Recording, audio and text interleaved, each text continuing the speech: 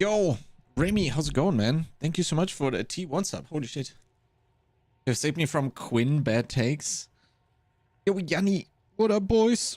And Remy yoink the first. Holy moly. I'm great, Sir Froggy. Thanks for asking. Wrote tons of Maxroll stuff today. I'm really happy I progressed the GALVANIC shards Huntress. Or GALVANIC shards Amazon, rather. Quite a lot. How was Greatest Showman? No, we watched Hangover, actually. What do we know about Diablo 4 Season 8? Everything, because we had a PTR. Raven Wolfie, how's it going? How's it going? OG Hangover? Yeah, the first one. That was great. It was so good. Rewatching that. Super fun. Classic? Yeah, really good. Okay, so I looked a lot into Last Epoch. Not a lot. Let's be real. I looked a little bit into Last Epoch yesterday. What we're going to do. Hung out in Woody's chat in the meantime. So I looked at Judgment Paladin on Maxroll and it doesn't have that good clear. So I had the idea to go either the auto bomber that I saw from Ellie and just look at that and then make a couple adjustments that I like to do, or go with maybe even spin to win just for farming. Literally just farm for like 2 days on this. Then when I'm ready for the boss or for Uber Abbey, I swap over, take all the gear, do this, and then do Uber Abbey as Judgment Paladin. That's currently the plan, but I don't have a planner. I don't have anything. The thing is, I need to do test runs. I need to do test runs and find out what is better. Like Javelin Paladin until Monos and then what? Right? Or like what's the plan? I need to find out all of that stuff. So there's quite a lot that I still need to do. But the good thing is I do have time. Because I'm changing the sleeping pattern, right? So basically awake for 8 hours today. So I woke up 8 hours ago around, which is okay. I'd still need to move the stuff like 4 hours. That's gonna be no problem today, I hope. Drinking my coffee. Probably won't be any problem whatsoever. Moving those 3-4 hours today, and then I can sleep a couple of days on the new cycle, which I really like to do as well, since I did that the last time. That was actually really great when you don't do only 1 or 2 full sleeps before the race starts on the new cycle, but if you do more like 3-4 on the new cycle, right? And I sleep hopefully today on the new cycle, then towards Tuesday, towards Wednesday, and then towards the Thursday where we start. So that's 4 full sleeps on the new cycle, and that's probably going to be really cool. And I'm going to wake up feeling normal, as if it's morning. Usually when I do a hard swap and I do it on the day off, that's rough, man. You wake up, you're giga ditch. And when you only do 2 days, it's okay. It's a bit better, but it's not ideal. And in 3-4 days, you start to feel like giga normal when you wake up. You wake up at like, what, 4 p.m. and you will feel like it's morning. Whereas the two days before, you felt like, oh, what is happening, right? So that's going to be a bit better. But yeah, still lots of stuff to do, which is also why we are currently on PoE Toon. But let me catch up with chat now. Dropping by to resub. Thank you so much, Astroika. I really appreciate that, man. Do we know what build will be strong and good for casual player? My highest pit was 20, but didn't complete it. No, not yet. We have ideas, but we don't know yet because we don't know the final patch notes, Remy. If you are following a Maxroll guide, you will easily be able to beat pit tier 20, though. I had a good vacation. Yes, Astroika, thank you so much. Bit busy with life. Yeah, don't worry, man. Take care of this. We'll be here. And then as soon as you have more time, we'll be ready for when you are as well. Yo, Kat, how's it going? So, my plan is, I have written down all of this stuff now. and researched all of this, I think Black Insignia is actually really, really nice for when you start mapping, I would say. But I do not see the HYRRI'S version. If you've seen the last couple of streams, we've been dying a lot, right? It's okay, we could probably make it work. We could probably go for more evasion in general and stuff. But I do not think that it's good. I would not recommend this as an endgame version. Not sure what time zone you're in. Oof. Right, so what we're gonna do is we're gonna sell it. And then we are going to play the energy shield version and then try out the leech that I had in mind. Really want to know how that is going to work. So we can probably sell this one for... I bought this for 20 diff. I hope we can resell it again for around that. Probably won't be. This guy's cutting it quite hard, so... We could probably sell it for more, though, to be honest. There's like 1, 2, 3 that are cutting it quite hard, to be honest. Oh, 100 diff, holy moly. But yeah, like, let's list it for 17 as well, and then see if we can sell it. Very only good if 90 to 95 evasion, I think. Yeah, I think you need like giga evasion, but it's probably gonna be more like you do whatever you have coming out of campaign plus Black Insignia. Then you go the energy shield evasion hybrid with the leech, and only afterwards, when you kind of like afterwards, maybe HYRRI'S is good, but then you need tons of int to make like the to still get like enough energy shield. But we will find out. That's exactly what we're gonna try and find out now with this change, right? That we're about to make. I do have this one, but I need way too much int for these. Would be good if we were able to sell some of these things here, to be quite honest.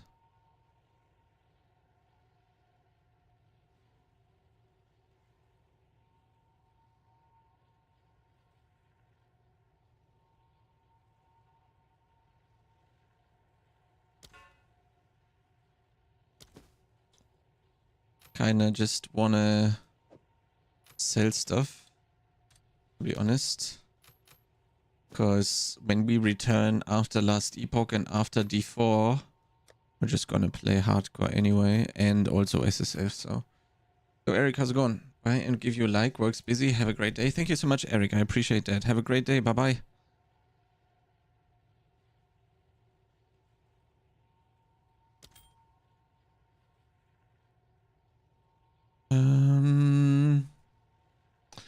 We can, in the meantime, play this one.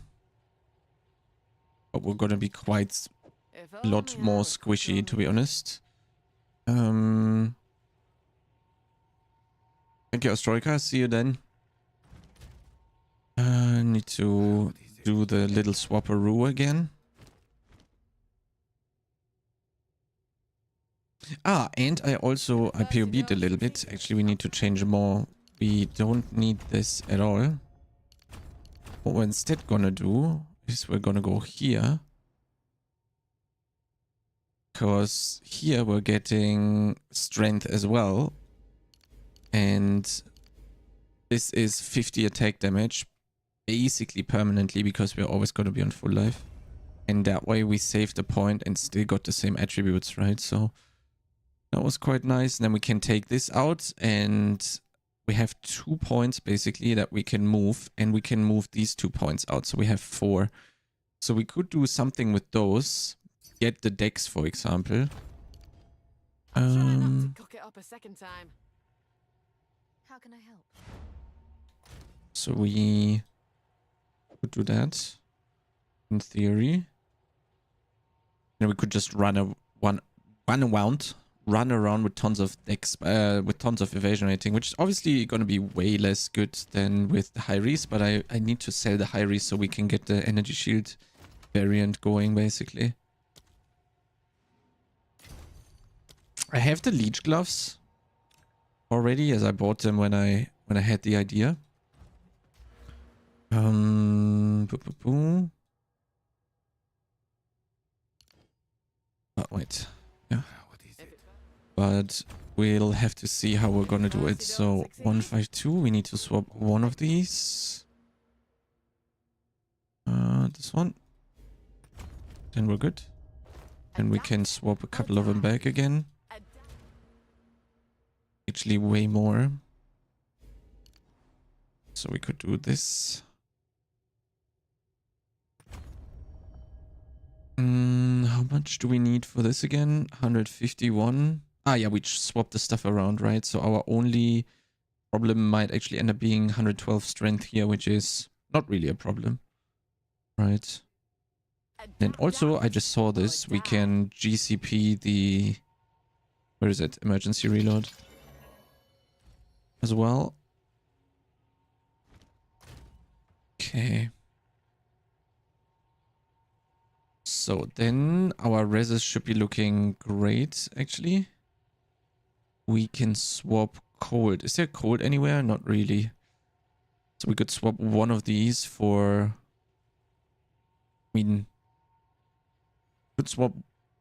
Yeah, we could swap two to lightning and then one to chaos, basically. But we could also just not spend any currency right now and just go, basically, and then keep the HYRRI'S listed. I don't want to do the forum post shit right now, I really, CBA. Rather just run it like this, but we might be very squishy, to be honest. Maybe it's better to list the HYRRI'S.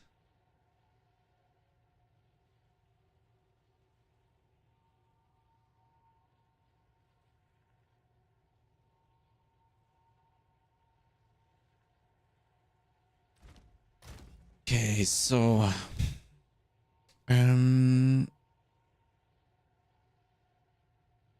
2.4k life. This would be nice if we had HYRRI'S and this much life. I think we would be quite nice, and we would still need more. We would still need more evasion. I think with Tailwind we're at what, I think 82 or 84% if I remember correctly. That's okay, but still not enough, I would say. Okay, so we're trying to sell that stuff. Probably gonna take a while, huh?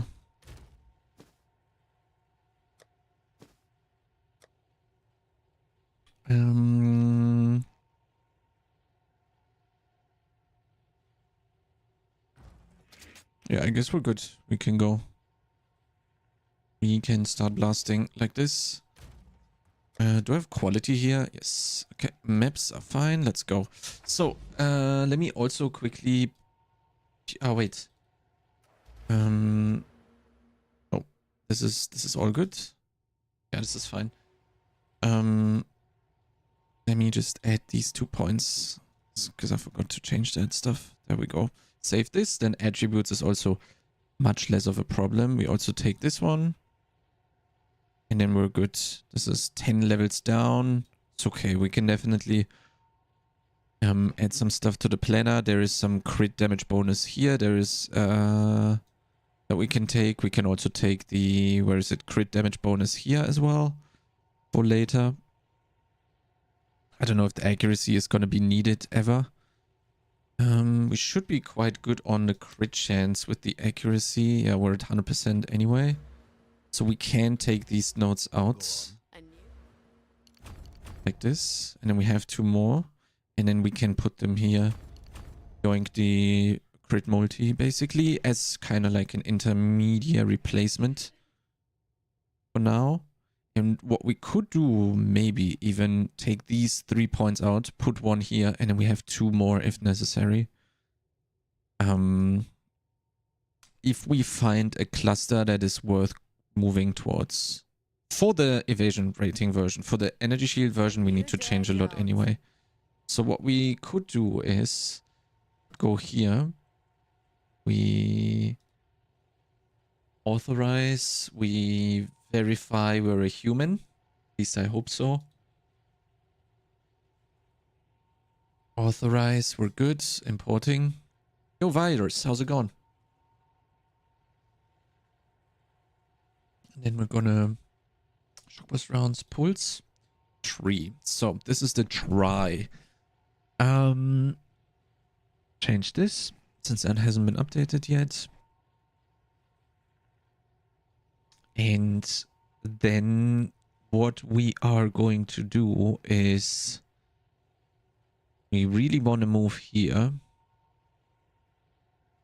Go to the ascendancy swap. Yeah, nice. Ah, true. Also, we have these points here that we can take out. But I really like them, man. We're moving so fast. What you could do instead of this, you could also play the Onslaught Charm. But I looked it up. I think it's 1 diff. But like 1 diff or 3 skill points. That's an easy decision, right? So what are we cutting? Basically, what did I do in the planner here?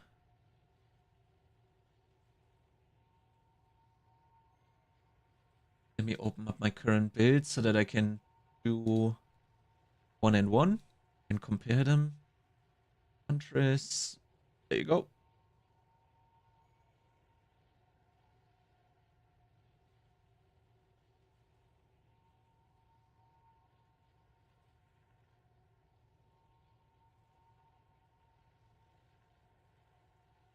So we can.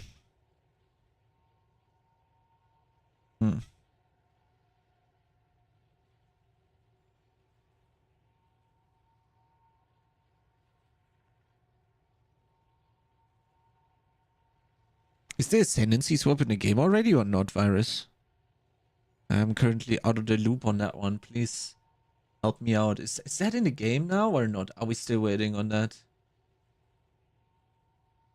Really don't know. Not yet? Okay.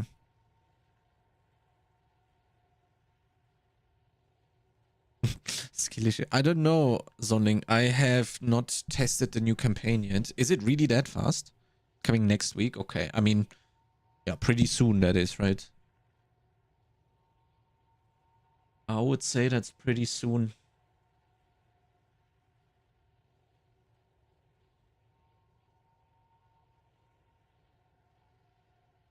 Yeah, I guess we're just gonna move this way.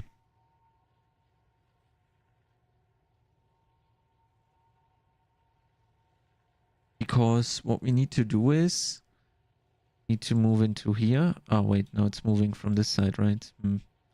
Because I still want this. We're basically gonna cut it here and we're gonna go like this. Whoops. Yeah, this is right.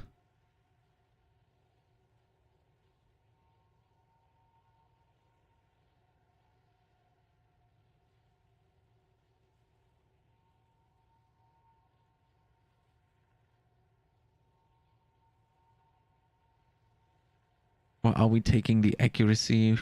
1, 2, 3, 4. 1, 2, 3, 4, 5. Okay, so we can take the accuracy actually like this.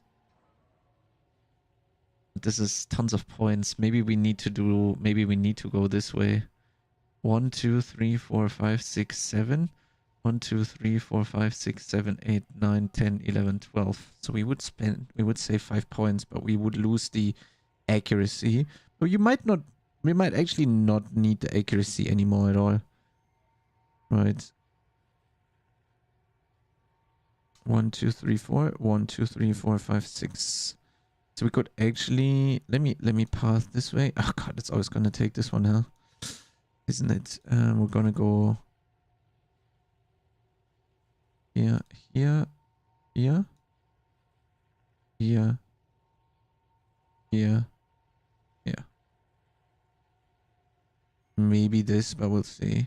This as well is also pretty good. And then we can cut this one. No, wait, we're not. There we go.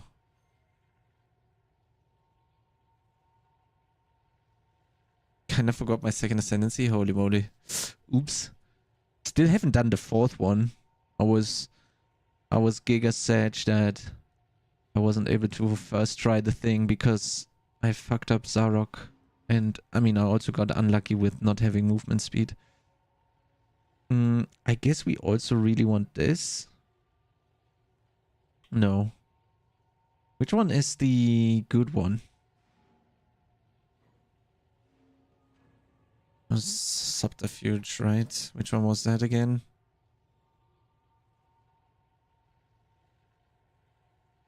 Don't know. Where is it? Am I blind?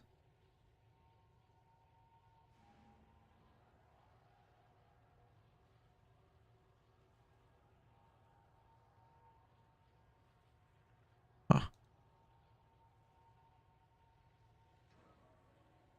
Ah, there you go. A maximum energy, unequipped helmet. Kinda good going here for sure. So now we gotta fix the tree though. The problem is I really want to go this outside thingy here. I really want to. I really want to have that.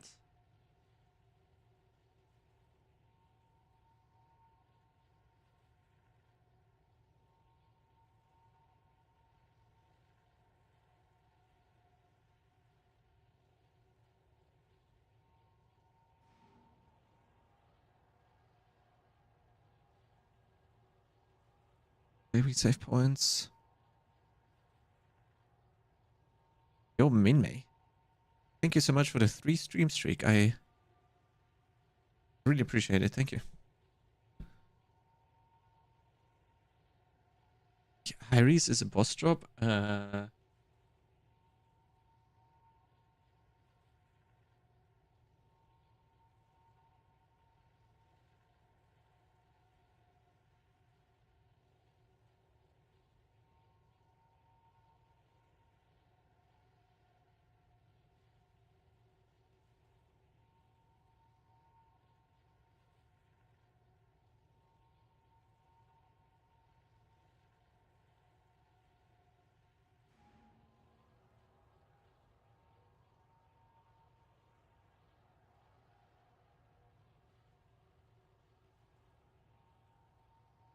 Okay. Boss, goes to grind. Grind is great. Thank you so much, Minmay. Appreciate it, man. How are you? You good too? We can take, sorry, Zoneling. Let me see. PW2DB. What does PW2DB say? PW2DB. Haven't looked into HYRRI'S.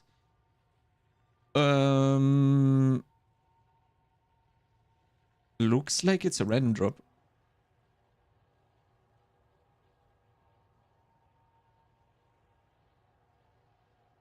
Yep.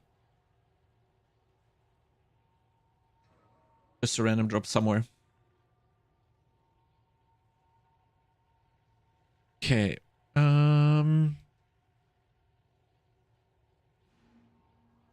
So this looks... I mean, this looks pretty Monarch-esque, to be honest. Maybe we cut this, but it's 44 attack damage and blind. Blind is good for the accuracy and 11 attack damage. Wait, no, it's... Wait, it's 44 divided by 3 points. It's almost 15 attack damage per point, and the blind, which is also kind of like a damage upgrade.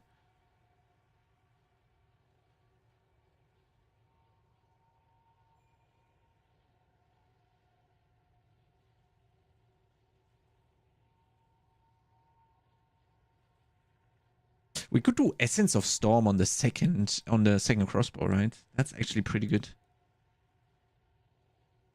Yes. I mean, that's like super endgame stuff that I want to set up, but for now, I just want to see general pathing, basically. Take out all of this. And I guess that's it. I really like Unhindered. Let's keep it for now. We can still cut it later.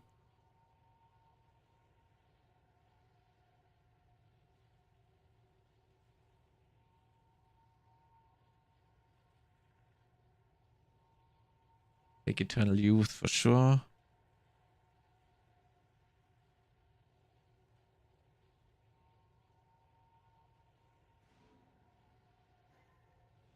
I don't know if we're gonna take crit chance or crit damage. Crit multi, I mean. What is this? 125? Yeah, let's cut this. And then, I mean, then it's good.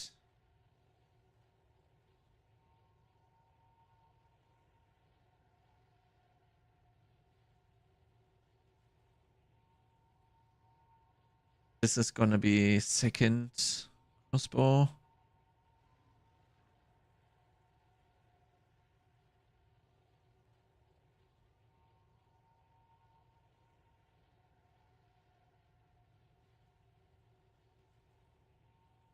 We'll have to see. Maybe we don't need these 2 points. We definitely don't need. Maybe we don't need any of these. We definitely don't need the decks, right? So maybe we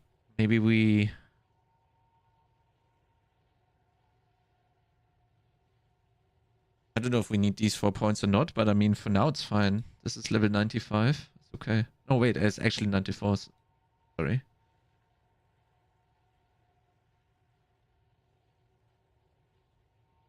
Could also actually maybe put a companion in this.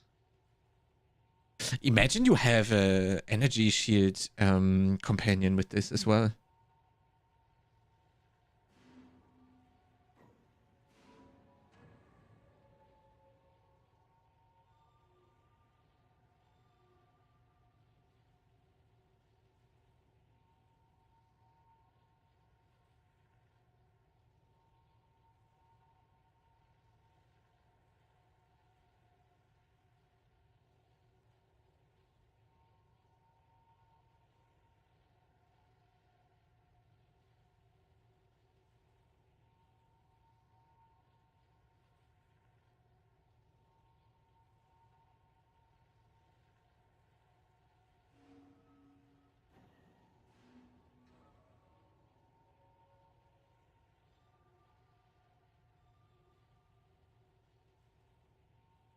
It's ultra small.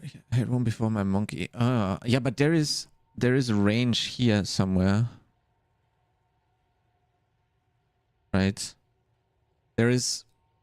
Ah, wait, no, this is presence. No, companions also get increased area of effect because you play Inspiring Ally.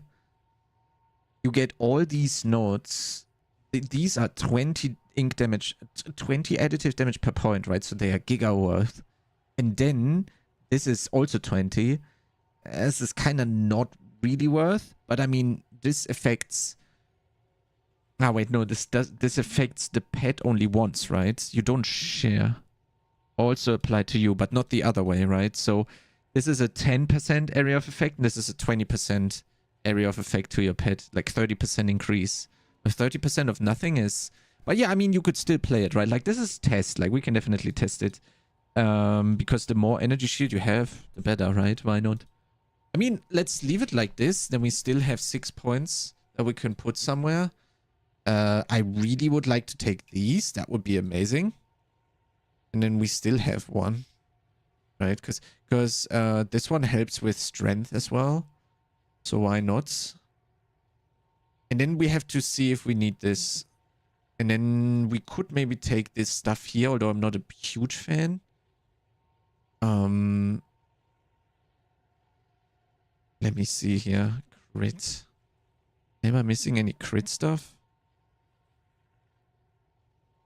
Could do these 2 points up here. We probably won't be able to. This is just crit chance, right? One of them is crit multi. We could do shock magnitude here for sure for the. Oh, this is good. It's 1, 2, 3, 4, 5, 6 points. With the second weapon set, we can definitely do some shenanigans. We have 24 points with the second weapon set. That's going to be interesting. This placement is very good because you're super close to like all the shit, right? With the energy shield variant, basically. Kind of small. You can roll AoE on the pet and use magnified effect if you aren't using it, but yeah, it's kind of small. Yeah, I'm not using magnified. I am using magnified on Herald of Thunder right now, but we would easily be able to swap this to get away with that. Not take that one. I'm not a fan of these outside things. 1, 2, 3, 4, 5. 1. Yeah, but it's the best way though. Going outside. And then going back here. We leave it like this for now, I guess. And then we'll figure it out. Let me actually rename this because it's called try. ES. Try. There we go. Okay. What Elias at night with your link, been trying to figure it out since. Hopefully I got through the bases before season launch. Yeah, Tex, I saw that one. Thank you so much, man. I really appreciate that. If you want to know, this gave me $5.25. So thank you so much for that. I really, really appreciate that.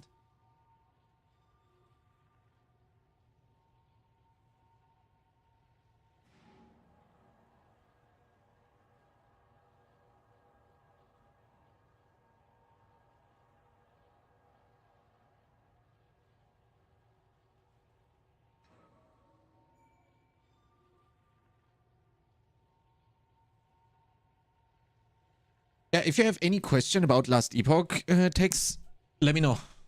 I'll help you out as best as I can.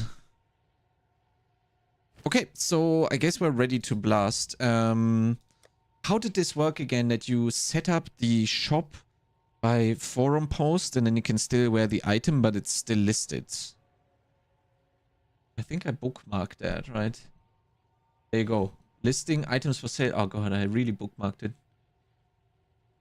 But does that work for PoE 2 as well?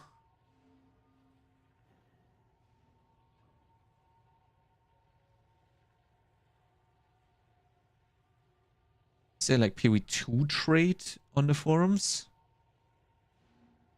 Early access trading, there you go. So I could still be wearing the item basically. No, you can, Tex. It works. I'll show you how. So we're gonna do this. 189. We can actually swap some stuff around, but absolutely not necessary right now. So let me see. Log in, browse to the forum trading section. Yes, that's correct. A couple of alternatives will be available depending on which league you're playing in and if you're buying or selling. Okay. New thread. Give me a second. This is Dawn of the Hunt. Okay, new thread. You must log in. Okay, easy.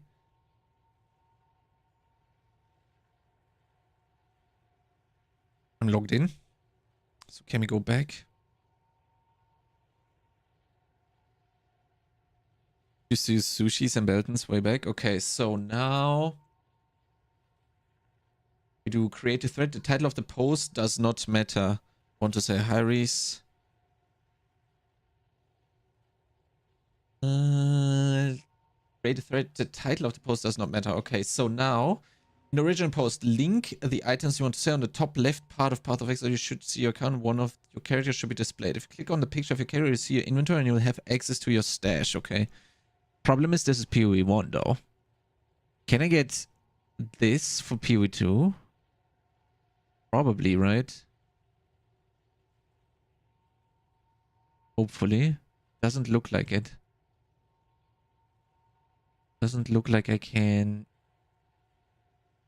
Doesn't look like I can actually get access to the PoE 2 characters. That would be sad. Can I maybe do this through pathofexile2.com?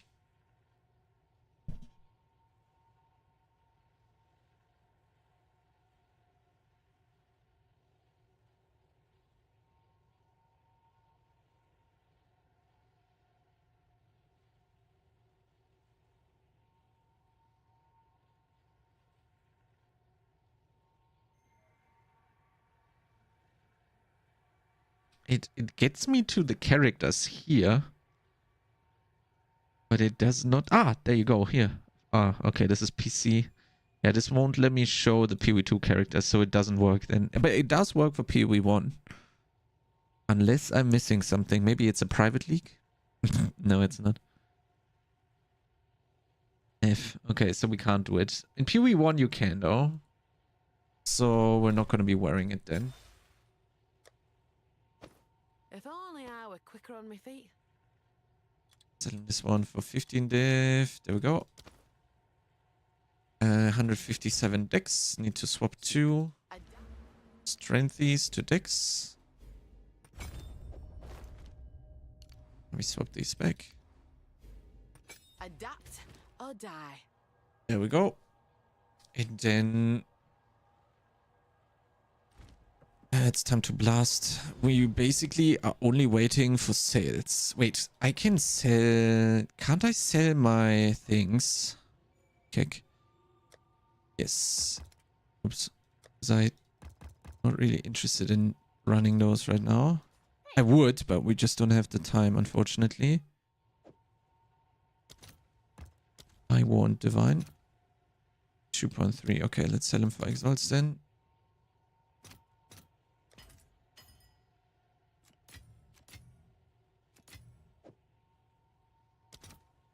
$92. Easy money. There you go. My HYRRI'S is also sold.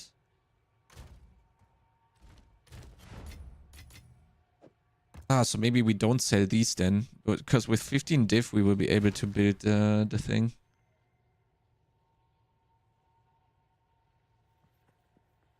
Ooh, what? Wait. Jonathan is on dropped frames tomorrow. Holy shit. Okay. That's pretty big. I want to watch that. Yo, Ava, how's it going?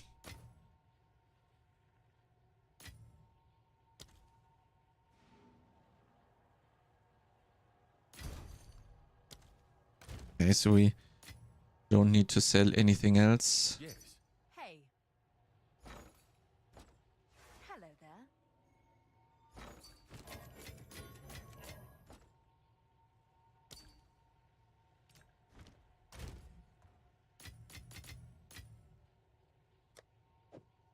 Okay, so we keep these, I guess, and then we can run those with... Okay, so we have... What is the diff now?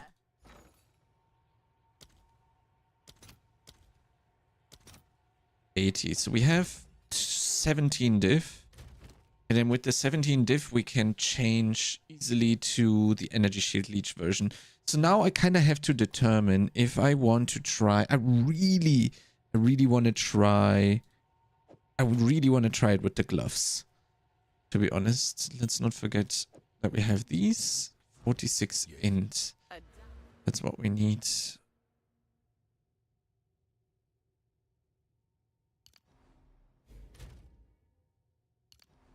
2, 3, 4, 5.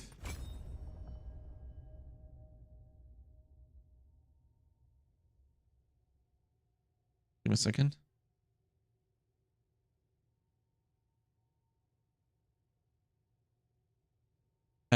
Wait, I need to write a reminder for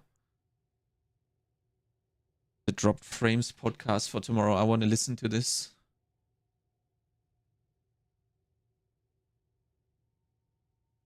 That's pretty big, actually. Sarah, there's no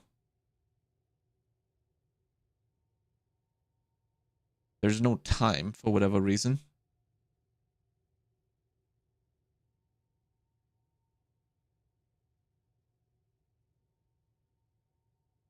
I replied, cool, but when? Okay, maybe we get an answer, who knows. How's it going, Eva? Are you good? Okay, so we swap this. And then we need to get... Just got home. Nice, Eva. Okay.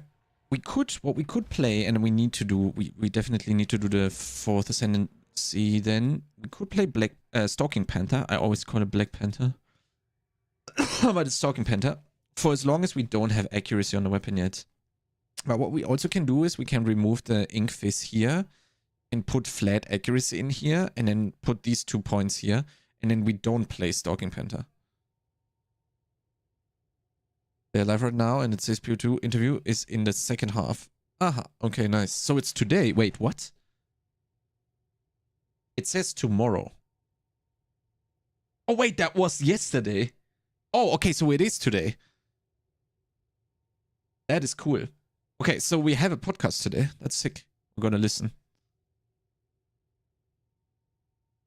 It's like, it's me, JP, it's Ezekiel and Carnage, which are playing PoE, but are not like the Giga Blasters, right? Like the questions, I'm very curious about what they have, what questions they have. How about me? I'm great, Ava. Thanks for asking.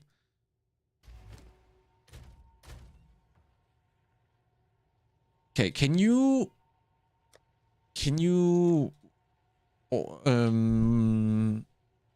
sporadically check out when they do it, and then we're gonna watch the YouTube stream from when they started. We don't need to hit it instantly from the get-go to when they start doing it. Instead, we can just watch on YouTube, I guess. Okay, so I would say we can keep the boots because they are, I mean, the cold, they're not as great, are they? Right. Imagine we could keep wearing black insignia.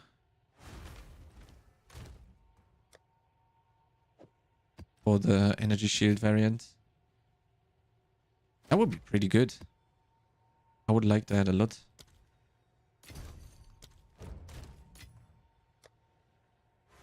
Okay. So, we need a new chest though. We want high energy shield, high evasion. Wait, let me think this through. So, let me think this through. When we I need to see the POB that we just made. Gonna be easier that way. So,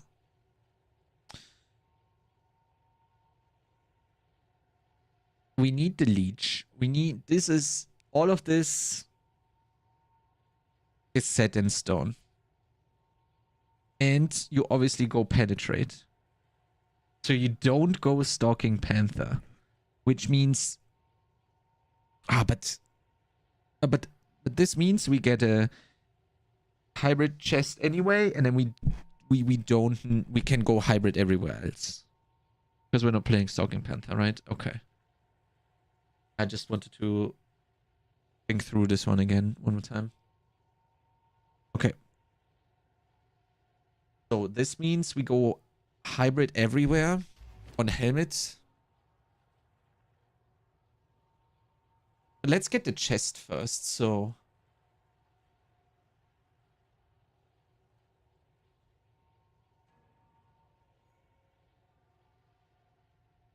Okay. Okay, we want max 0. And what do we want? We want Giga High Energy Shield, maximum life. And then we just want some reses, right, I guess? Maybe some dex as well. Wouldn't help, wouldn't hurt. Min Energy Shield 1. Min Evasion 1. So we get the hybrids, and then we sort by Energy Shield.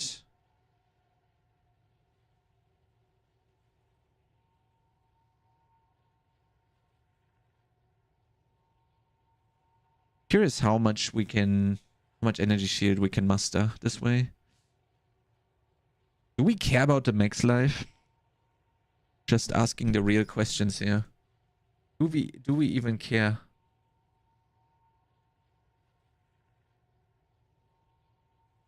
Kinda.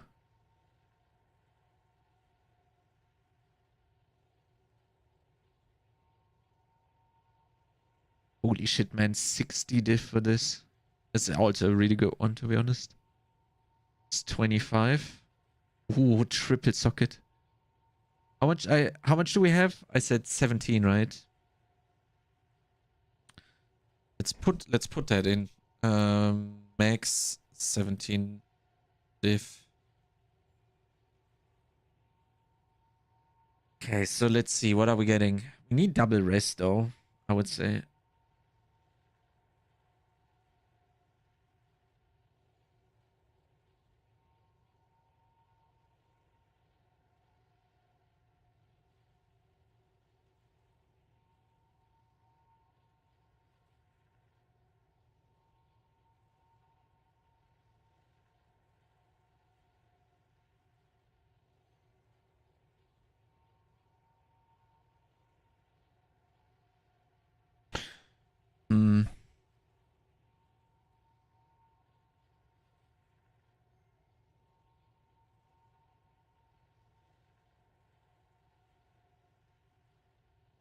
15 diff for this one. This one is quite nice. That would break the bank instantly, basically.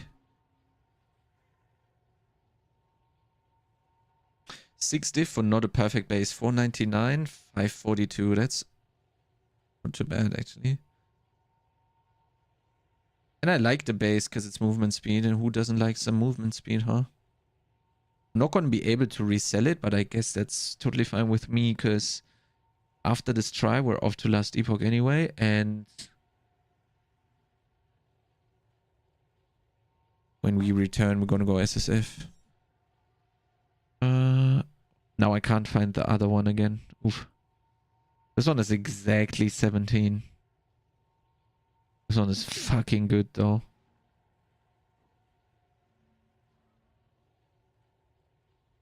But I need to still buy a helmet and boots.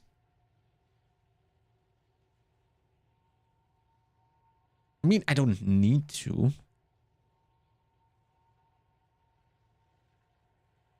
I mean, I guess. Hi. Can you do 14 diff?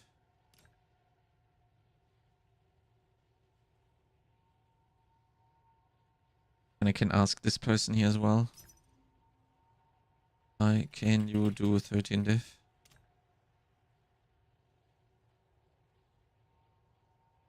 Even got some life as well. This one's actually insane. This one is really good as well for 5 diff, to be honest. But double raise, pretty low, but oh, this one is 7. What?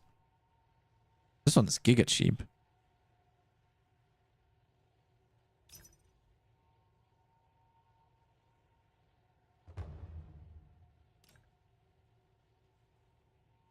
Am I missing something on that one?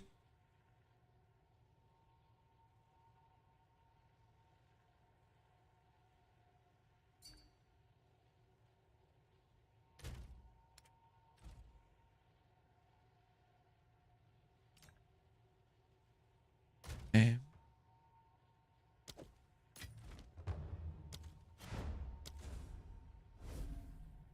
That's almost a steal. Looking at the other ones, to be honest.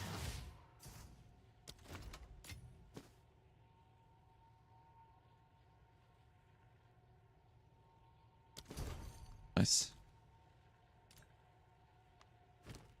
Yeah, that's pretty good. Okay, just need to go get some more int. But we can change maybe the diff here at the start to int. How much exactly? 86. 3. There we go. Ought to rethink my approach. Or I have fleet of foot.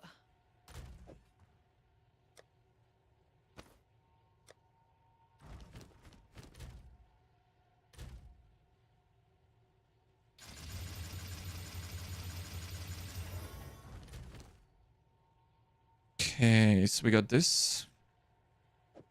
Would really like to get... I don't know. I kind of want to try and keep Black Insignia just to see what's happening in terms of evasion rating. How much more I will have. How much I'm going to end up with the Tailwind. Because the evasion, the energy shield we're getting from the chest is not... from the helmet is not that crazy.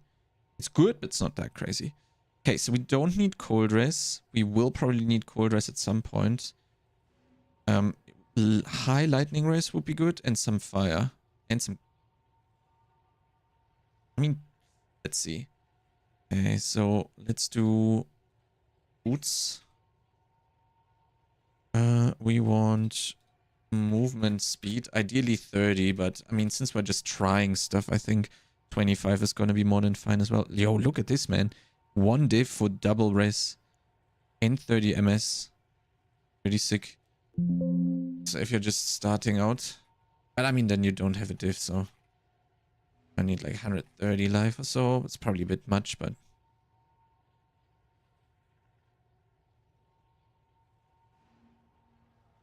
I said high lightning, right? So Maxroll will be a start. Yeah, exactly. But you also don't need to go for 30 movement speed boots, right? Right from the get-go.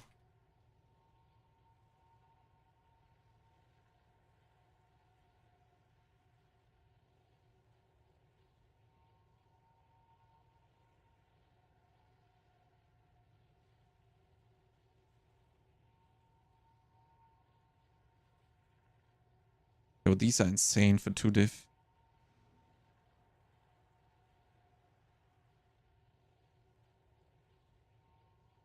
Wait, did I put max movement speed? Wait, this is actually crazy stuff. These are crazy. What?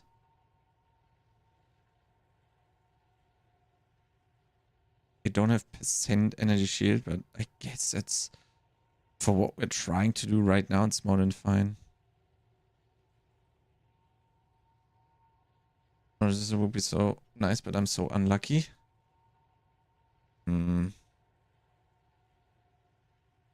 I don't know, man. Every time I play an RPG, I come out of the campaign rest capped. Therefore, it can't be luck. Right? I mean, aren't you still in the campaign, Yanni? I guess that's okay. Right.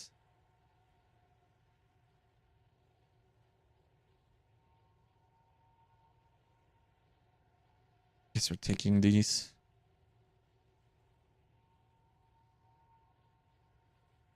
Yeah, we're taking these. Right here.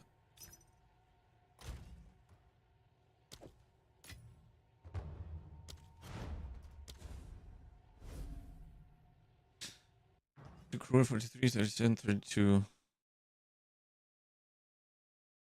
Yeah, that's not too bad, to be honest. I think that's okay. These are quite good. Okay, so let's try this. Whoops. There we go. So we have 552 before the respec. Reses are more than fine right now, but we're gonna change the helmet at some point as well. Let's keep these two. I would say for now. Where's the old gear stuff? Yeah. And we can see where we're gonna end up in terms of res and damage. And then we're gonna calculate some other shit there as well. Max energy shield on the amulet here is really nice. Where's my HYRRI'S? I just sold it. Okay. Kinda want... This one has... Okay, so we can put a chaos... How much is a chaos? Thingy. I want soul core. That's Kappa is the... No. Which one was the chaos res one?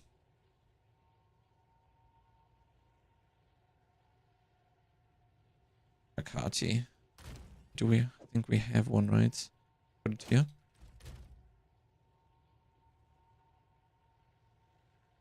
Doing a swap? Yeah, we're just... I need to finish by trying out the ES variant that I had in mind. Hello. Kati, Exalts.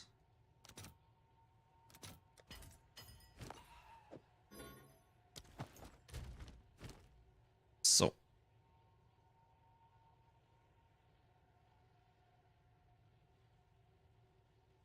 AS is just so strong, man. It's crazy. And you can get this one, Revent, the Essentia Sanguis, and then you're fucking life leech. You are fucking energy shield leeching. Ah, wait. I mean, depends on how much physical damage you still do, right? You know, it depends on how much leftover physical damage you still have. But obviously with Amazon, I get Mystical Harvest, so I'm just fucking leeching with all my damage, you know? It's kind of sick. To be quite honest.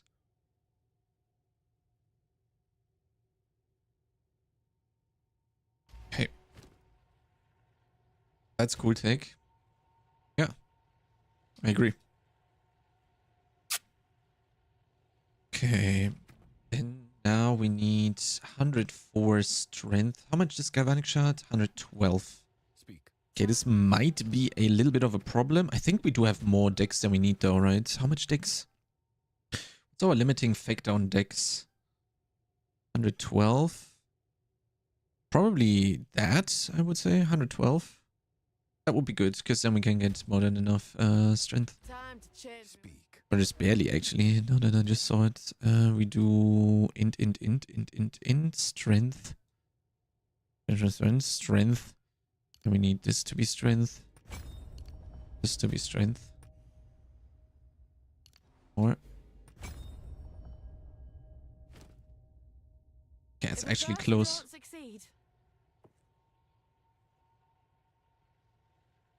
Okay, we need to downrank Herald of Thunder and Wind Dancer again. Obviously with the ES stuff, sure. We have to. The 12. Yeah, this is good. Now we do have too much int. No, we don't have too much int. Okay, so what we're gonna do is... we need to respec first, probably. And then we are gonna worry about this stuff. Okay, so let me look at my tree. What are we getting rid of for now? Just for traveling. So that we can do these together. This feels so inefficient though, to be honest. Not a fan.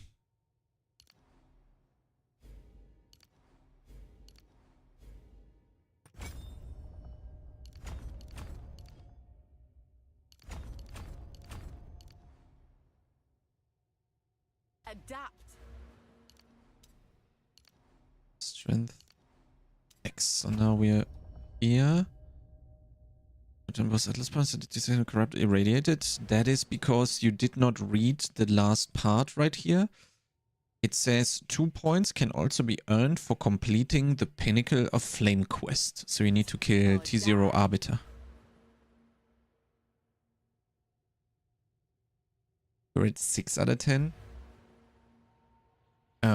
So you need to do a T15, you need to do a T15 irradiated, you need to do a T16, you need to do a T16 irradiated, and then you need to do an arbiter to get no, that's not true. We had the list yesterday. Boss Atlas completion. Oh. So late. Where was the... Did we have it here? No. I thought we had it in the wiki. Where was the wiki link? Q2 Boss Atlas wiki? I think here. Was a PoE2 DB maybe even.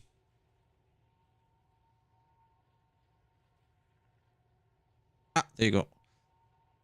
Level 79 Mapboss T15, T15 Waystone with Mapboss Irradiated Corruption, T15 Waystone with Mapboss Irradiated Corruption, and with both, I mean, and then 82. That's what you did? Well, then I can't help you, I'm sorry.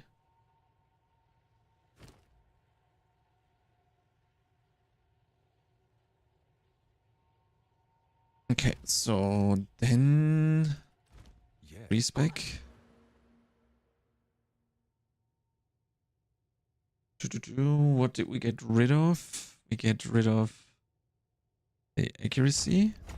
Actually, this is more than fine because we have so much crit chance right now. Don't really need more. We need int.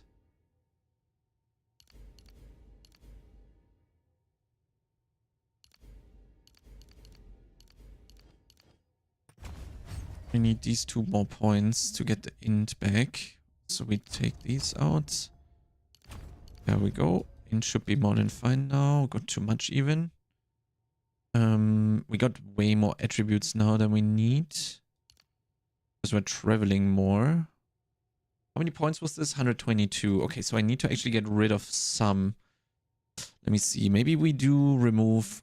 I can't though right now. Is the build still working when I do this? Galvanic needs 112 to do this. We need to put the point here anyway. It's going to be Dex.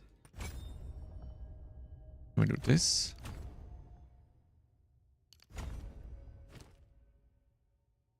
We can't do this. This doesn't help right now, right? So let's do this. We can do these for them.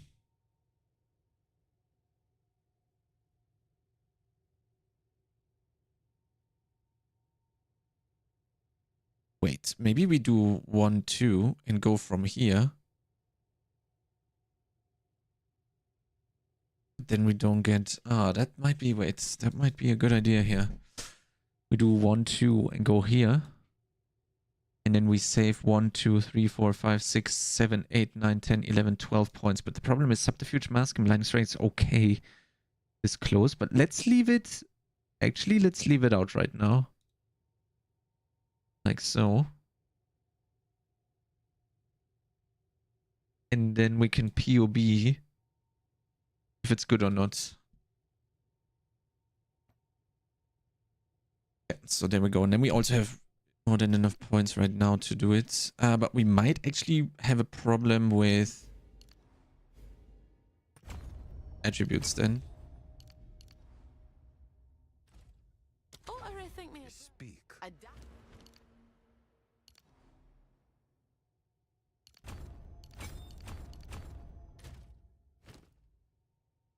Okay, we need a tiny bit more dex, but that shouldn't be a problem.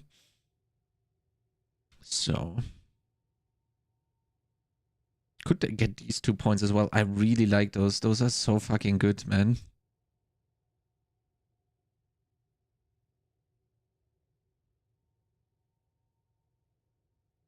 Okay, so let me double check everything.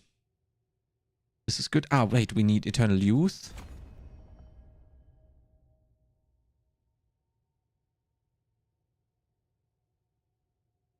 And here we didn't change shit. We just need some dex, but that's absolutely no problem. We can easily do this, for example. And we're more than good. Just for now, basically. Or we do... Oh, that's probably even better. Dex, Dex, Dex. And then do this. Take this, and then... And get these 3 points afterwards. And then we can take this one out. Put it here. Because also the pathing here is quite nice. But we're spending this travel node as well. But then we will have to see how we do this. And I will probably also get rid of the movement stuff. Because we... Wait, actually we do have... We do have this remaining now. So what we can do is we can play the Onslaught charm. What was the name again? I noted it down. Wow, I noted it down. Onslaught charm. Something with a weapon. Falling X or something. Fallen X? No. Fallen something. Fallen X. Fall of the X. There we go. 6 diff? Holy.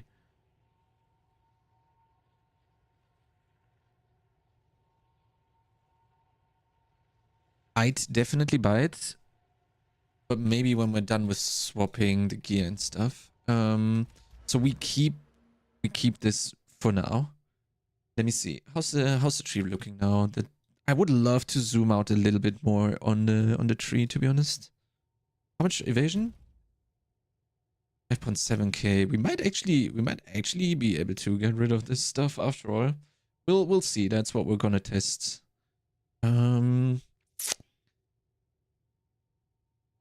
We need the dex, right?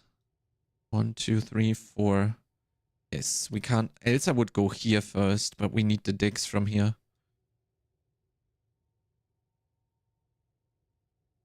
And having the energy shield is nice. It's 1k energy shield basically right now. It's not a lot. I would have thought we would end up having way more. What we could do is we could do for now testing. We could do here more efficient. Thought we'd hit 1.5k, but I mean also like we don't have a helmet yet, so.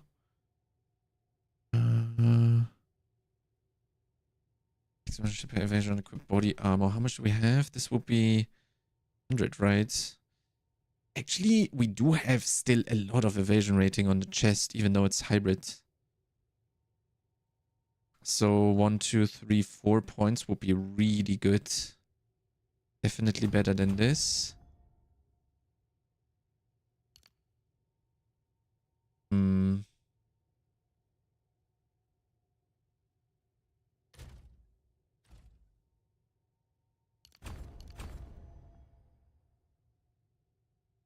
Like so. How much crit do we have? 85. How much gold do we have? 1.2 million. We're good. What happens if we do this?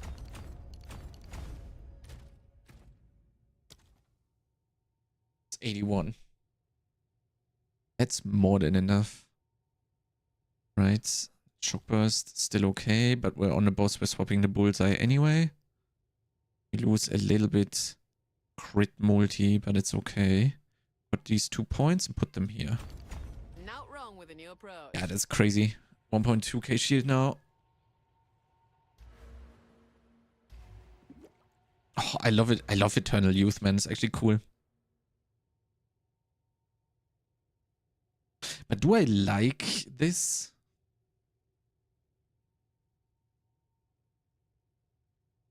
As long as I'm playing Leech, this is fucking perfect, right? Because I'm leeching the energy shield portion anyway. I don't need any recharge for it. My energy shield is covering my health. So having the life flask for that is even better. And then this passively recharges my life, which is below my energy shield, which is not getting any leech because we are converting that to energy shield leech, right? So this is actually a really good starting setup, in my opinion. This looks amazing. I really love Spectral Boards and Subterfuge Mask. I don't know, they feel like so good to me. I wouldn't have thought we would have this much evasion rating still if we would go hybrid. I mean on the chest, right? But I mean, yeah, just the jewels are fucking OP as fuck. I would say. Yeah, this is great. This is gonna feel so much better. Okay. I thought the HYRRI'S is gonna be way, way better than it actually ended up being. This is outperforming HYRRI'S so much easier, and it's so much cheaper, man. The HYRRI'S is what, 20 div? The one that I have at this point, or the one that I had at this point is probably easily worth 22 div. And then meanwhile you get the Sanguini gloves for 2, 3, 4 div or so. If you buy a cheap one, you get them probably for 1 or 2 div easily. And you pick up the black insignia for even less. And then you start blasting. Right. Okay, now we just need to figure out what's the spirit gem level for 112 X is. And then make a new Herald of Thunder. And a new Wind Dancer. Oh wait, this is without Wind Dancer stacks? Holy moly, this is so much better. Yeah. Okay, it's level 13 maybe. Oh. True. We need to fit Ghost Dance. I completely forgot. We need 30 spirits. Or 20.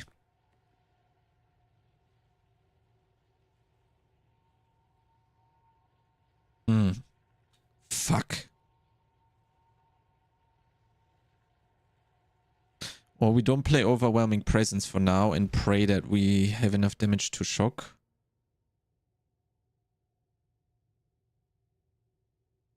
Gonna be not easy, I think. But then we do the double crossbow setup and then we will easily have enough chance to shock because you go this way. You do go into this chance to shock. You go into magnitude and all the other stuff.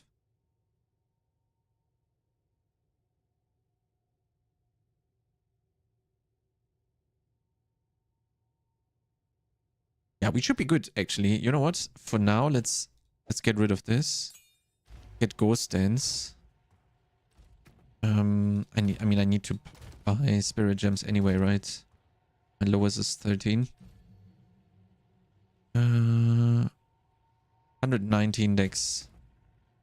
That's good, right? Yeah. So 12. Let's buy some level 12 Spirit Gems. Cat Spirits. 12. Search. Okay, let me buy these real quick. I need 1, 2, 3. That's what I need. And then we'll see if we can currently play without Overwhelming Presence. Obviously, in the build guide, I will need you to get 20 spirit on either the chest or the amulet.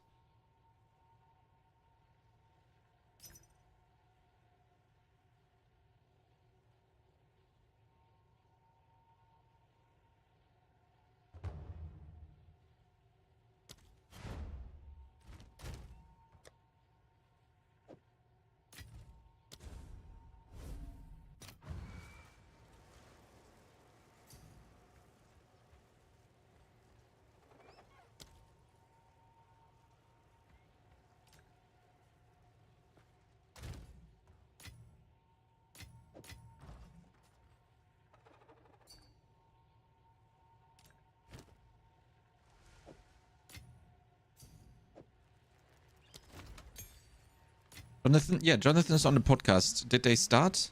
Wait, this is level 10. But I wanted 12. Wait, I wanted level 12. I got scammed. Yo, Bibra. What a time to be alive as a crossbow fan. True. Thank you so much, man. Appreciate the sub. Thank you. Do they have a YouTube stream, Yanni? Can you Google that for me while I do this?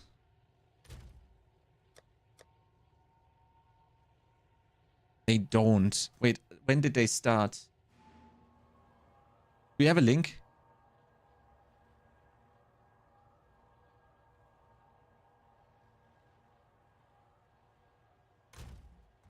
Thank you. Well, I got fucking scammed. I didn't pay attention to the gem level.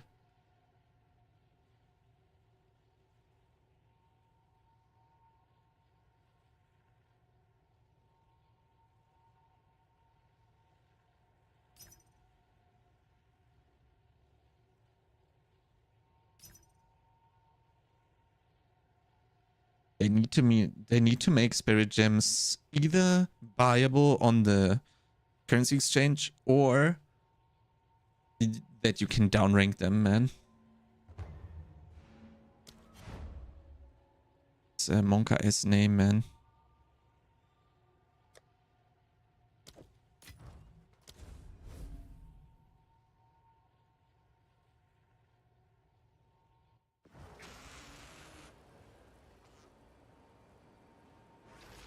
Okay, audio check, please, boys. Wait, I can't unmute. Then has anyone ever called you Mr. Rogers, by the way? There we go. Not really, to be honest. It's not something I'm used to hearing. Are we on a first name basis then? Is that what you're saying? Or should I just... I would say so. Okay. I mean, I'd kind of love to keep calling him Mr. Rogers. I think for the entirety of the show, Mr. Rogers is his name. You know, we treat our guests with dignity, and Mr. Rogers, welcome to the show. Thanks for being here. It's what, 6:30 for you right now? Yeah, it's pretty early in the morning. As we go through, you'll probably see the sun slowly rise up in the background there. Oh, we can have a sunrise together. This is great. Would you say that it's a beautiful day in the neighborhood, Mr. Rogers? Yet to be seen. I JP, think, we but, want repeat guests. We want That's guests to come back, and when you do stuff like that, they don't want to come back. Everyone likes Mr. Rogers. Everyone's a fan. They get him all the way down in New Zealand, you know? I noticed you're doing an unintentional New Zealand segment right now because I believe the last game you were just talking about is also a New Zealand developed game. So Oh, really? you know, you've got yeah. They're made by, I believe that's made by Pickpock, the game you were just showing, who's there in Wellington. So Heck yeah, man. You've got your thematic segment going on here. Fantastic. True. Yeah, it was all planned from the start. Me and Zeke From the knew that. start. Yeah. Ignore those. Oh, really? As we just said, that was all part of the Look, all we'll part edit- of the show. We're gonna edit them out in post. We'll find. I don't know if you know them personally, but they were in my chat. One of the devs was in my chat while I was playing the game, and they were delightful. Oh wow. I do know Mario, who's kind of the head of their studio. I'm good friends with. So. You know Mario? Oh, nice. From the Mr. Mario from Jesus. Nintendo? Holy. Cut it. Stop. I thought he was Italian. He's from New Zealand? JP, stop. Jonathan, we are so sorry. It's okay. All right. So anyway, you made it. I love the vibe. You work on a game or something? Yeah. Dude. Yeah, Jonathan, you're the co-founder, game director on Path of Exile 2. Give me like the quick and dirty of how you came to be at GGG, Grinding Gear Games, and how you are in your current role. If there is a quick and dirty of that. Yeah. So effectively, as you said, I'm one of the founders of the company. I was a founder right out of university. I was friends with my best friend at the time, and still the case, Chris Wilson. We just were like, we absolutely want to make a game. We knew we wanted to make what we definitely referred to as a sequel to Diablo 2. We were just like, no one's making this. We need to do it. We just formed a game company to do it. That's really the long and the short of it, to be honest. Fantastic. So been there. How many years is that then at the company? Oh, I mean, it was 2006, so I suppose 19 years. Don't do the it'll be math. coming up. Holy. It's, And now we're all old. yeah. Actually, I realized recently that our company is more than half the age of the internet. What? Which was kind of like a terrifying moly. realization I had the other day. I thought Mr. Rogers is supposed to bring like happiness and joy and a feeling of goodness to. And the chat goes aware. Oh man. Okay. I mean, honestly, an even more terrifying thing the other day is I was talking to someone. Sorry, I'm not going to have this digression right now. The other day, Get it all out! Get it all out!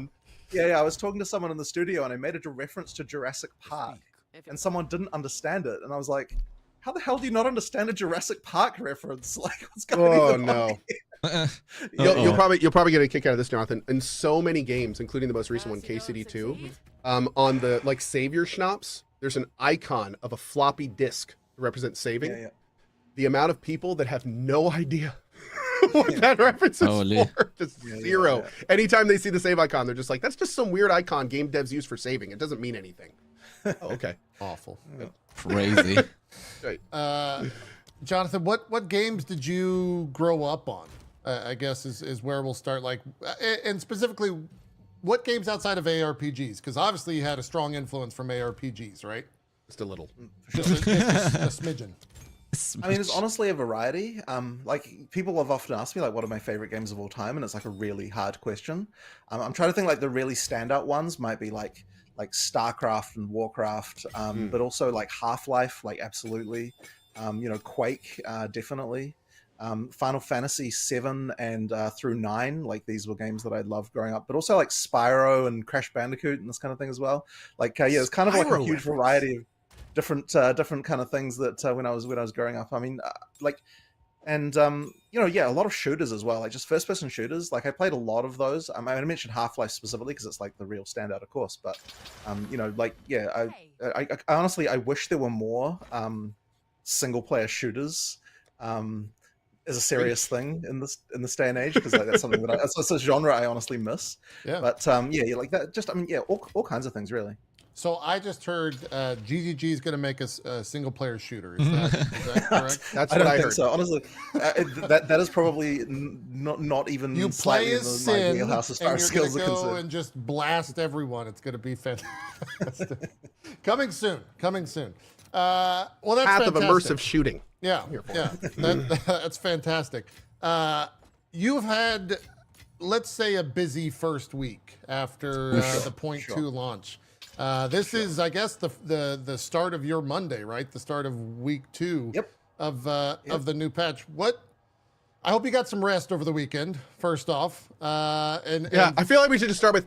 So how we feeling? yeah, How we doing? Well, I mean, it's been a week for sure. You know, and it's like, I would definitely say we've never had, like, I mean, so we've had a few cases that have been close to this, I would say, in the past, in terms of like, you know, like the community being very unhappy about a lot of things.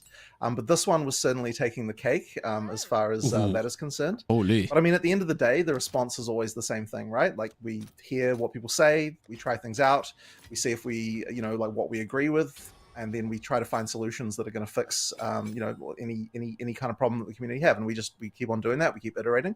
I would say one of the things that that's been going on this time is there's certainly like an urgency at the moment to feel like, okay, we have to make sure that everything we're doing, we're like telling people that immediately. So we certainly wouldn't post like patch notes every day normally. So normally, of course, that stuff's, you know, sort of happening in the background. But we really wanted to make sure people are understanding the fact that we are kind of, you know, like looking into these things and improving things. So, you know, that's certainly been a bit of a ride. But you know, like, I'm certainly a believer that the more we do that, the more, you know, like the people will, you know, will effectively be happy once, you know, once we've made fixes to all of the different things they're unhappy about. The hardest part, honestly, is just identifying the problems. right. And Yeah. I think, Interesting. yeah, I mean, that's one of those things where, like, so for example, like a lot of people were talking about like monster speed, and it's like, okay, so when people are talking about that, they're talking about getting swarmed by monsters, right? And so then it's like, okay, well, why do you feel like you're getting swarmed by monsters? And then one of the things that we found, which we patch noted last week, is there was this system that monsters had where if they were doing like a multi-part combo, then there was a thing called an interrupt event where effectively, like, if the player got out of range of the monster, they would interrupt doing that skill and then continue chasing you immediately. And that means that effectively you didn't get a chance to kind of, you know, like if a monster starts attacking, like they're doing like a sort of 3-hit. Tolga, that's an MTX here in the shop. For the shop, you go to the gem effects, go to the crossbow skills, and then that's the Thaumaturge Galvanic Shards effect. Combo. They'll do the first one, you'll be backing off from that, and then they'll immediately start running again, and then immediately start the combo again. And so that kind of thing just makes them feel incredibly frantic. They They're like just a like free certain hit monster types that almost, just have that real frenetic kind of frantic feeling. And so we disabled that on almost all monsters as an example, and like immediately it's like now when you're fighting those monsters, like even though like we haven't changed the speed of the monsters per se, we just found the thing that made them feel ultra fast as you're fighting against them. And it's kind of like it's really just a continuous sequence of like finding things like that. And when you obviously, you know, we have like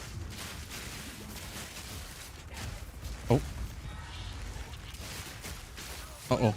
Ah, wait, what? It's the end of the VOD. Oh, fuck, how do I do this now? Oh no, this is gonna keep happening, right? Let me see here. 1:41:44, remember.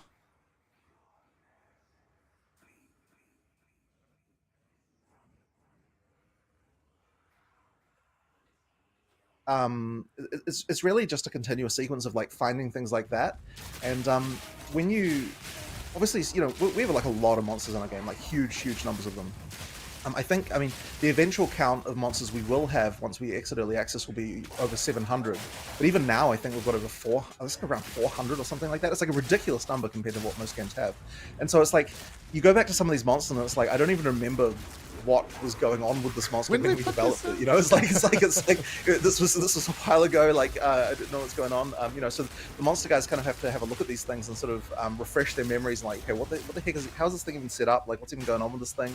Yeah. You know, let's find out. So there's kind of a lot of that going on. So it just takes a while to kind of like assess these things and work out. So we did our first batch of those types of changes last week, but you know, we're still sort of looking into things. And like those are the kind of the more obvious ones. But honestly, with a game like ours, like the more you look, the more you find. Like there's sort of an infinite ability for like problems to hide in the ridiculous amounts of numbers and animations and sort of things like that. So you know, it's just a matter of finding everything. And you know, if we can find everything, then you know, I have no doubt that people will enjoy the game much more.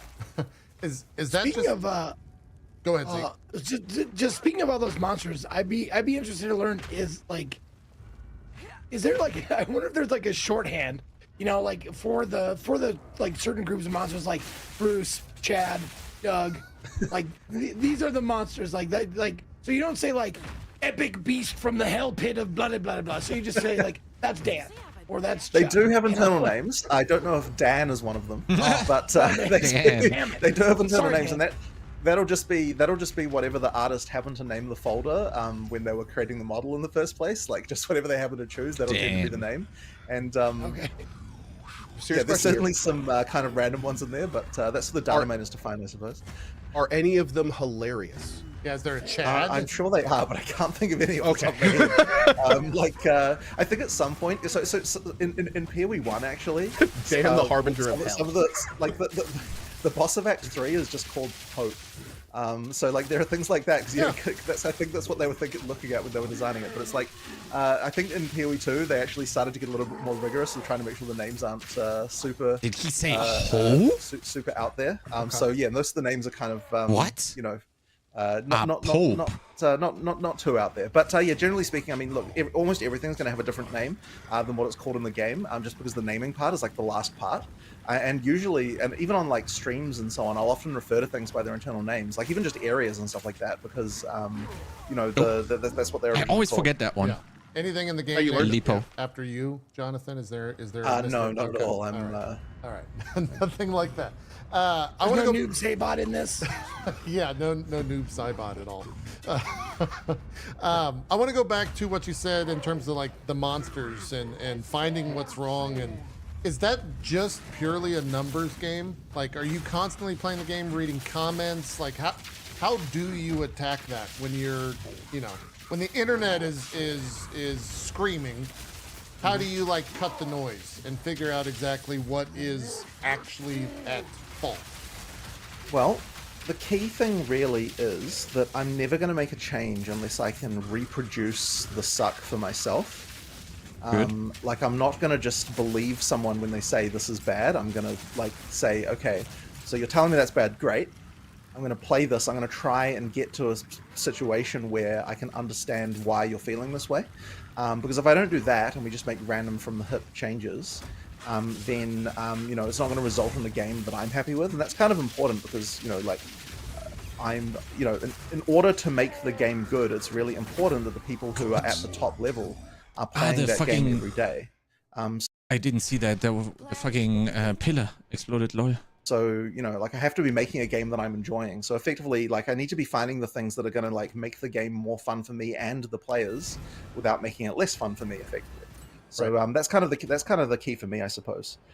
So, you know, when it comes to that specific monster change, I mean, I have to admit that was actually like Mark who discovered that one, not myself, but you know, the that particular change is kind of one of those things. And by the way, the area that you're showing on screen right now, like that is an example of one of the monster sets that did have this problem. So like those monsters, yeah, were like incredibly vicious. Like it's just a matter of like, okay, let's play this area. Let's try and like a variety of builds. Let's see if we can find a build that feels overwhelming and bad and that kind of stuff. And you've got a lot of blind spots when you're playing as a game director because you know how to play, right? So you have to like often set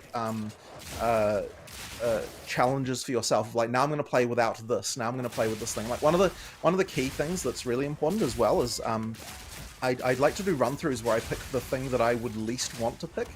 So whenever the game presents me an option, I pick the thing I most don't want to pick, and then see how it goes. Sure. And that can result in obviously you do have to have like options that you can make where you can make mistakes. But you still have to understand what the lowest bound is, as far as like, if I pick everything bad, if I'm doing all the worst ideas here, what kind of experience do I have? And so that's something that that you also Called those streamer runs, by the way.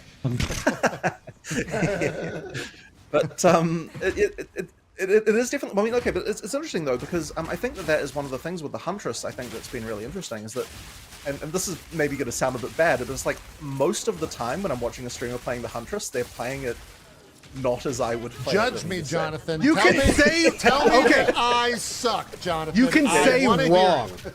You can say that. You can be like, most of the time I watch viewers play the Hunters, they're playing it wrong. Yeah. But the thing is, I mean, look, at the end of the day, though, it's like, okay, if people aren't like playing in a way that I expect, it's because we haven't communicated the way we want people to play it, or people have tried it and they've not enjoyed it and that kind of stuff, right? So at the end of the day, it's always on us still. But it's it's just one of those things that well, you learn a lot from playing. And I think it's interesting as well because when I went into Oh god, this is gonna be so annoying, man. I'm sorry, guys, but we're watching the VOD to catch up to them, and then we can maybe watch it live. Oh, I'm gonna watch it like 1.5% speed, 1.5x speed, and then we can maybe catch up to them, or 1.25 or something. 151.44.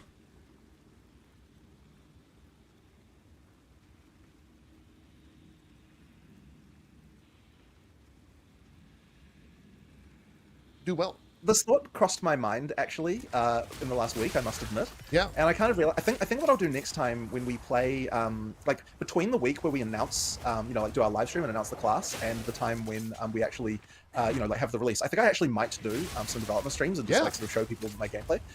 It's interesting because, yeah. I mean, like, I guess there's no real reason I shouldn't do that. Like, it's probably. I mean, you're going to get criticized, of course, but like, you're going to do that regardless of if you stream or not. Well, I was going to say you're already halfway there. I mean, your outreach to the community and doing these interviews with all the people that you have. I mean, you're essentially doing that already. Yeah. So just doing it while playing is the next step. But yeah, that'd be instrumental. Like, I got to say, it would have been very interesting to see the Huntress release after having seen somebody who knows the ins and outs of it utilize it effectively. Because I can tell you, the first hour, I was just like, okay, wait, am I supposed to do this, or can I just do my one button combo, or am I supposed to like? So like, it's so different and fun, but it was alien. It was not my. It was not like I'm not used to this, so I didn't know if I was doing it right. So well, the thing is, I mean, I'm like that feeling of this is alien is actually something that I want when we release a new class. Because if we're not doing that, then we're not actually making new classes, really. If you know what I mean. Sure. Like, it's kind of supposed to be that each class has a different feel entirely. I mean, like that isn't necessarily always going to be 100% the case to this degree, but yeah, certainly as far as action RPGs are concerned, I don't really know if there's something quite like this in another sort of like, in what you would in the action RPG system. When I refer to action RPGs here, I'm talking about top-down Diablo style games, right? That's what I'm talking about here. Yeah. Like there's not a lot else. Wait, like he said Diablo style combat around. No, Jonathan, that's not correct. That's what we want to do. And I guess the thing that's interesting as well is that I sort of also suspect that if the Huntress had been in just the set of characters that we had launched at the start of early access, it would have also been quite a different feeling then as well, because then it would have just been like, okay, here's one of the options for the people who like this kind of like parry and really fast motion type of playstyle, like we're this sort of bounding around and doing like dexterous melee. And that would have been, because I mean, they're like people who love that. But then obviously there are people who are like, I find parrying awkward, I don't like, this or that or the other thing. And then for those people, like obviously other class might be better. So if it had been launched in that same pack, I think we might have got quite a good reaction from that class in particular. Of course, there's like many other things that people are unhappy about as well, which we're kind of working on. Sure. But, like that, in terms of that particular like class reaction, I think that would have changed things quite a lot. Yeah. You mentioned parrying, and as someone who has about 60-ish hours on the Huntress, currently tier 15 maps, I haven't parried since I was like level 10. Is that a good thing or a bad thing for you to hear that a player just completely disregarded maybe the core element of a core element of the class for you?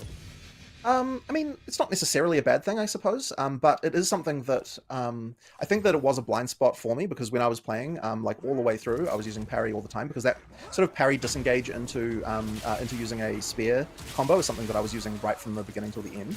Right. So that, like, I mean, the idea of that was, like you sort of unlocked all the things that you can do with the twisters and stuff like that. And so I think that because we added that extra skill like right after launch, that means that no longer is that combo. Like I don't know if you're using that either, that color weak skill, but you might just be using frenzy charges from other source, because that's the other thing as well, is the frenzy charges then become sort of easier using other sources as you go through the game. So I'm curious if are you using frenzy charges at all? Is the first question. No. I never said I'm a good build. Okay. So, full disclosure, in PoE 1, I probably have like 2,400, 2,500 hours. Right. Never done my own build. I've always followed a guide. In PoE 2, I've never followed a guide just because of how the game's released with its updates. There's not really guides to follow. So I kind of just like picked things that I enjoyed. And so this time around, I'm using like Spearfield with Bleed and Knockback. Rake and is it Herald of the Blood? Bleed. Okay, Yeah, more bleed, more Maxroll.gg, by the way. In that case, like the bleed sort of style of the Huntress doesn't really rely on the sort of parry stuff. But if you're doing the elemental stuff or the whirlwinds, then you definitely want to be getting frenzy charges and doing that whole thing. And yeah, like effectively, we didn't have a way of getting frenzy charges for the first kind of like 50% of the campaign effectively in an easy manner. So that was kind of, and effectively that meant that if you wanted to do, unless you were going bleed, then if you wanted to use all of the elemental spears, you effectively had to do the parry stuff in order to get frenzy charges. And so what we effectively did to ameliorate that, if people didn't want to parry, there's adding this color weak skill that allows you to get frenzy charges anyway, and that means that you've got access to that whole side of the build. And it is powerful, right? Like those enhanced spears. Yes, I'm a guide writer for Maxroll. That's correct. Quit, yeah. Pin enjoyer. Throws are, you know. Oh, Call the Weak with Lightning Spear was crazy. Yeah. But I mean, even the other ones as well, especially because what they do is they, for the other ones, they all unlock ground effects like fire and lightning and stuff like that, which then you can infuse with. Which guide did I make? Tons of them for Diablo 4 and the Explosive Shot Witch Hunter guide for the last leak. And currently I'm working on this one that you can see right here that is currently being written by me. With your into your whirling slash, which you then use with the twisters, and so yeah, like that kind of stuff is like my primary, like the build that I played all the way to end game, because you know I don't actually have time to play literally every build to end game. That'd be completely impossible. Yeah, no, there's no way. But the build that I was playing all the way to end game was using the whirling slash twisters, and then with barrage as well, like which means that you can get like a huge number of twisters. You know, yeah, that like using ground effects. So that was effectively the build I was playing, and that involved using the parry to kind of get it started. But then I also was using Fangs of Frost to freeze monsters, and I kind of had two variations of the combo. Like you could either parry into Fangs of Frost if you wanted to have like if you wanted a faster combo for like more like just clearing, or you could use like parry disengage for more. I cannot listen to this and do a boss. I don't know why I can't. Crossbow so strong this patch. Yeah, true. Not another crossbow. What do you want me to write instead? I was also taken, like, why is Viper on this side? Shouldn't she be on the other side of the entrance? Let me pause this, kill this real quick, and then we keep watching. We're at the end anyway.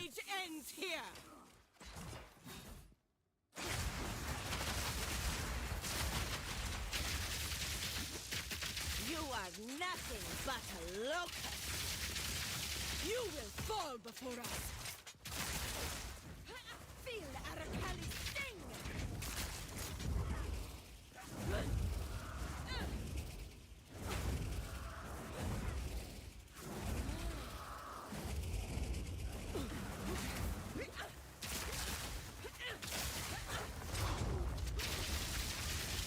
You are nothing but a locust.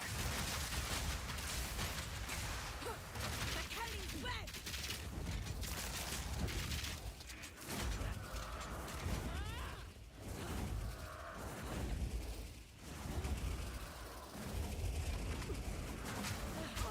Ah! I couldn't move because they moved inwards. What the fuck? Okay, easy. From Amazon, all underwhelming. I don't know, I haven't played Huntress yet. I haven't played Spears yet. I'll do that after Last Epoch.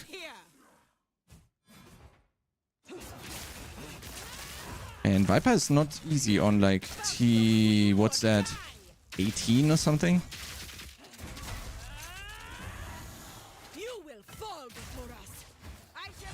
I'm also getting pushed all the time by them. And then pushed into weird things. Ooh. Oh, that's way smaller than before.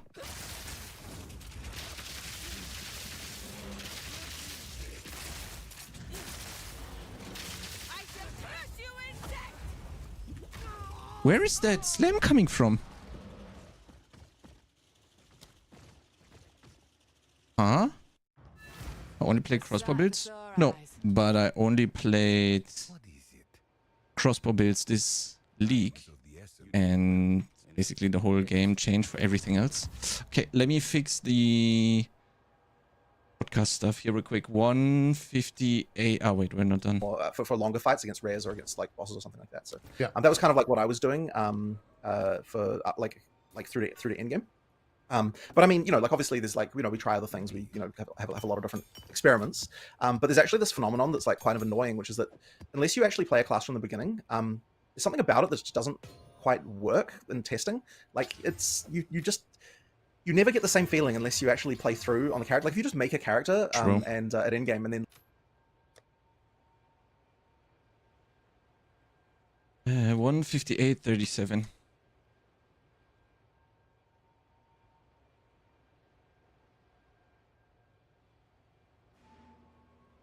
Maybe, you know, what we should have done instead is we should have just let it run through and then watch it from the get-go. Sorry guys, this is very scuffed listening to a podcast. And at end game, and then like you're like, okay, I'm going to put all these skills on it, and you sort of feel you might think that you have the right idea about what the items should be, but somehow it just never quite feels the same as when you've leveled up yourself. And so I actually don't tend to do that very often when I'm playing. And I honestly, I don't even know if I can fully explain why that is. But there is something important about that process that kind of gets you to a state of a character and like, Yeah. Well, it's because the character is not just a thing; it's the experience you have playing it to where it is. Like it's when you have a PoE character, it's like, because we've talked about that frequently, because like one of the reasons of using builds or having a character played for you, which I know is kind of a hot topic for shared accounts and stuff. Thanks Elon. But it's you know, it's very much, I feel the exact same way. It's like a lot of RPG. You got to have the whole experience to understand every ability, every class. Now I know understanding it's not part of you, but still for it to be yours and your journey and everything, you kind of have to do it yourself. Yeah. well, no, I mean there absolutely is an understanding of abilities, because once again, if I like, even for me, right, if we create an ability and then I just try it at a high level without actually doing a playthrough that earned it, like so this is actually one of those things, by the way, that actually was okay. So the reason why the Huntress, I mean, this is true of any class we didn't add, but the reason why the Huntress wasn't ready is we had a bunch of abilities that were effectively designed without doing the playthroughs, right? Like we would make an ability, like this is before, right? We'd make an ability, we would put it in the game, we'd try it on a character that we had pre-constructed and be like, oh yeah, this ability, you know, like does this, right? But like, until we realized at some point that like, when you actually were playing and you've got the, like, when you were actually playing and then had the ability to select it for yourself, it completely changed the vibe of like how that skill felt like you know, it's like it's important that you actually test the part where you're actually trying to weave it into a build that you've got going through, and so without that you actually don't even have really an ability that you've actually tested and know that's good. And there are even like some abilities I would say still in the game now that didn't get enough attention from that part of the experience, and so it's something that I think we can actually improve even on some existing classes as well, with some abilities that were like maybe like a little bit rushed or things like that. So like yeah, like that experience is actually important. And I actually think that the Huntress's abilities as far as like that experience is better than some of the other classes for this reason, because I was spending more times because I was specifically this whole time from the time when we launched early access till now kind of doing playing Huntress and something like that. It kind of meant that it got even like more individualized attention than what I think some of the other classes actually got in that way. Yeah. Would you say that's how you're going to treat the time between every patch moving forward? Did it feel like that was constructive enough and a proper way of spending your time, I guess is how I'll frame the question? Well, I mean, the issue with that, of course, is that I wasn't paying as much attention to other things that that were problems, right? Which is definitely a concern. Yeah. So I mean, it's interesting because I think that one of the issues that we had. Okay, so I'm gonna blame Christmas. This is what I'm gonna blame for all of our problems. What here. the fuck are my these God, items? the Holy word shit. Christmas continues. All right. Oh no, here we go. Santa Claus, we're coming after you. So what happens is that so we're release early access, right? And then we've got like 3 weeks before everyone's off on their break. And during that 3 weeks, we're in this mode where we're like responding to problems and we're like trying to fix things and everything happens. And then we've got like 3 weeks where you know, where Christmas happens and everyone kind of goes away. We've lost the context of even being in the mode of like we're responding to what the players are complaining about, kind of thing. And it's like, bear in mind as well at the start of early access that like 7 out of 10 people are talking to me are being like, oh wow, the game's amazing, it's so cool, like, because what they're doing is they're playing through the game for the first time, they're experiencing all the bosses, they're experiencing all just the graphics and the art, and like everything's cool, right? So they're all like, oh wow, game's amazing, right? And so you got a bunch of people who are also talking about problems, and those are real problems, right? But they're being drowned out by the positivity of like everyone experiencing this new game for the first time. Sure. And so like nothing that the players are complaining about today is something that people weren't complaining about back then. It's just that they weren't the loudest voices in the room at the time, and now they are. Right. So effectively, like you've got that that thing, and so effectively, so after Christmas, right, we come back and we're like, okay, we need to get this Huntress out. I'm going to focus all my efforts on getting this class out that we're doing, and by then it's like we kind of had our eye off the ball, as it were, about like what are the issues that are sort of happening in the community as much, because we're like, okay, we're focusing on this next expansion. Like that disconnect, I think, was a real problem between like those two time periods. And so this time, I'm actually, and it seems obvious, but it's like I'm actually taking time in the scope doc for the next patch. So I mean, we've obviously got a document which is like the scope for 030, right? Like we've got a document for that. We sort of know what we're planning on doing for that. We've got in that scope document at the very top, like, make sure the players aren't going to be unhappy about this. Make sure the players aren't going to be happy about this. And like, just like, here's like 6 things that we just want to make sure like we're actually doing something about this, as we're considering. That's good. Like how 030 is gonna come together, so that we don't kind of make that mistake of like kind of forgetting about all of the things that are sort of outstanding issues, as it were. And so I think that shouldn't be a problem again next time. But yeah, like I guess that's kind of like the main thing, right? It's just making sure that we don't like forget about the fact that as we're making content, that we also need to be like addressing those kind of like underlying issues as well. So yeah, that's kind of what we're doing there. Yeah. Speaking of like getting negative comments and negativity generally, when you're making a new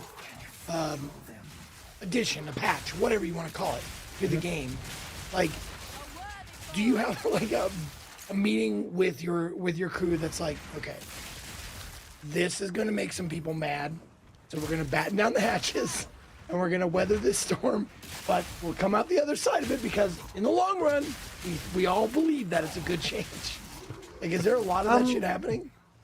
I wouldn't say that it is like that exactly, except for okay. Well, so so here's a discussion that we did have. So effectively, so when we launched early access, we had a whole bunch of things that were out of control as far as like balance is concerned. Like there were just some things that were just trivializing shit in a way that was bad. And so what we started doing right at the start was we started nerfing those things, right? We kind of was like, okay, this is early access. We're gonna nerf a bunch of things. And immediately we got like huge pushback from that. And understandable, right? Like for me, it is understandable, because if you're playing like actively and then someone nerfs what you're doing, you're going to be unhappy about that, and rightfully so, right? Like I was playing and now my character is ruined, right? And the funny thing is that what we thought we were doing, even when we were doing that, like we're mindful of this, right? Like we even thought as we were doing that, like, okay, we're going to nerf things, but we're not going to nerf them to the point where they're bad. We're just going to nerf them to like, we're going to have some like upper bound of like what we're allowing, and we're going to try and just nerf it down to that point. So like the stuff that people are playing that, they're playing because it's part of the meta, we're just going to, we're not going to nerf it even as much as we might want to. We're just going to do like a temporary nerf to get this thing kind of like not trivializing shit. So that's what we thought we were doing. So we started doing that. We did that for like, I don't know how long it was. It might have been like a week, honestly. And then immediately it's like we just got huge amounts of pushback from people. So we're like, okay, we can't do this. So like, how are we going to be able to do all these changes that we know we need to make in order to kind of get things more in line? And the reason why it's important to get things in line is because we need to, as I said before, we need to make sure there's build diversity. Like you're not only playing like one of like a few, just a few things. And so for that one, we definitely knew, look, whenever we've done nerfs in the past, it's been, it's caused anger. And so then we're like, okay, but in order to offset that, we need to make sure that we've got things like, a new class, that we've got like new in-game content, we've got like enough new stuff that people aren't going to dwell on the nerfs as much, or at least that was the theory. Now, in reality, there was a kind of an effect that I don't think I had appreciated before, that kind of now I think is kind of also another source of a lot of issues, which is that like we made a bunch of people who thought, and maybe this is going to come out slightly wrong, but like they thought they knew how to play the game, feel like that they suck now, and that is a bad feeling. Well, they learned right? one That's a thing really and bad then you feeling to give changed someone, the right? thing, right? Yeah. Right. So effectively, it's like Oh god. 20735.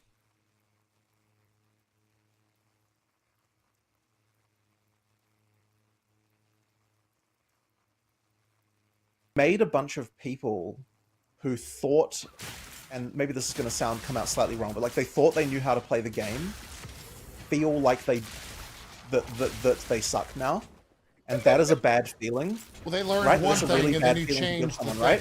right? Yeah. Right. So effectively, it's like there were a lot of things that I would say were like, you know, like, well, okay, effectively any change can do this, right? It's like if you've got a thing and you know how you're playing a thing, and then we make a change where now the thing you were doing before sucks and is bad. Now your immediate feeling is like, you know, like, well, you know, that like I know how to play the game, and yet this is sucking, so therefore the game is bad. And like they're not necessarily wrong to feel that way either, right? Like making people feel like they suck is a feeling that nobody is ever going to enjoy, right? Like it's a feeling that is bad. So effectively, like that is the thing that we effectively did to a bunch of people who were relying on the various things that you know that were happening. Now the good news is that now that we've gotten things into a much more sort of normalized place, as far as like, you know, things like the outliers are not too crazy, like everything's kind of in a more normal place, that means that we can actually start looking at things from the perspective of like, okay, now we can buff things to make them more fun, we can do all these things, like we can improve stuff. But we did have to get to a point of like somewhat normalization in the balance, like that did have to happen. And I honestly don't know if there was a way we could have done that would have been fun for people to experience. You know? Yeah, true. Like, Yeah. when you nerf like everything players are doing, it's not going to be a fun time. Like it's just not going to be. So wait, based on what you said, hey Reddit, nerfs are done. No more nerfs. Oh, we're good. Yeah, yeah. You've been notified. They're good. Yeah. Speaking of things that make me feel like I'm shit at the game, the ascendancies, specifically the 3rd and 4th. How do you feel about those right now in the current stage of Path of Exile 2? Because for me personally, the 3rd one is brutal. Like I abhor doing it. I abhor everything about the process. I think that is mostly around monster work. So Ascendancy monsters are quite hard. Well, okay, specifically Sanctum, the monsters have got a like you effectively have to design every monster in Sanctum like a boss in terms of calligraphing and all that sort of stuff, and it takes quite a lot of work. Oh yeah, like, true. It's harder actually, than a normal monster to make, and there's more we can do there. Oh, Because that was this, also one of the boys, let's last go. areas that got the monster work done before early access. I think it probably got some of the roughest monster work as well. Okay. So there's quite a lot that we have to do there, like to just improve it. And like we're sort of slowly doing some of that work, but I don't think we did enough of that in the last launch that we just did. So there's more to do there. And that's all those like just devil in the details type of work where we just need to sort of just improve monsters to feel better. And we'll get that over time and it'll be done. But you know, effectively, yeah, we just need to keep on doing more. That being said, like it is supposed to be the case that Ascension is supposed to be like a point in your character where you feel like, you know, it is supposed to be harder than the content that surrounds it. It's supposed to be like a moment of, you know, feeling, you know, like you earned something here. Like if Ascension was just a pushover, then it's like, well, yeah, you don't get that feeling of earning it, right? But at the same time, you know, like yeah, there's definitely monster problems that we have in those both of the Ascension classes, Ascension trials. Yeah. It was for me specifically, it was the Sanctum, and I didn't like Sanctum in PoE 1, so there's, you know, that's a problem to begin with for me, like a personal problem. And I know a lot of that can be fixed with like the get good mentality, and for what it's worth, I ended up getting good. JP, if you were playing Huntress, right? I mean, yeah, I ended up getting good and I ascended, and you know, I got the power that I wanted from that.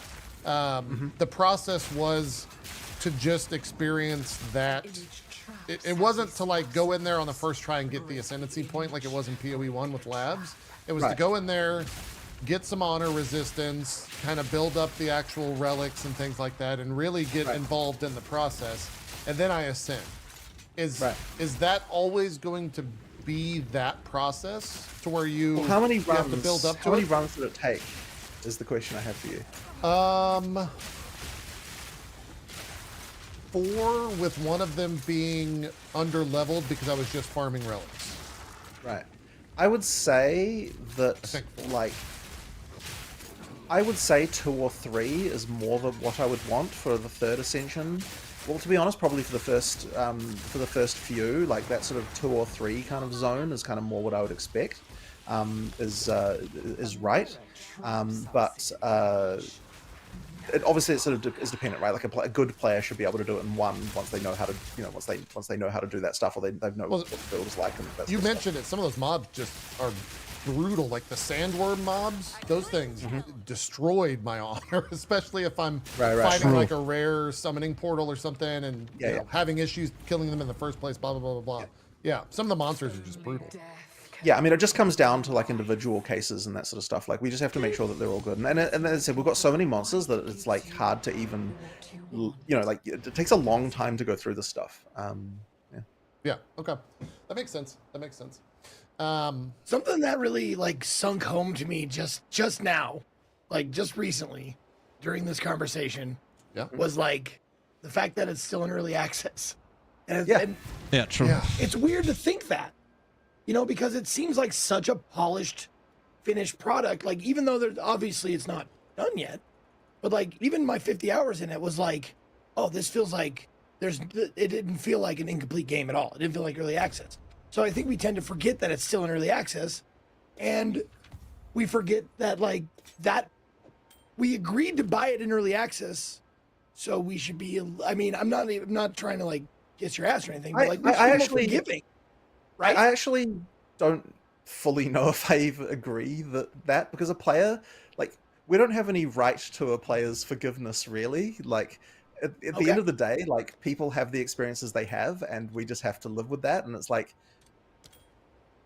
I mean, look, if we're going to sell a product, then, you know, people should have the expectation they're going to enjoy the product that they're buying, right? Like, you know, like, sure, we call it early access, and that it is, right? Like, that is a label that does something as far as, like, player expectations is concerned, and that is important. But at the end of the day, you still have to deliver a product that people are enjoying. So, yeah, I mean, from that perspective, like, I can't be unhappy when people are... Like, I can't use the excuse of, oh, it's just early access when I'm talking to players, because at the end of the day, like, that's not a constructive thing for me to even say.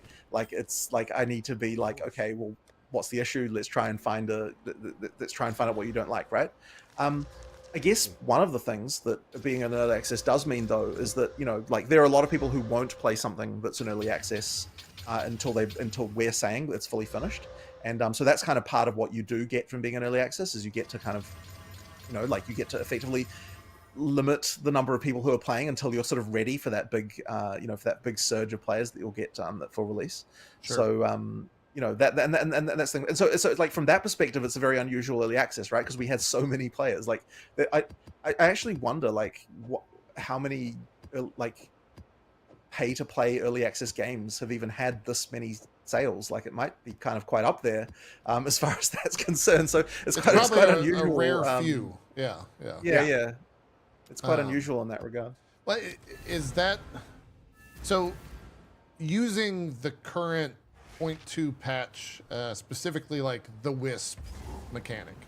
The Wisp mechanic is, would you call that like the League mechanic? Like, what was the bullet point next to Wisp within the design document for 0.2? I'm curious if that is like. I'll stop dog shit, man, and let you answer it and follow up. Yeah. So it didn't rise to the level of being a league, like what I would call a proper actual league, because we didn't have all the things that a league has, right? Like, leagues have, I mean, it almost kind of got there. Like, you know, they've got crafting systems, they've got meta systems, they've got, like, you know, like, there has to be some way, like there has to be an in-game boss, there has to be all these things. Like, some of those things we didn't have. Yeah. So it didn't rise to the level of being a league, and that's the reason why we in the end decided not to make it a league. We were kind of thinking it could be league-like, but we just didn't quite have enough going on with it. But the primary reason why we did the Wisps actually was because we wanted to make sure that there was more content in endgame that overlapped with other content. So one of the big things that was lacking in PoE2's endgame was not enough like overlapping axes of randomness is the thing we call this, where effectively you've got like different mechanics that overlap so that like you can get more situations that you've never seen before, where it's like, oh, what if the the wisp happened to happen to inhabit this boss, and then that's a different thing, or it happened to be near the strongbox, or like this, like effectively like multiple things that can overlap together to cause a new combat situation. And so I'll be right back. What am I planning for Last Epoch? I'm racing for Last Epoch, so my options are extremely limited. I'm gonna be hopefully attempting Uber Aberoth on Judgment Paladin. And then I'm gonna farm probably on either some form of... Wait, what's happening? Either some form of...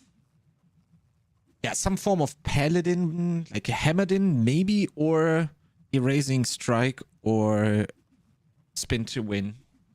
Void Knight. I haven't decided yet. I still need to do test runs to narrow down what I really want to do. I'll be right back. I gotta go get something to drink.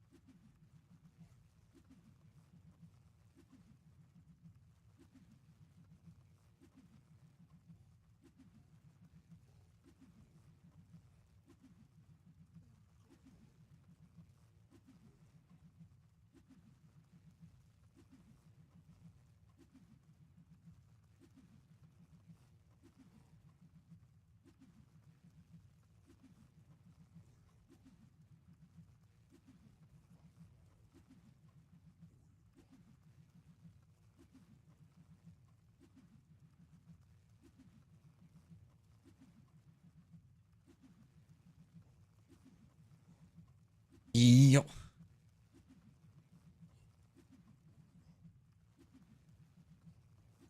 Hello, everyone. Welcome back to Drop.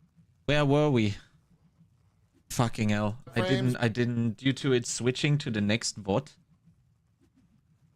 I didn't get to remember the timestamp. We are now joined by. Back from people.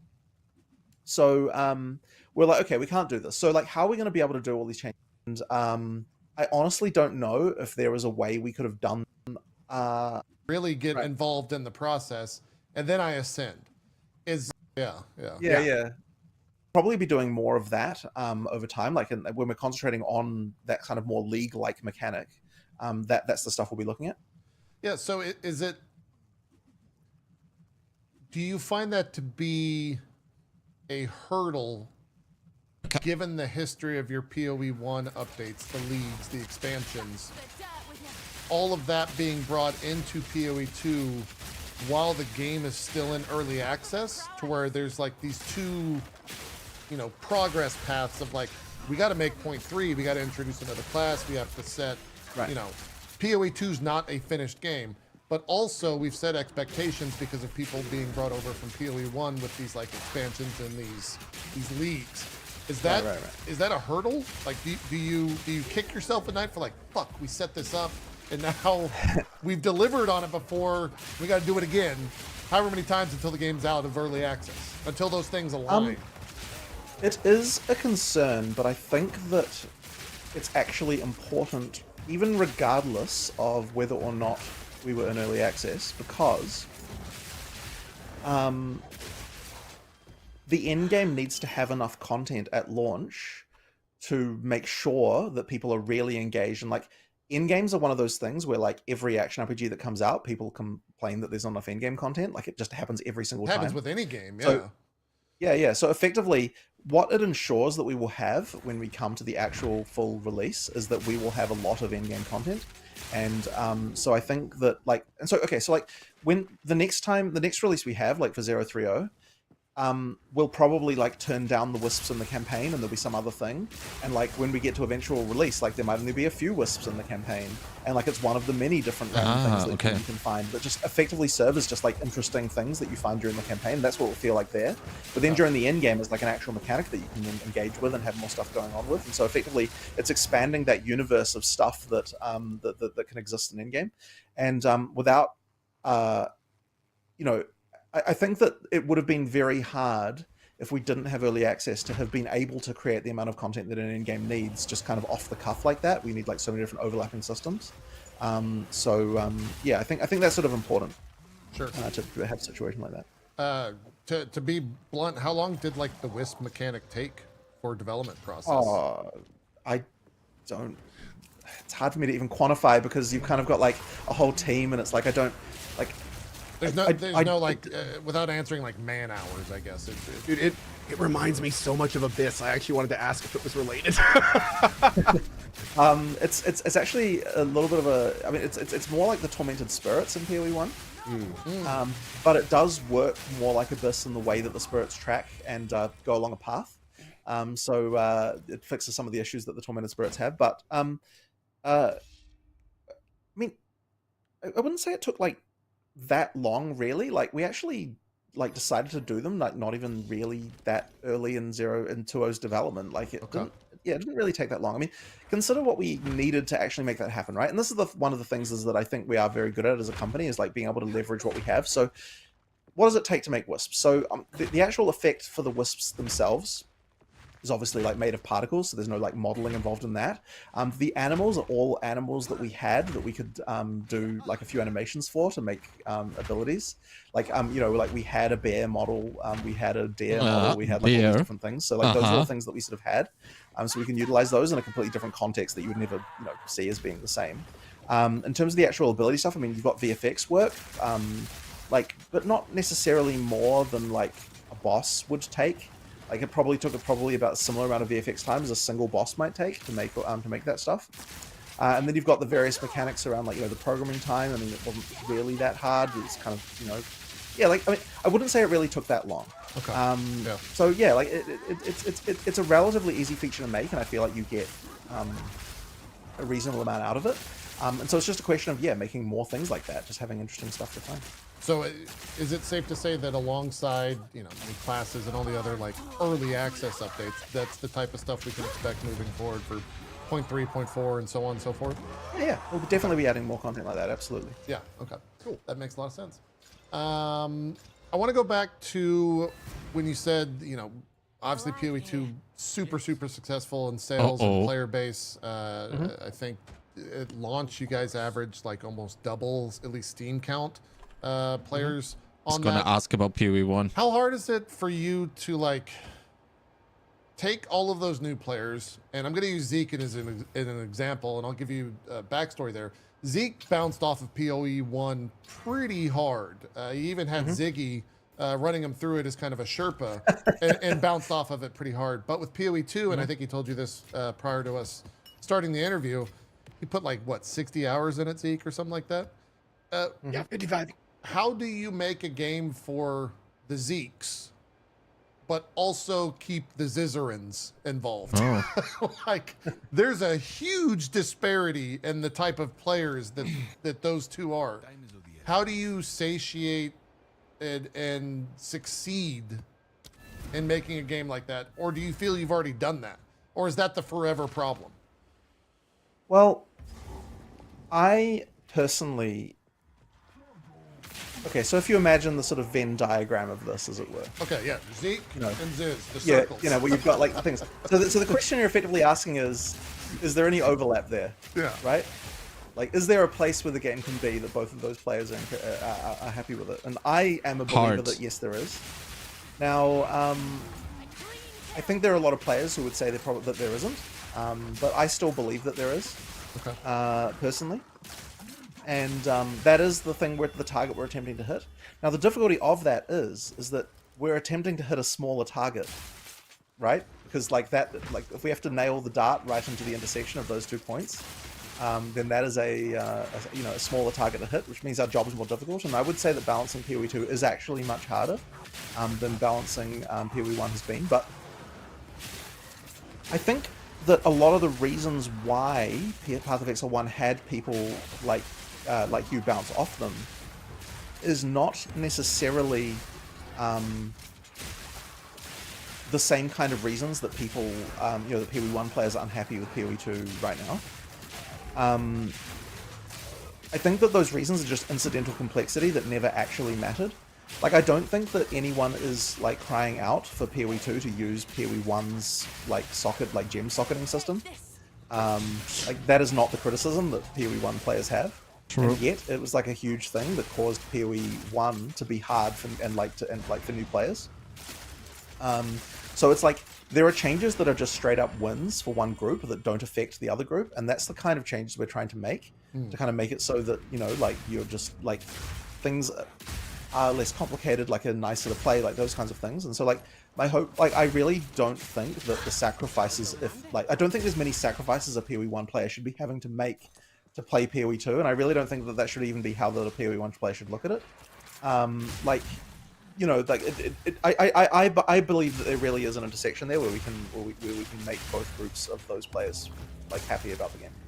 Yeah, it's not easy as well. I mean, that's no, it isn't easy. Companies fight for that.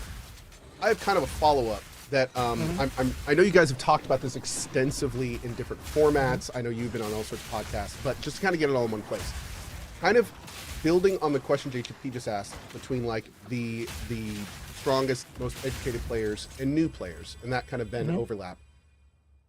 I'm curious on your perspective on the overlap of your end game players and how you guys are approaching that with PoE 1. So like one thing I've noticed is if you kind of had two sides, you have like the more faster one skill gameplay of PoE 1 on one side, and then you have the kind of more slower, more difficult, more methodical PoE 2 on the other. So, and again, feel free to kind of dance around this question as much as you like. One thing I've noticed a lot in the PoE community is that there's a lot of people that fell in love with PoE for that first style. They see PoE 2 kind of moving a different direction, and then they see PoE 1 like not getting quite as much love as PoE 2 as they see it go into the distance in a direction they're not digging. How are you guys tackling this? Where you have players who like, speed the game up, we want this more. but that kind of goes counter to what you want to do with this, and you kind of have that other option available. Like, do you try to bring the PoE 1 players into PoE 2, or do you purposefully differentiate them for different experiences?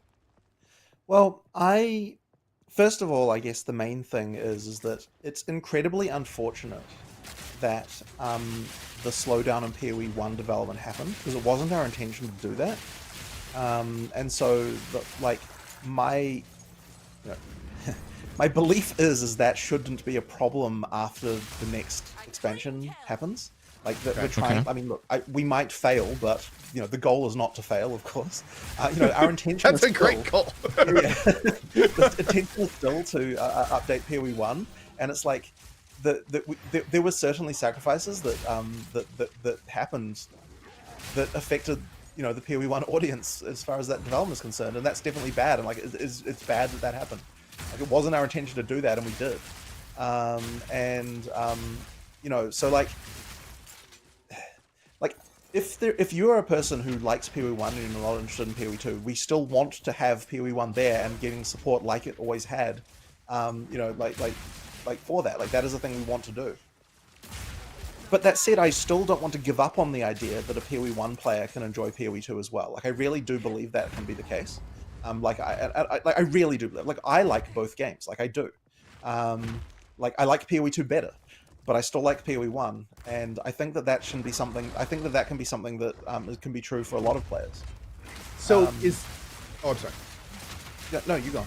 Oh, I was going to say, so is there, do you guys have any type of specific specialization you'd like to do between the two products? Like, make it so, like, if you don't like this, you might like this. Like, from a design philosophy standpoint, are they going to go in different directions to cater to different audiences, or are we always going to see them kind of move in parallel as you explored it? I guess it just isn't really the way that I think about it, I suppose, because like I tend to think that, like, I look at individual things on an individual level, right?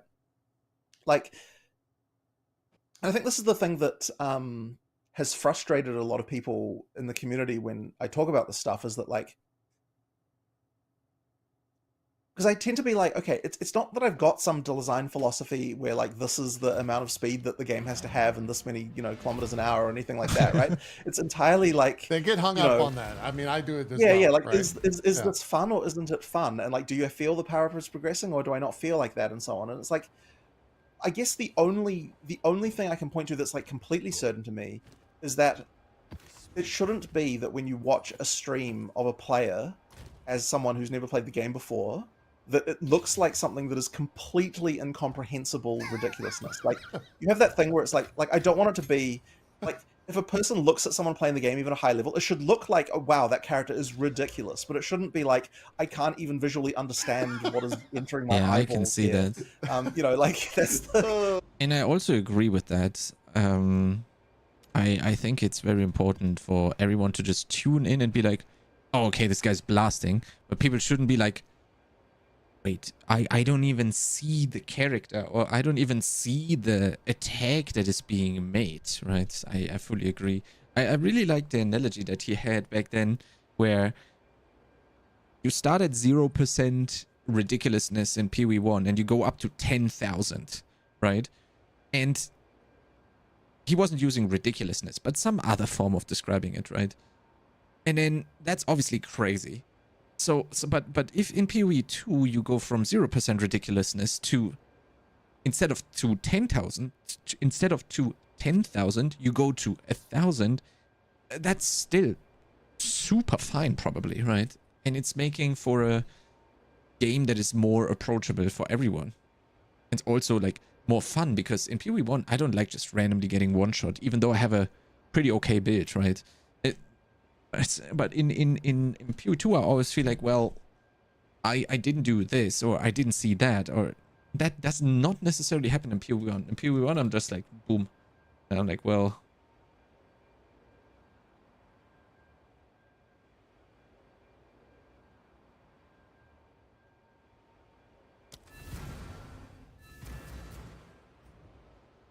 yo, Daniel, how's it going? That's really the only that was thing my first time ever watching. anytime JP played a clip on this show of him playing PoE, I'm like, PoE 1. it's like trying to fucking figure out what the Tasmanian devil is doing. Dude, Yeah, true. I'll never forget the first time.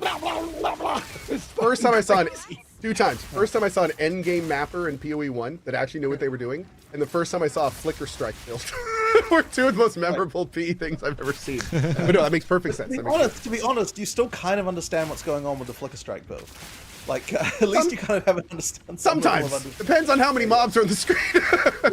I mean, that speed exists here. Let me pull up Bubgun's stream. Like, the PoE 2's or PoE 1 Look, speed. but immediately, right, you understand what is happening on the screen right now. Yes, right? you see the lightning bolts going out. You see the mob. Yeah. It's not quite Well, like just a Picasso of fast images.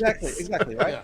Well, it's like, and this is the reason why I'm always hesitant. People are like, are you wanting to slow the game down? And then it's like, well, I mean, I want, to be honest, this is not even as fast as it can go, right? Like, I'm great, Daniel. How are you? Oh, look at Chad die. Nice, as always. so, as I said, Sounds so like long what as people are saying is understandable- they want the game sped up at the beginning. Sure, some people do say that, right? And that is I think a bit of a difference. That might be. Well, so this is an interesting concern, right? Because the other thing as well is even the term beginning means something entirely different to some players than others. Like some people will tell me, oh yeah, like, you know, the monsters have too much life in the early game, and then I find out they're talking about like Act 5, you know, like effectively Crawl Act 2, and it's kind of like from their perspective, that's the beginning of the game, right? So it's like I think that we did have a problem with. Yeah, Daniel, no problem. I'm glad I was able to help you. With issues like in the sort of mid-campaign. The other thing as well that we have an issue with is right now, we still have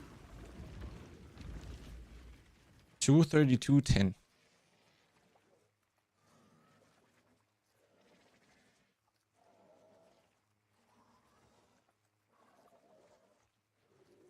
issues like in the sort of mid-campaign. The other thing as well that we have an issue with is right now, we still have crawl difficulty, right? And so the game does drag in crawl difficulty if it's like, you know, a little bit when you played this before. Like, you know, we had this back in PoE 1 in the early days, but you know, the game does start to drag in the second time you're playing through the campaign. So just not having that problem will be a massive boost as well. You know, once we've got all the acts and everything like that. So I've got I'll tell you this, like as a you know, first-time player, first time going through, I played all of my 55 hours with the same character and stuff like that. I was like, I was totally like, I don't think the beginning acts need to be sped up at all. However,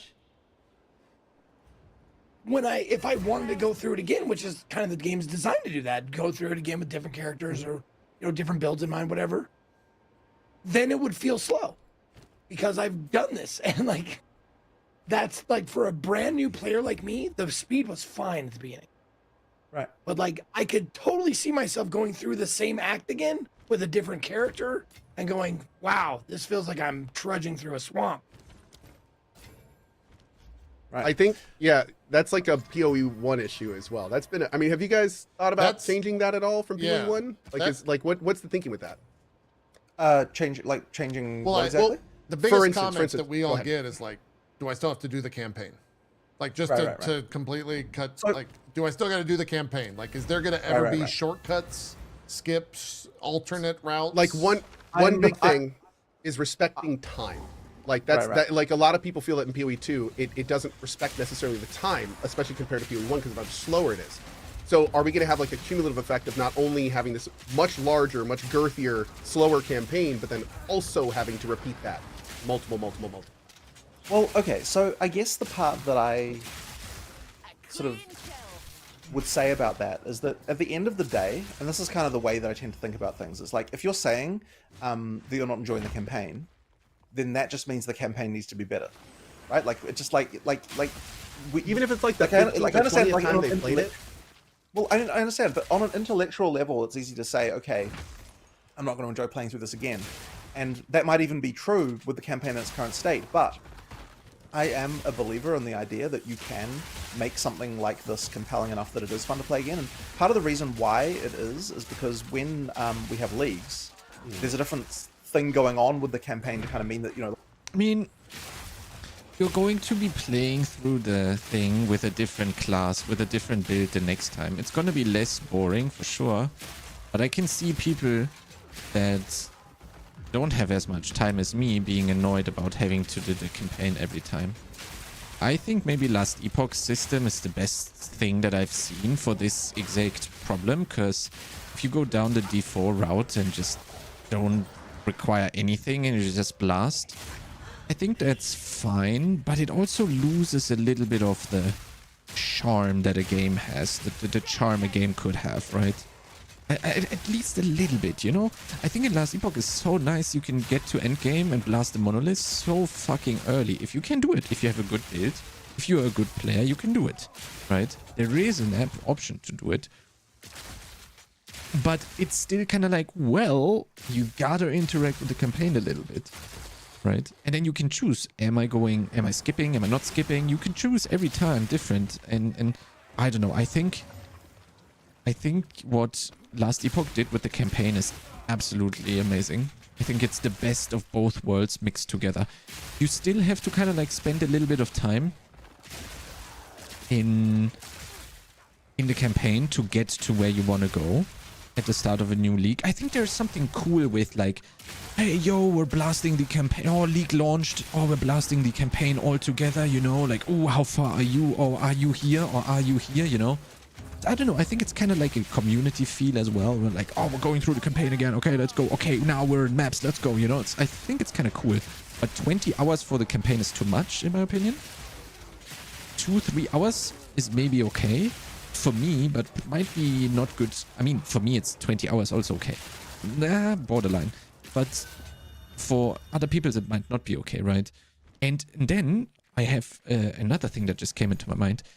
I don't know about you guys, but at the start of an expansion, I liked leveling the first character because it was everyone's first character in the campaign. But then as soon as I had to do it with the second character, and I had to do that very often because I was tanking on all the classes possible, so I had to do that on everything all the time, it was definitely way less enjoyable. But what I would have enjoyed, basically getting like oh, you don't want to level to the max level this time in this expansion, but you already have leveled your character once. Okay, here's the deal. You play through it. You have this shortcut thing that takes you 3 hours instead of leveling for 10. And I would have been, man, okay, let's go, right? And this is kind of exactly what Last Epoch did. And I think if that would be an option back then in WoW, I would have also liked doing that way more. It changes your perspective on, you know, like what things are, in an ideal league will actually affect the content that you're playing as well. Like it'll make it feel like a different play experience. And then there's also the fact that you're playing a different character class. It has a different feel. Like there are bosses where like they feel completely different. Like there are a lot of the time there'll be situations where like, okay, you know, you'll play a boss with one type of character, then you'll play it with another one. It just feels like a completely different thing. Like this boss, I just trivialized it. It was easy the first time I went through.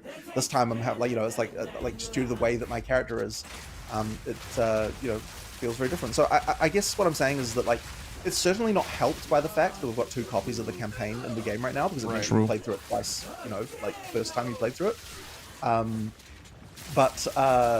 Like I believe that it is possible to get the campaign to the point where you will be fine playing through it, and it's like ideally the experience you're having is just fun.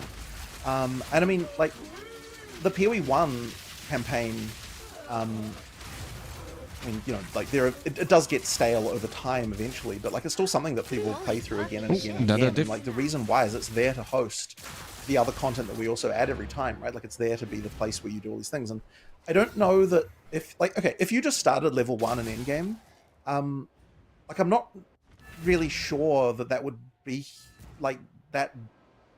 So 7 I have max ancestry gear, mix of a few legend and mostly uniques, max masterworks. Just got to work on my glyphs as my build as a conjurer summoner, as a mage sorcerer. Yeah, you need to work on your glyphs at the very beginning, Daniel, as soon as you can, because the glyphs and the levels at which they upgrade are extremely important and a huge power gain. Different, really? Like, I mean, like at the end of okay, like why are you playing a game again at all, right? There's like 3 reasons you could be doing it. One reason is to experience the new content that we've added. And because of the way we add content in leagues, like you can experience that in the early game or the end game, so that doesn't kind of change anything about that. And another reason can be that you're playing a different character class, in which case you still need the experience of like leveling it up and going through and like, you know, sort of learning the abilities and growing with you. So like, I don't know that like starting in the end game would materially change that really. Like it's just a question of like, are you having fun doing the thing you're doing? Okay, so just to push back a little bit, because this you have a very unique project here, and I want to understand this better. So you said you want the campaign to be engaging, but at the same time, like it's designed to be played, like it can be engaging, but anything you do 20 plus times, like when you're doing the same thing, hearing the same voice lines, doing the exact same pattern, like even if you're engaged, it still seems like it would just get super repetitive. And the other thing that I think, which is interesting here, is PoE is not one game. PoE is 2 distinct different games. It is the campaign and it is the end game.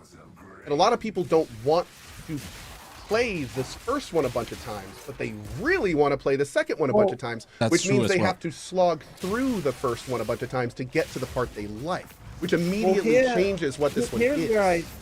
Here's where I think that I disagree about that, is that I don't see those as 2 separate things in the same way that I think that that you necessarily are saying there. Because ultimately, like, okay, like you said, anything that you play through 20 times can get boring, and I don't disagree with that. But then at the same time, in the end game, you're playing through the same map 20 times. But you're coming like, back to the season for like the new mechanics, the new changes. So you come back for the new stuff, but you only get to that stuff is also available in the campaign as well. So if you're going to make the argument that playing through the, you know, like what I'm saying is like the only difference between the campaign and the end game is the order in which you play through areas is fixed in the campaign and isn't in the end game. Like that's really the. How many glyphs would you recommend any Diablo player has for their builds? The ones that you need. When I start a new build, I start a new character. It doesn't matter if it's same class or not. That's just me. If you are... There is no recommendation because it's different from person to person. The recommendation is what I just said. You need the amount of glyphs that you need. That's literally what it comes down to. If you want to play 2 builds and they have completely different glyphs, well, that's the amount you need. If they have some overlapping, well, there's the other amount that you need. It's fairly easy, I would say. Like, you know, like, and okay, but the other difference being that you've got more of a mix of mechanics where you've got like, you know, like different, like there's more overlapping mechanics that are happening at the same time. But I don't know that even in a context where you were, like if you imagine playing the end game from level 1, I don't think you could just introduce every single thing like right at the very beginning of that either, right? Like you have to have on some level. You would, I mean, like we were talking about earlier, you'd have to have that character growth, right? Yeah, but I mean, it seems like there would be some kind of middle ground for like you do the campaign once per patch or league, and then your second campaign is like shorter, or maybe you have all the exits already marked in your map before you get there. Within a league. Yeah, so within a league. So like every time you do a new character. Oh. Wait.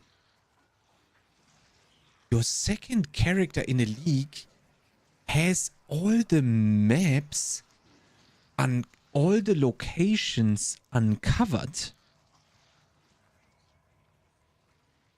Like the fog of war is gone.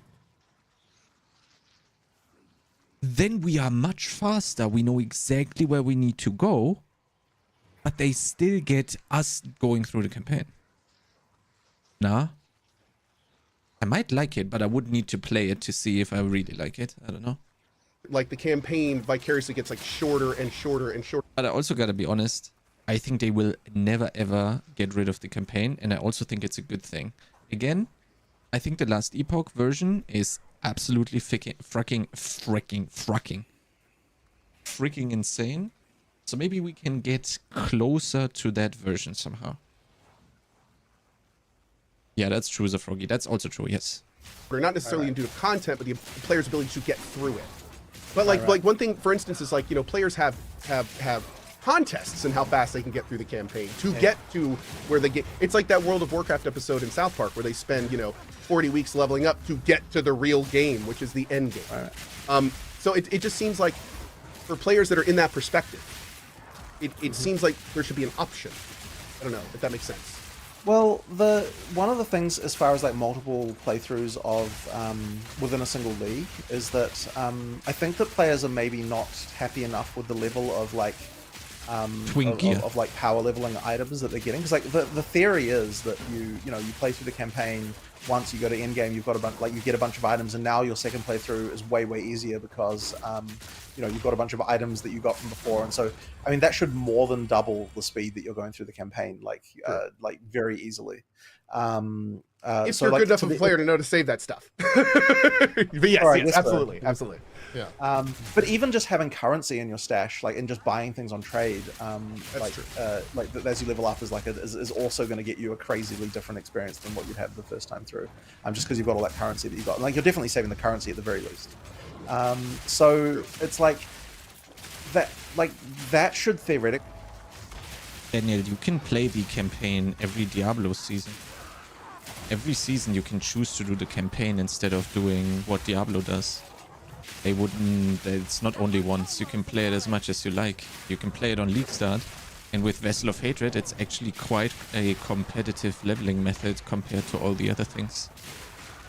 Make that work. So if that's like, to the extent that that's not the case, like, we might need to improve things there. Like, I know a lot of people are saying that like some of the level, like, there's like various reasons why like leveling uniques aren't good enough and that kind of stuff, or like a lot of unique options and that kind of thing. Like that's the kind of stuff that can help a lot there, I think.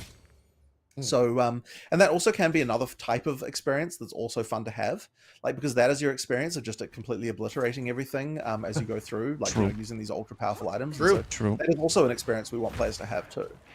That's why the Reaver's Will items in Last Epoch are also absolutely amazing. I don't know, man. Thinking more about these comparisons, I very often come to the conclusion that Last Epoch has the best solution. Is it a perfect one? No. Will there ever be a perfect one? Probably also no. But Last Epoch is just the closest to a lot of things. I think crafting in Last Epoch is probably the best it can be in an ARPG. The item chase in Last Epoch is probably the best it can be. Yeah, I don't know. Like, there's so many things that are just where Last Epoch is just literally winning. I don't know. I think it's crazy, actually. Like, that's the kind of thing that ideally is the solution to that. Okay, appreciate it. Right. Thank you for answering these questions so just transparently and candidly. I really appreciate it. Yeah, I both this and not necessarily a question I have, but last week's interview that you did with Zizzarin. If you guys haven't watched that in the audience, definitely go. I am just happy that we have two top dogs competing for our time, which just gives us in the end a better product. And I gotta be honest, I still trust GGG to make PoE 2 an absolute fantastic success, and it always will be. Yeah. And I mean, sorry, but if it's Last Epoch versus PoE 2 and we can't get enough of both because they're both topping each other, like bam, bam, bam, and then maybe this one wasn't that great, and then this one's is like better this time around, then sure as hell whatever this one is going to fucking go nuts the next time. You know, this is the best situation we can be in, man. And I just want to support both companies as much as I can somehow. And I am right now with PoE 2, I'm very happy with the trajectory after the 0.2 whatever patch, the one that we had, right? That saved the game for me and made it into a game that I can literally just log in and play all the freaking time, basically, right? And Last Epoch will get to a place of that as well, hopefully already with Season 2, because right now the end game is very, very stale for me. Very, very same thing, but different all the time. I mean, they all are, but in Last Epoch it's very apparent. And then that is hopefully going to change with Season 2, so we'll see. full release coming on May. No, that's never ever going to release 2026, the game. The game is never going to release 2025, so PoE2 that is. So it's going to be fine. Go check it out. Also, I frankly don't really care about when PoE2 is releasing. For me, it's basically already released, and yeah, log in. You know, it was a bit heated at times, and I think was, you made and I feel bad about comment that to because- but I still think it was a fantastic conversation, and the changes that came from that, whether they were directly responsible, whether the podcast was directly responsible for that, for the patch. I'm Well, glad that certainly that whole responsible- conversation happened. That was great. Yeah, it was certainly responsible for some of them because at the end of the day, like we do need people to bring specific things to our attention. So basically, like that was just useful because, and it's also always easier when you're talking one-on-one with someone because then you can ask questions about like, you know, like, okay, well, what's actually happening specifically here and that kind of stuff. Like that's always important. It's similar to that example earlier that I had where, like with the specific monsters that had specific problems where it's like, okay, people are like, monsters are too fast. And it's like, okay, but what monsters is the question, right? We have to find out what, like what the specific issues are. So, It's, All of them, You know, like- minus 20 across the board. that's the thing, right? That's what a player will say. That's what a player will say. And it's like, It's not an that's answer. why it's important. yeah. Honestly, the issue that I had when I was doing that interview, and like part of the thing that, you know, obviously I was like low on sleep, and there was like a few other various compelling. It was things a as well, week. but- Like you know, it was an It was a interesting week. week. It was a week. Yeah. But one of the things that was happening that I really need to take care of when I'm discussing this stuff is like, you don't like, if someone says like you should make all the monsters slower. Oh no, I think the specific thing there, like as an example, was like, okay, like I don't remember the exact wording of the question, but it was something like, you know, there shouldn't be any monsters faster than the player, effectively. Like that was the thing. And like what I did was I launched into defending that rather than just talking about the fact that, okay, we are actually looking into a bunch of monster speed issues and we are actually like, you know, going through all this stuff, and it's like that's the answer that would have actually been much more Yeah, like true. what the players want to take care of, you know what I mean? Right. Rather than like, Yeah, but it's a froggy. PoE2 exists because they want to grab the casual player. Quite literally. They literally made a new game to simplify what they had already so that they can yoink more casual players. They're obviously never ever going to explain it that way, but this is exactly what's happening. And this is exactly why PoE2 exists, because they want to get the casual player. It doesn't do a good enough job at the moment. Yeah, but they had 2 patches so far, or 1 patch so far. They literally had 1 patch so far. The game is releasing in a year. We're gonna get the next big patch in like in probably 3 months. So it's obviously being iterated on. And in my opinion, you shouldn't judge where it currently is. You should judge where it came from and where it is now, and that difference is what needs to be judged, not where they currently are, because they are not done. You said that you felt the game was already released? Yes. For me, the game is released. The game was released with 0.1. But I am very easy to float around the game and find my fun. It's not for me. I'm not convincing you that PoE2 is for you. I'm not. If it's not for you, that's more than fine. All I'm saying is that you should probably not tune into PoE2 at all and just play it in literally 365 days from now and then give it a chance. Why are you... Don't stress yourself out with the journey. Why?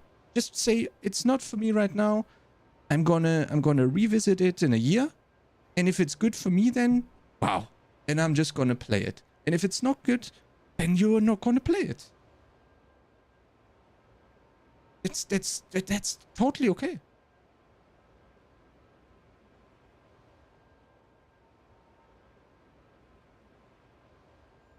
You don't agree with me? That's fine. That's okay. I think that's what you should do. I think judging the game now and being like, oh, this is for me, this is not for me, is not a correct approach. Because it's not ready. It's not ready for everyone. It's ready for me personally. For me as Chronix, for me as the real person that I am. For me specifically, it's ready. I'm having a blast. And if it's not ready for you, that's also okay. I wouldn't feel bad, or I wouldn't be unhappy about the game not being for me right now. I was in that exact situation with 0.1. The game wasn't for me. With 0.1, it was not made for me. But I still picked the stuff that I enjoyed, and I played it. And I was like, well, if it's gonna go good, it's gonna go good. If it goes bad, well, I do something else. Are you allowed to say that it's ready for you, but I need to wait a year to say that it's ready for me? Because you seem to have... I don't know, we are like two different persons. Like, I like this stuff, and you like this stuff. So I can say I like this, while that doesn't force you to say you like this too. Like, if I'm saying I like spaghetti bolognese with egg on top, it doesn't mean you have to like it as well. You can come back in a year when I'm like, look, I made another spaghetti bolognese with egg. Can you try it? And then you try it, and then it's good. And then you'll be like, oh yeah, it's good. If you say it still sucks ass, then I'll be like, yeah, okay, that's okay. I think we're language barriering each other here. I don't know. Ooh, that's a lot of life. And then we hit the thorns, GG. Man, that's a chaos. Lol, it rerolled the life. Okay, no, it's dead. Okay, let's go. Have a philosophical discussion about why it's important that some monsters can be faster than... Be with the game because it has egg on it. It's better for me to see how the game evolves to see if it adds more egg or not. Yes.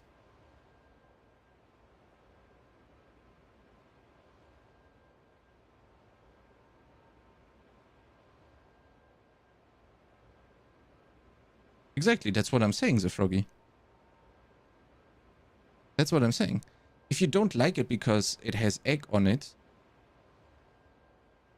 and you hate eating it because it has egg on it, then how about you just try again in a year and see if you like it more? Why force it down your throat? It's okay to try every 3 months, and if it still doesn't taste good, then come back in 3 months again. No? Is that not a reasonable approach? Why force the stuff that you don't like down your throat? I don't see. I must be misunderstanding something. What would you call a casual player versus a non-casual player for looter games? Daniel, I'm sorry, man, but you are asking crazy questions. You can ask 1,000 people that question, you're gonna get 2,000 different answers. And I necessarily don't care. If you log into a game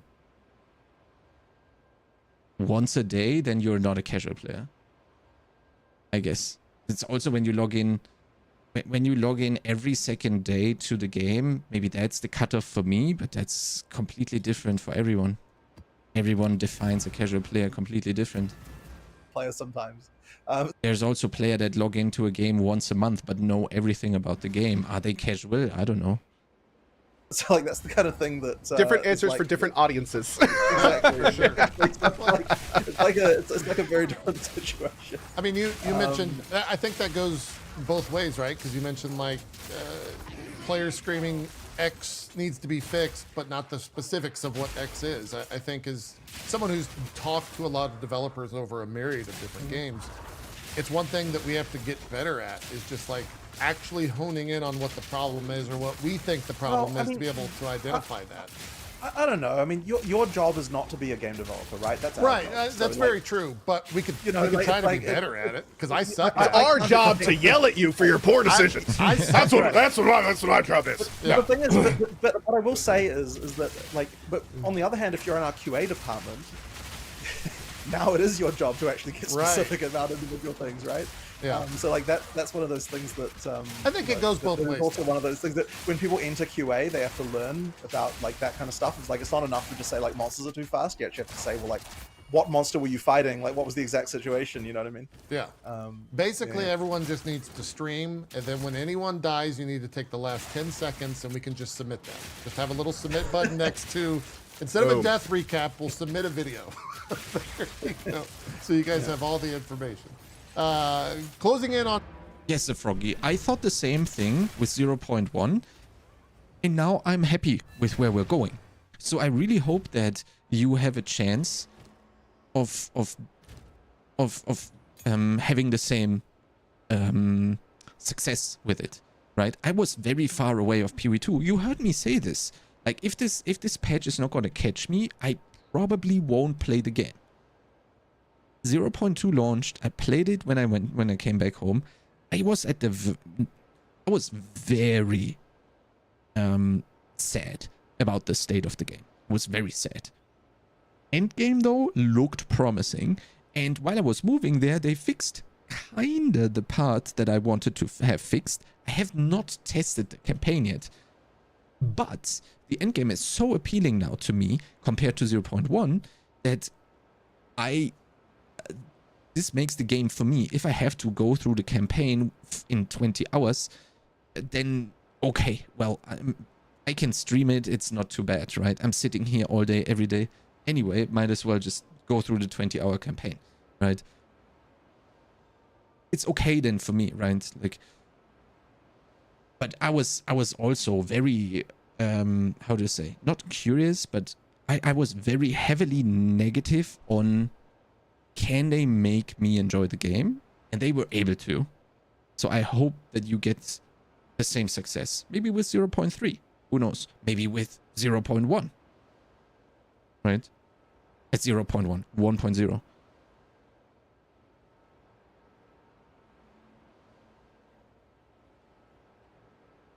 Not on 15 minutes left. I kind of have some sort of rapid fire stuff. I joked about death recap there. Is there ever going to be any sort of death recap system in PoE2?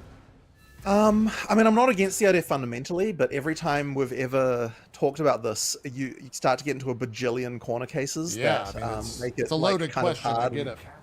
Yeah, and so it's not really a question of want, it's a question of like, you know, there's always been something more important, unfortunately. Yeah. Okay. I guess these are the tough questions, and so I apologize beforehand. Community love to speculate, and I guess so do I. With that said, can you talk about Chris Wilson and kind of where he's been? There's not really been any official statement anywhere. Oof, that's a crazy question. I hope to get to level of... Yeah, but the Froggy. But I must be misunderstanding you. You log into the game and you play it, but you're not enjoying it. Or is that not what's happening? Because I'm worried if you do that, right? I'm like, why? Right? That's what I meant with like forcing it down your throat. Why would you play the game if you're not enjoying it? Right?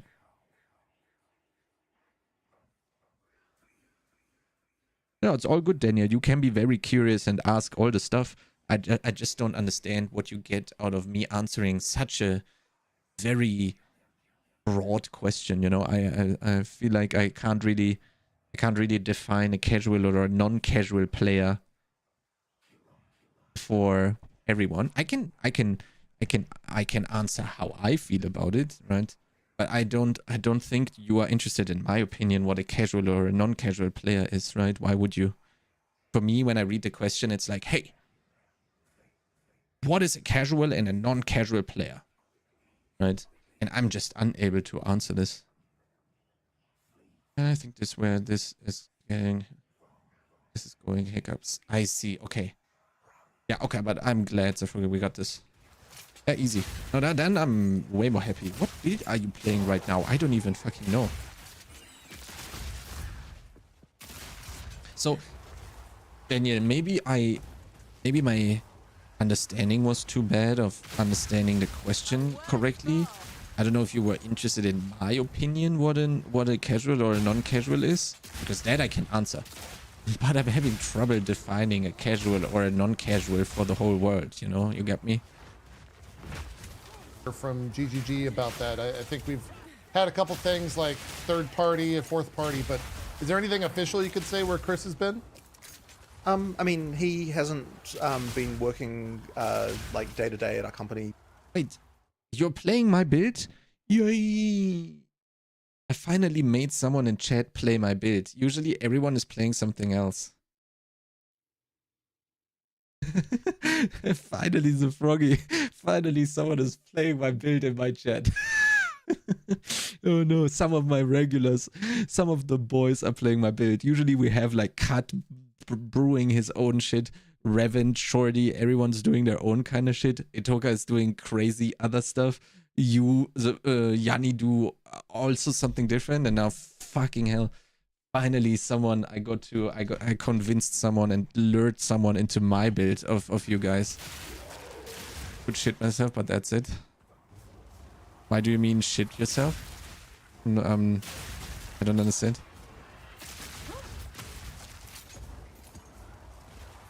In a laughing way or like a laughing way? I don't understand. You always play with my leveling builds? Nice, Tolga. Thank you so much, man. I appreciate that a lot. Because I can't make a build to save myself. Ah, okay, now I see it. Okay. No, but I mean, no. Yeah, I see. But usually, like, it's very rare that one of the regulars on the Twitch chat plays the build that I'm playing, right? It's probably going to be the same thing in Last Epoch again as well, right? Everyone, I mean, that's a crazy compliment for me. Like, don't get me wrong, right? This is an absolute crazy compliment because you guys are playing something completely different build-wise, but you're still hanging out in the chat. That actually, I think, is the biggest compliment you can give me, in my opinion. For quite a long time. Yeah. And then recently he also retired from the board, but there's nothing really much else a long time. He hasn't been working like day to day at our company for quite a long time. Yeah. And then recently he also retired from the board, but there's nothing really much else to say about it. Gotcha. Really. Yeah, like, I didn't think there was any drama, but it just people. I still talk to him every day, just online, like Yep. Ko kind of mentioned it earlier. Account sharing's been in the spotlight recently. You guys have had like a pretty strict. Ooh, okay, this is gonna get spicy. I think you're an okay content creator. Thank you, the froggy. I appreciate it. Rule regarding that, as well as RMT in the past. Oof. Is there ever going to be any action on that front? Oof. Is that a special Are you case? waiting for 1.0? Do you have anything to say? It's just nothing. I don't think I've got anything to say about this particular issue. I figured as much. I figured I would ask, but yeah. That's good luck with that. Will you personally be banning eat? No, just kidding.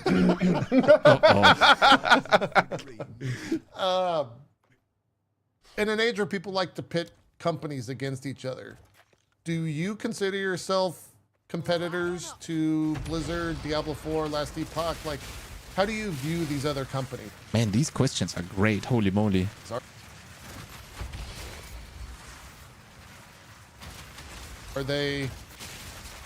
Are you trying to beat them in player count, or are you just existing and hoping that the game speaks for itself? How do you look at that? I mean, I guess I don't really. It doesn't really bother me particularly that, like, other companies, what they're releasing and that sort of stuff. Like, the only thing that ever matters is if, like, if something happens. A thing that is relevant is if something happens in the genre that, like, moves it forward in a way that we have to respond to, then that's something that we have to, like, deal with, right? Like, that's a thing, for sure. But other than that, like, it's fine. Like, I mean, the nice thing about the genre is that it's not like World of Warcraft where, like, you've got subscribers and you're competing for that. Like, that's an actual, like, real competition scenario where people aren't going to be really subscribed to more than one MMO. But in the seasonal model that we have with in action RPGs, it's kind of fine. Like, you know, you play the game, you know, for however long you play it for, you play another one, and that's fine. Obviously, there was like the tension that happened with Last Epoch recently, Right. Which was very unfortunate, and I honestly wish it didn't have to be that way. Yeah, if you could just like, coordinate with them in the future and space it out, that'd be great. I mean, yeah. The thing is, Are there it back sounds channels? so easy. Like, are there back channels between companies? With, So with they releases? messaged us about okay, so they asked me like, okay, like, we're thinking of coming around this time. When are you thinking of coming out? And I'm kind of like, that actually might conflict with something, and that was kind of the last of it. There really wasn't anything else that was said there. The alarm went off. You know, so like, but the thing is, I think that what happened is that like, so we had a date, and look, I don't know how they're thinking internally, but I think that their plan was to come out a little bit after that date. We didn't give them what the exact date was, but we kind of had said, like, in the community, like, you know, like, people sort of vaguely known when we were planning on coming out, and then we then got delayed, right? Like, we couldn't make our date, and there's like just nothing I can do about it. I can't come out any earlier, obviously, than what, you know, the time that we can come out, right? Like, it was just it had got unavoidably delayed, and then it was like really unfortunate because I actually probably would have delayed an extra week to get out of their way. Yeah, but they had some New Zealand holidays too, 49-14.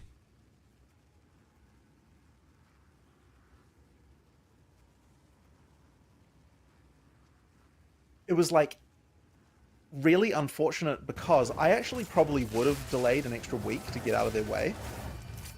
But we have a Easter, we've got Easter, Right. and then there's actually another public holiday the weekend after that, which means that there's a 3-day week. So when you have a 3-day week, everyone takes those 3 days off. Like, everyone is put in for time off during those 3 days, right? Like, that week is just dead.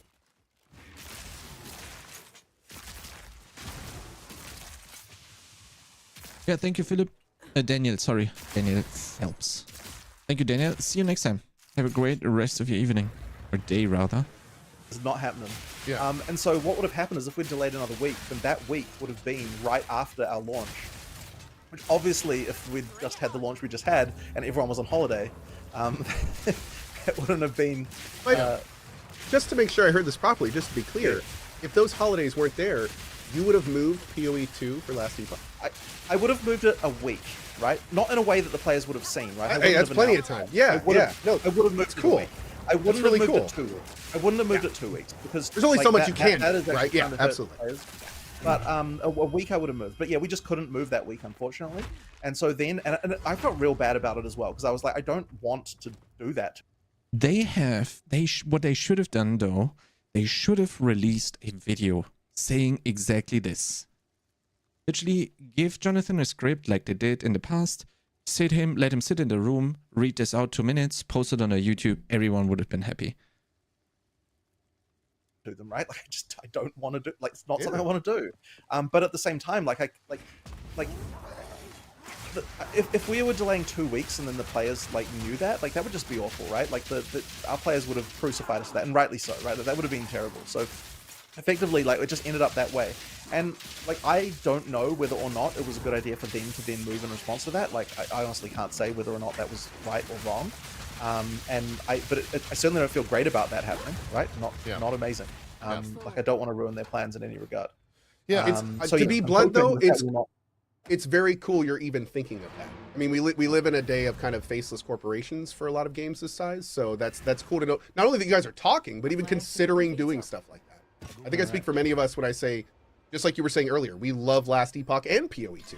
So in a perfect world, we'd love to be able to, like, you know, do both when they're all shiny and new. So it's great to know you guys are like talking. Yeah. Yes. Yeah. Cool. Well, I'm really hoping that doesn't happen again, because, you know, as I said, it was really unfortunate, and it really sucked that there was just that holiday thing that like blocked it. It's just like, it's just very unfortunate timing. That happened there. It'll happen. Every once in a while, it'll happen. One of the things in terms of like the issues of now or the issues of today, a lot of people have been asking about the EU server issues. I don't know if there's a specific. Yeah. So that's just thing you could say? DDoS. DDoSes, unfortunately, that are very hard to deal with. Yeah. So I called it, huh? I said it's probably DDoSing. Motherfuckers, man. Let us play the game. They were DDoSing WoW, and then probably the same fucking people started DDoSing PoE2 as well. That's probably what happened, huh? No, man. I don't know why you would do that, but okay. you know, like there's unfortunately not like a complete solution to DDoSing on the internet. You know, if someone's really Oh my god, yeah, that might be fucking awful, the Froggy. I haven't thought about that way, yeah. if someone's really doing that stuff. So yeah, it isn't a question of NOS wanting to like pay more money for more servers or anything like that. It's just entirely like, you know, the nightly DDoS comes along and like takes out like 5 or 6 machines, and then if you're having to play on those machines, then that happens, then they move on to another 5, and you know, like that kind of thing. It's just like very annoying. Yeah. So yeah, like we are investigating more options to try and improve that, but that is the source of that. Okay, gotcha. I think even saying that is beneficial for a lot of people. Right. So Agreed. yeah. What else is there? I'm kind of looking through there, see if there's anything. I guess another question I have for you in terms of like analytics, right? PoE is such a game based around numbers and whatnot. For you as a dev and as the game director of PoE2, do you have like a data point that you're constantly looking at, and if that number goes bad or that number goes positive, it affects the not only your mood but like the direction? Average player time to death. Yeah, like what is that number if there? I mean, the number for me is just concurrent users, just number of people online right now. Okay. Because that really, I mean, look, if people aren't enjoying the game, they're not going to play it. And this is actually something that, like, I actually, yesterday, like, I was talking to Mark, you know, about all of the, you know, all of the stuff. And the thing that he said to me is, like, he sort of had to remind me of that fact. Like, he's like, look, the retention of this PoE2 launch, like in terms of concurrent users on like weekend to weekend, is higher than any PoE1 launch we ever had before. Right. So it can't be that bad. I mean, it's a. He's right though. Yeah. I mean, I totally understand. You have to put things in perspective, right? Like when the internet's shouting at you to fix a myriad of issues, if there's a data point you can look at, they're still playing. Right. Yeah. Yeah. So They might be mad, but they're still there. Yeah. I mean, look, we still obviously have. There's still tons of things to fix. It's like I don't want to discount that in any Totally. regard. Yeah. You know, like on some level, like it's okay. Like because the thing is, when a million people start to say, Fucking hate players, man. Not hate watchers, the fucking hate gamers, man. you know, the game is bad, the game is terrible, it's hard to even remember yourself. You know, that there's actually a game there that is good, even though there may be problems, you know. So just seeing that and reminding myself of the fact that there are actually a lot of people playing the game is, you know, I think it was certainly important for me to kind of, you know, be like, yeah, you know what, like, sure. The benefit we're getting from all the people yelling is that we know that we need to fix stuff, but we still have a game that people are enjoying, and that is a and that is a good thing. Sure. So, yeah, I mean, we're still doing well, and like, I mean, this launch was still larger than any PoE1, like in terms of absolute numbers as well, right? Like, this launch in terms of people online was larger than any PoE1 launch we ever did. It's crazy. And it is approximately what I expected as far as like relative to the other launch. So generally speaking, like what we've always observed is the first launch is you get a number, and then the this is in any market we've entered, and any subsequent launch is 50% of what the first launch was. But then the way you know that you're doing well is that you start growing from there. So you have a number, you go half, and then you're going up like hopefully 5%, something like that, you know, each time after that. And that's how you know an action RPG is doing well. So it's really seeing, like, you know, do people come back next time, you know, like how well do we do there? That'll be the question. Sure. Yep. We could do a round of final questions and then call it an interview. For me, it's 8 o'clock, 8 a.m. there? What time is it? On Monday, the start of the work Right week? now, it's it's 8 o'clock. You can see the sun rising in the background there, which is blowing out all the cameras. What's the first thing that's going to be on your desk when you get into the office? What are you doing? So we are going to look into item drops because a lot of people are saying that the wisps are not rewarding enough. Nice. And they should mathematically be. Like, those things give like 300% better, like more. Well, okay, it's not more items. It's more like more the number that we use for like rarity that increases the drops, how good they are, right? Right. And it also gives two extra drop slots. So effectively, like, there's no reason why they should feel unrewarding, but they do. So therefore, I need to understand what's going on with that. And I spent like quite a lot of time yesterday looking through like the simulations and like seeing what's going on. And like, I've definitely identified that there's something going wrong in the item drop system that I'm not quite happy with. And hopefully, if we fix that, it'll make this the wisps feel better. Cool. That's great. So yeah, that's kind of the thing that I'm going to be probably spending a few hours on this morning to see if we can come up with some kind of improvement there. Cool. Fantastic. I like the first thing I read in chat. 300% of 0 is still 0. Because of course, that's how he feels. Yeah. I will also say chat erupted mostly in jubilation when he said that you're going to be taking a look at loot. So I if took, it matters, I took there you the go. temperature of all three chats. W take. Yeah. W take. I'll let Great. you know. Oh, but is it, what's the quotient on based? Oh. Based is good and trending. Base values are trending. Great. Excellent. Fantastic. Great. Zika, Co, any final questions? I got one. I had one from my audience. That Go ahead. might be an easy one. Yeah. I'll go last. Zika, I don't know if John, this is from my audience. Tell me if it matters, because I don't know. Ask him about difficulty scaling with multiple people, and if it's been adjusted. At launch, me and 2 others had to stop because it was so difficult. That's just the game, baby. I'm sorry.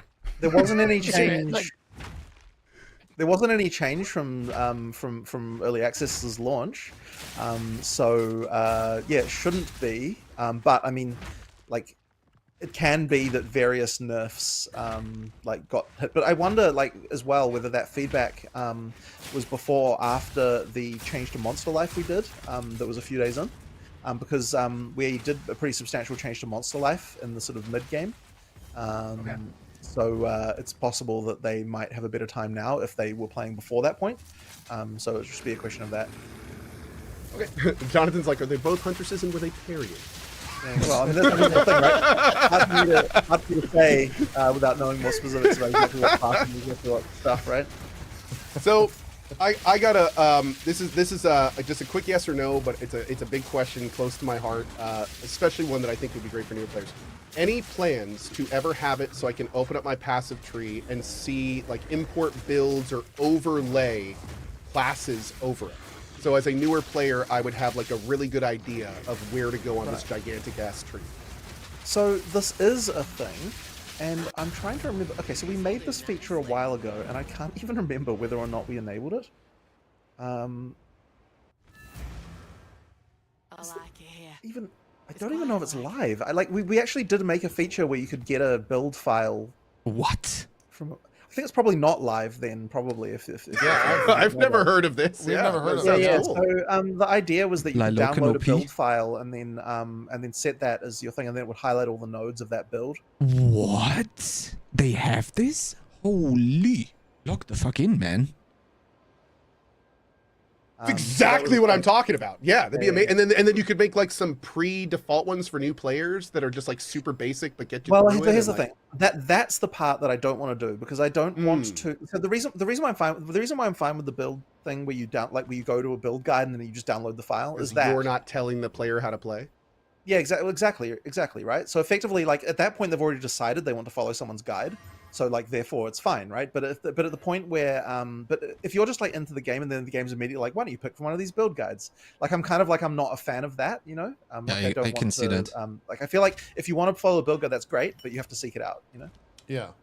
Well, and Very I cool. totally agree with that, because yeah. I wanted to mention this before. One of the things that I really enjoyed about PoE 2 is that I got through the entire thing before it, restarts or whatever. I got through the entire thing without looking up any builds or anything. I was able to like get through it. It was fucking tough, but I got through it. And then I looked at a build guide and I'm like, wow, I was way off. Holy shit. And then I did the build and I put all the nodes in the proper spot. And I was like, God, this is like baby shit. I'm just zapping everything. But I could get through it. So I like that. You don't do it. And also, if you put that in the game, you're gonna make someone like me feel like an idiot. Like I'll start putting things in nodes and then I'll go like, what do you suggest? And like, God damn it. Yeah. Well, yeah, I mean, there's a lot of different things I could see that would be bad about that. But I agree with Jonathan in the sense, like, if a player seeks it out, they should be able to. Optional. Yeah. Absolutely. 100%. Yep. Yeah, that makes a lot more That's sense. cool, though, that you guys are thinking about that, because I would love to have all that in-game for builds.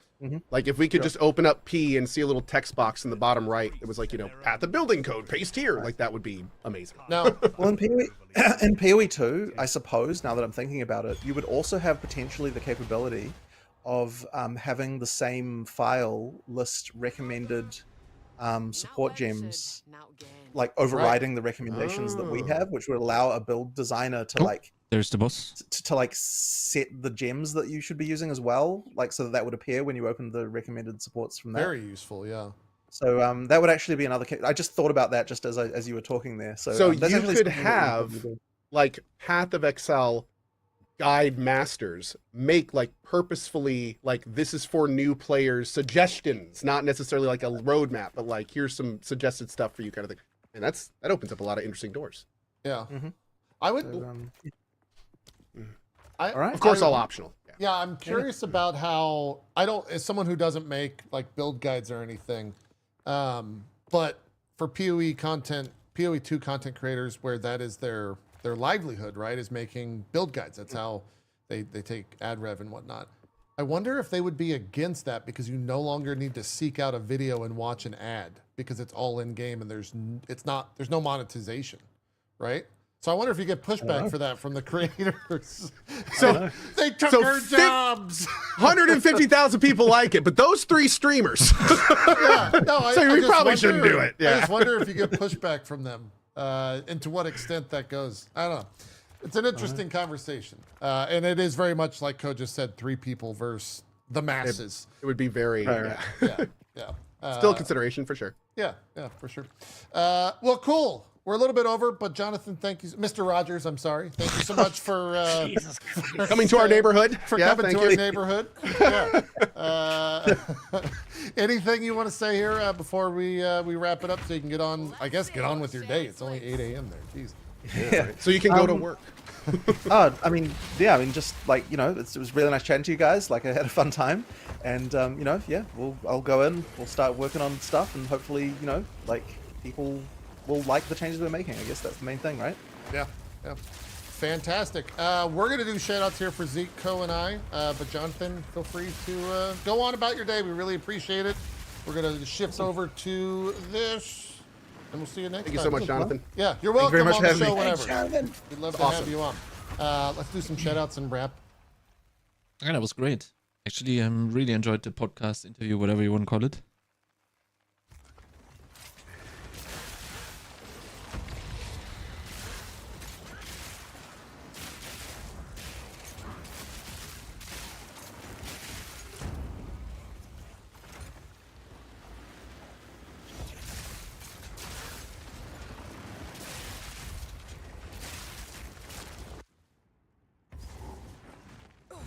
Okay, I never fought Allroth in PoE 2, so let's see how it goes.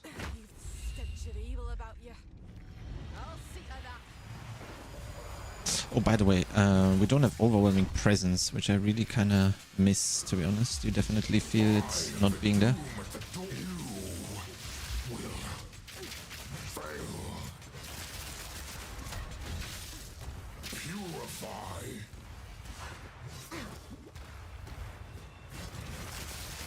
I'm not shooting for whatever reason. I'm holding down the button, nothing's happening.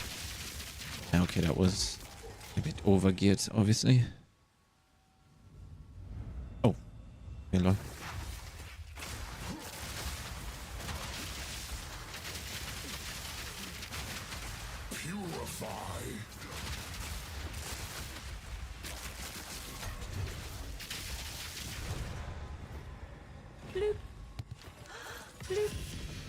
Ooh, I found a Swally. How much are they? I won't find out, I guess.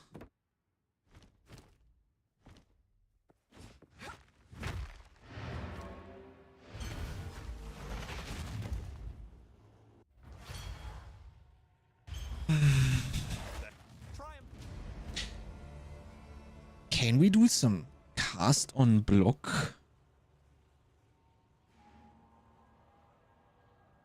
Amazon stuff with like Giga Crit or something? But on Amazon, you always want to have the Lycoside shield with the double accuracy, right? Kinda don't want to not have that, I guess.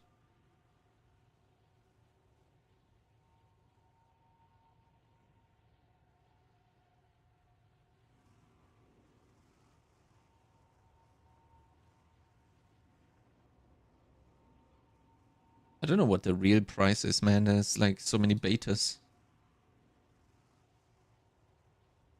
Backies? Yo, welcome backies, Yanni. How did it roll? Yeah, max blockchains is not so good.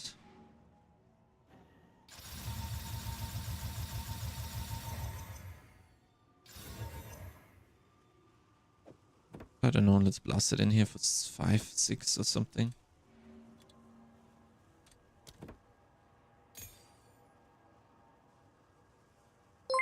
Yo, Tuna! Thank you so much for the raid. Holy moly, who this? Oh my god, now I got a VIP, so many new people. Holy moly. What's up, boys? Pelsteron? Why is Tuna not a VIP? Oh, he is. There you go. Hello, how's it going, boys? What up, what up? Welcome in, everybody. I'm Chronix. Thank you guys so much for stopping by. I'm currently doing the Galvanic Shards Shockburst rounds, and I finished all the evasion rating testing that I wanted to do. Is it viable? I think it's great. It's such an amazing build. Check out that gaming room, sick as fuck. Yeah, look at this. We got Yoda, we got Vegeta, we got what's the Squirtle? That's the English name. We got a loot gobbo over there. We got Eater framed right there. We have some Optimus Prime over there. There's a lot of cool stuff hiding. Soundproof room? No, it's Shiggy. True, it's actually Shiggy. Yeah, it's working quite nice. I'm currently trying the ES Leech thingy with Black Insignia. And I don't know if I like it. Kartoffelsalat.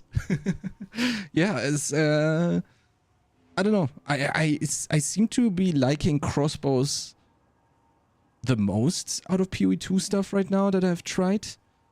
And I mean, when I read the patch notes, I was like giga happy about what was going on. Okay, let me blast the next logbook actually. Let's see if we get lucky again.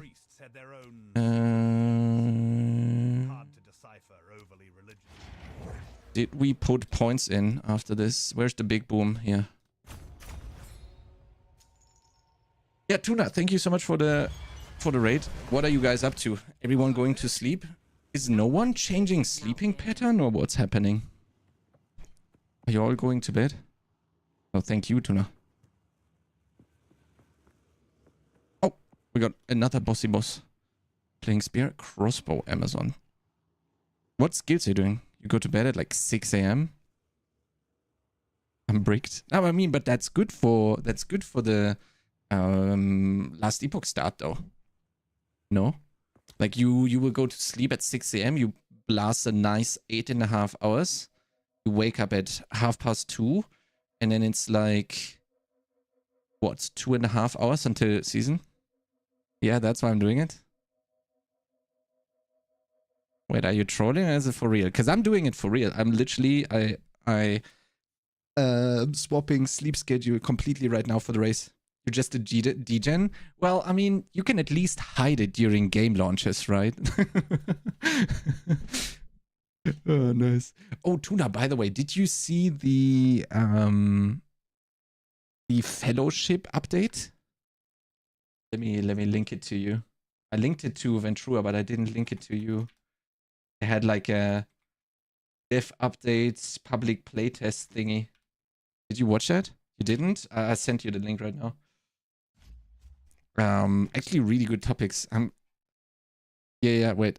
I'm gonna share it in chat. There you go. Yeah, they had like a couple of days ago, or actually a little bit more than that. When was it?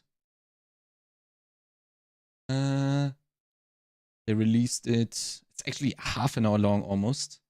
5 days ago. There you go. Probably 6 at this point. Okay, so what are we gonna do? 20. We probably can make it this way, I guess. Let's see. Whoop. Oh, wait. Wait, do I not have the big boom? I don't have the big boom in the logs, in the logbooks, obviously.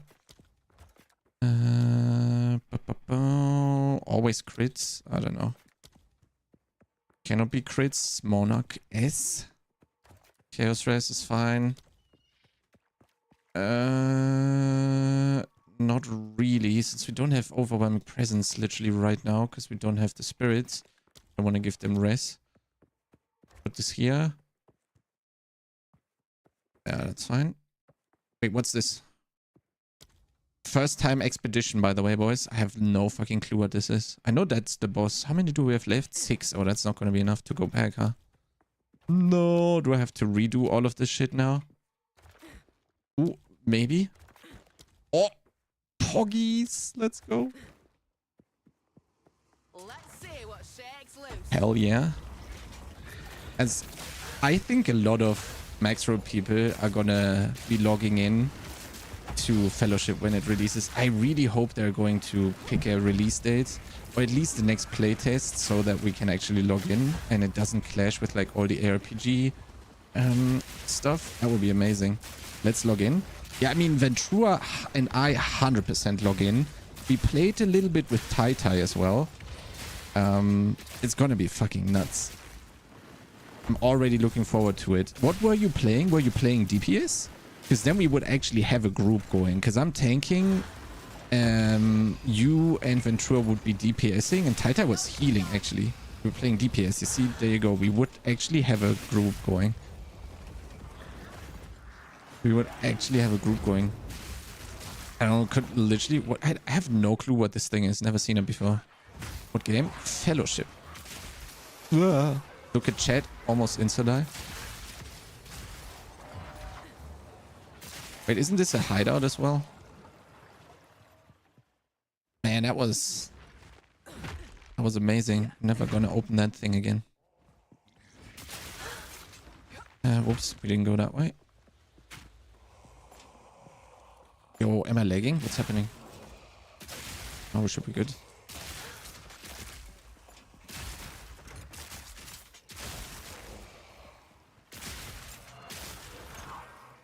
Okay. Boss time. I literally didn't have to do any mechanics the first time, so let's see. Maybe we have to do something now. Reduce number of respawn attempts. Easy. I mean, obviously. This looks like WoW and nice graphics. It's World of Warcraft, but only the M+ parts and no leveling, but some RPG progression-like system. Kind of like a mix of an MMO and RPG progression-like system. I really enjoyed it. Like, I don't know how many hours I played, but a lot. Oops.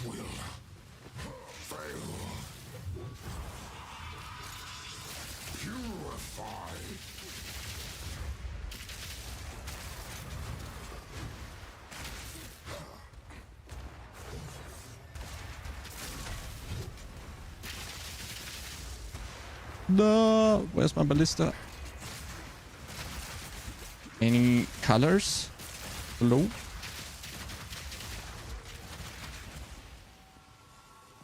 Jump, cheers for the stream. Chat, have fun, boys. Thank you, the Froggy. I'll see you tomorrow. Nice. Also PvP? No PvP at all. They literally just yoinked the M+ and made a game around it. And in my opinion, they did an absolutely amazing job. Why is my Galvanic red? That's an MTX. you can get it here in the sales, sorry, in the shop. Crossbow skills. And then, wait. Oh. Lol. Okay, guys, who is DDoSing me? Yeah, right there. You can buy it. I would advise against buying the pack because the shock burst is so obnoxious. Like, you know how in shock burst, when it's like blue, as you saw on the boss, it's a little bit transparent as well. When it's red, it almost lost all of its shop. Actually regularly crashes the game for me as well. Oh, okay, so it was that. Well, that's probably not a good thing for their revenue, huh? Oh no, oh my god, I was like, did my fucking loot just disappear? I would advise against buying the red shock burst, to be honest, because the transparency is kind of not good. You don't see anything anymore what the boss is doing as soon as you're shock bursting. Like on Galvanic, I think it's fine, but definitely advise against the what's it called? The red shock burst. Okay, let's do another one. Oh wait, we need to Bibbidi babbidi. What are we doing? Rooting monster markers. Perhaps it also have 3 implicit mods. Could do that. Artifacts. Travel faster. Yeah. Chest markers. Despawn after 5 seconds. That's kind of shit. Remnants. And suffix. Let's do that. Wait.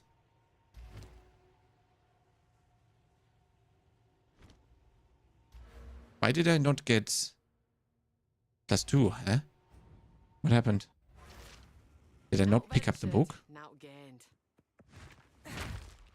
Wait, did it despawn?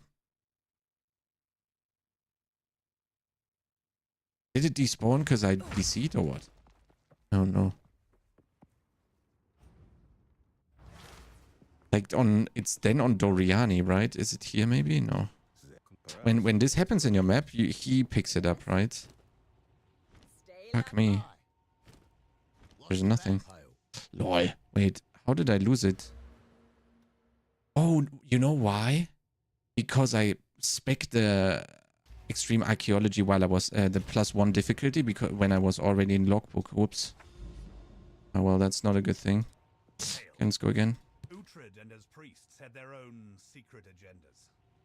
Hard to decipher, overly religious. Translation suffix. Might not even be truthful. Radius. I don't care. Let's give me the suffixes. I love the portal effect, by the way, man. I think it's really cool. Hello there. Now ventured, now gained. Yeah, we got a boss. Nice. Not going for that anymore. Chance to be corrupted. Fuck that. Okay. Oop. Oop.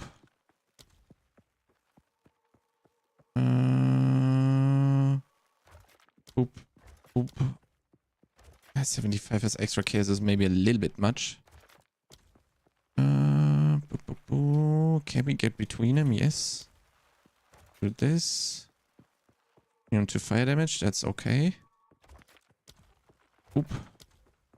Immune to phase, immune to fire. Max life. I don't want that.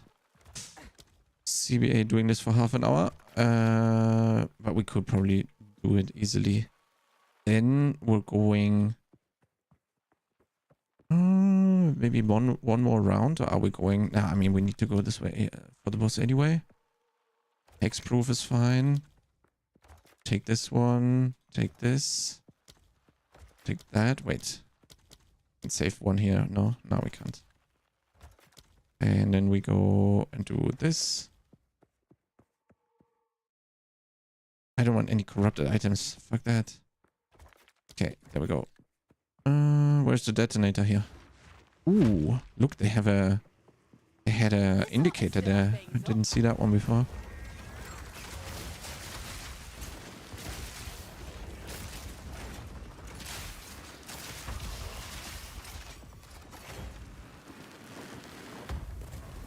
Actually, the travels faster is kind of nice, no?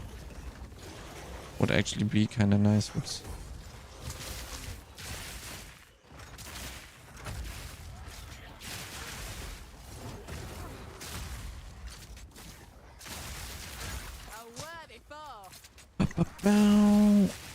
But did that one not have the downside of it spawning 5 seconds? The chest is spawning in 5 seconds? I guess so, right?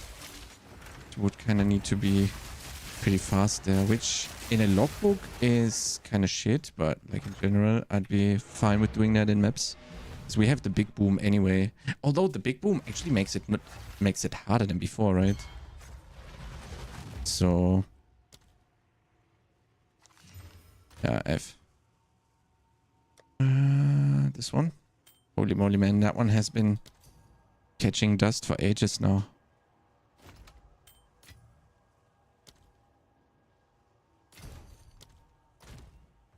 Okay. Time is of the essence.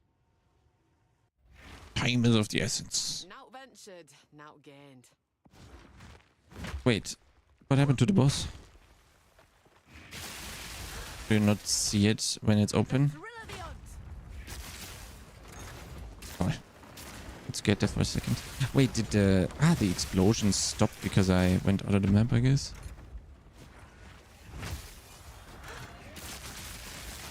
Fucking expedition. I'm never gonna probably like that one. It's like the only way how I can endure it is literally the big boom, else it's just completely fucked for me. I hate running around reading all this shit and then clicking the stuff 10 times. At least in PoE1 you have the keybind, but here you don't, which is Giga Monarch S for me, to be honest. Really don't like that.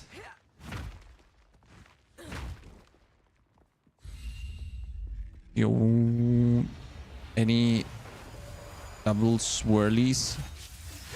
Give me another swirls.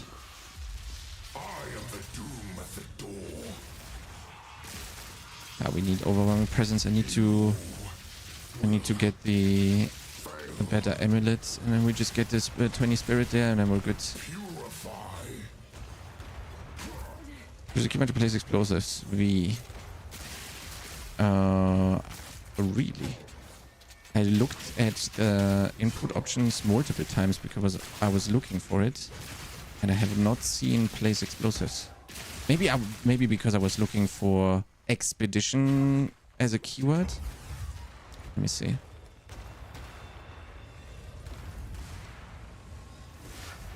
I don't see it.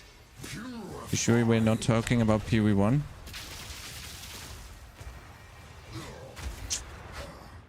When will I not get hit by the returning projectile?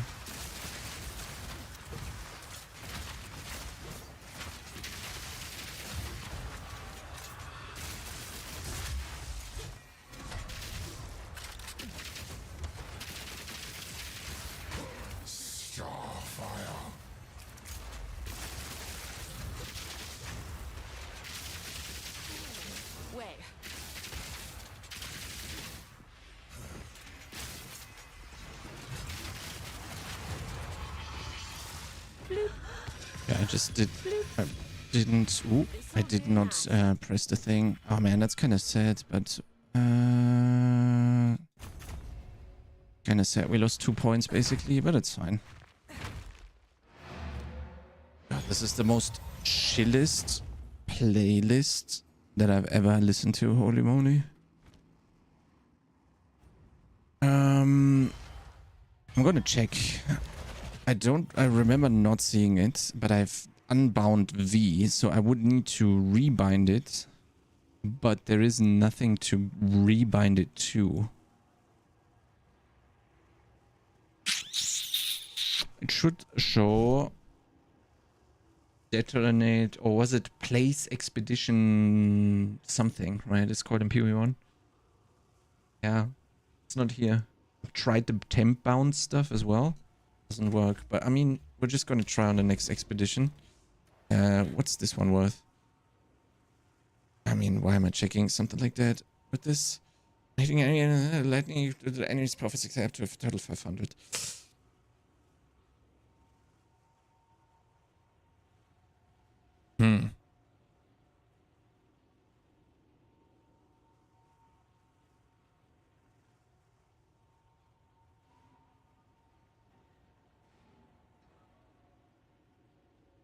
What could we do with this? Actually, 1.82 seconds attack is kind of insane. But what's the problem is then you have to play a maze, right? Which is not really what I want to be doing currently. Just thinking, like, what could you... 1.7 attacks per second would be sick.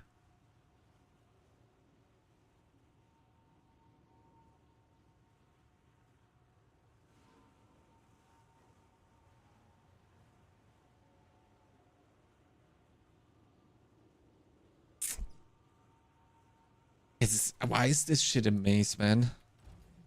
It would be sick if it wasn't a maze. Could use some other stuff in the future with it. That would be nice. We need an expedition. I want to try. Maybe it shows up when there's an expedition present. Maybe then I can actually see. I want to have a boss though. Well, maybe I'm too picky right now. Where is it? There's none. Help. And let's go towards these then. Let's take this. Oh wait, I need to get maps.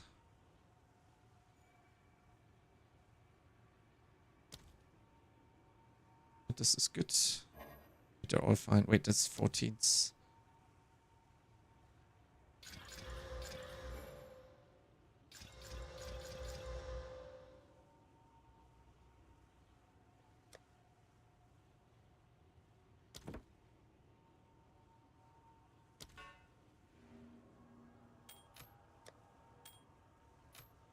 Okay, let's do this. It's wait. Okay, they're good. Let me get the regex. Let me rego them.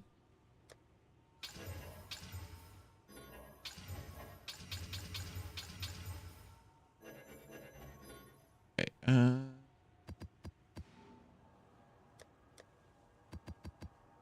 we go.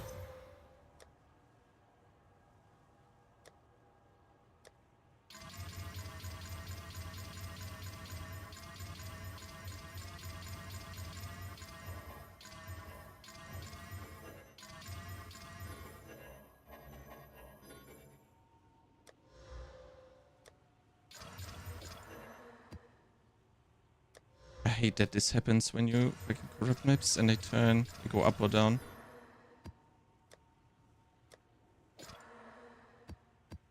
Okay, so these two are shit.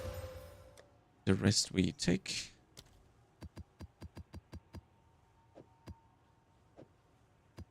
$25, $85, there we go, and the rest doesn't matter. We wanted to go, maybe we can do this area now, actually. Kinda need to play some stuff not juiced though until we get to the tower, which is kinda sad because we just made these maps. Should be fine still. Yeah, overwhelming presence is absolutely... I mean, I would obviously put this in the build guide, 100% necessary, but my problem right now is that I would need to buy a new item, which I currently really don't have, really don't want to be doing. We could be buying probably a better, I mean, a better chest is gonna be rough. Also, what are you gonna sacrifice for it? I mean, in theory, the Giga Hybrid mod at the top, the T3 one, what gloves are that? Those, I call them Sanguini Languini mixtapey. They convert Life Leech into Energy Shield Leech.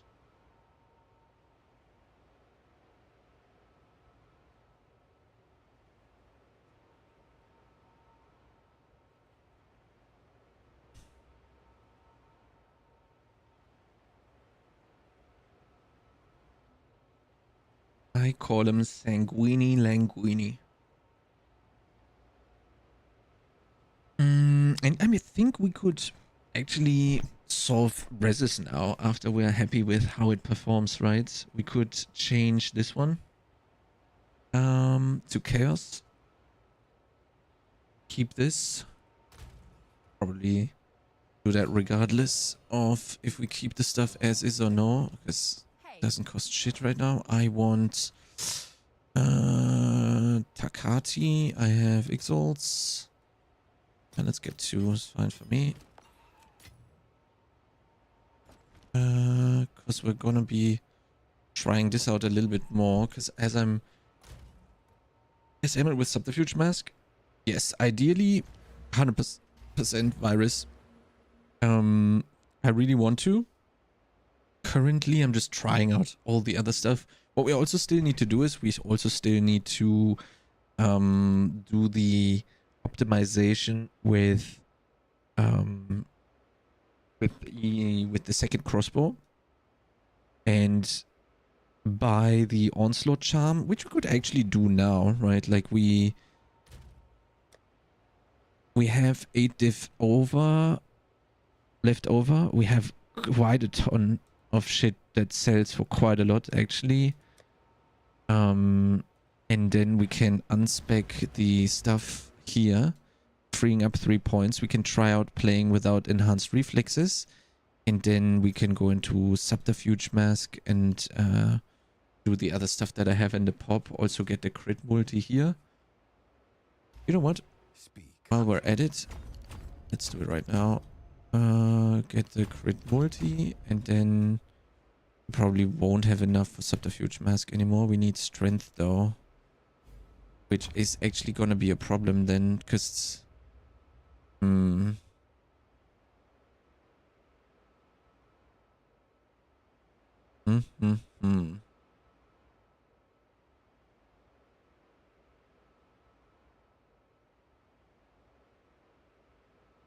2, 3, 4, 5. Yeah, this is all experimental. We just clicked stuff earlier. Still need to min-max all of this. That's pretty important to mention, probably. Let me put this one here. So. I'll try.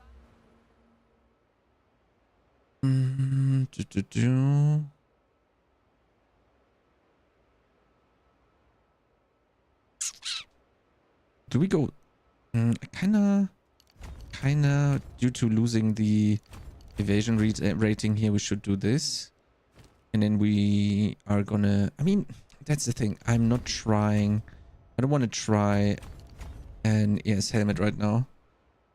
Can I do this? I mean, we take this out and put it over there for sure.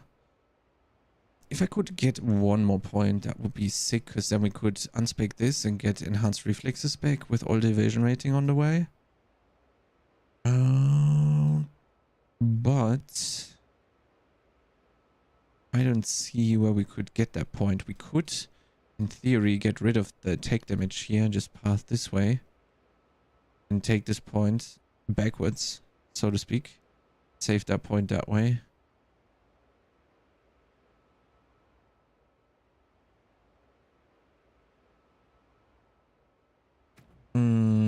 Yes, on the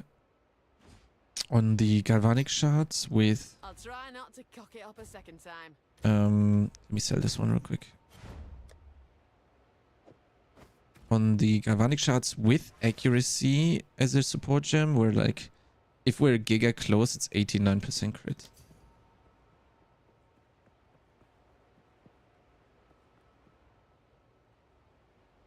Was he running around looking for the stash? That looked funny. It's like, wee. Okay. So. And we're gonna go get the onslaughts. What was the name again? Fall of the Axe or something, right?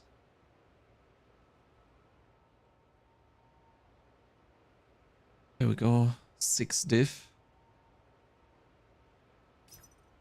Easy.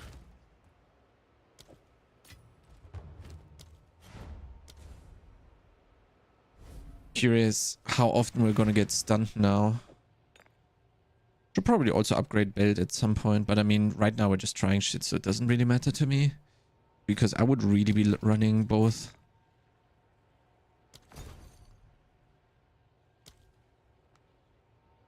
There we go. Lol, I couldn't move. the gear here. Put it like this. Then we unspec Not wrong with a new approach. this. Wait, does this permanently trigger when you're temp changed? Well, basically every time you have enough charges, right? Yeah, I see. I really want to pick this up as well. Currently, Subterfuge Mask doesn't make that much sense. Because, well, we're playing Black Insignia, so we do this. For sure. Okay, let's go. We wanted to... Ah, wait. We need to finish this one.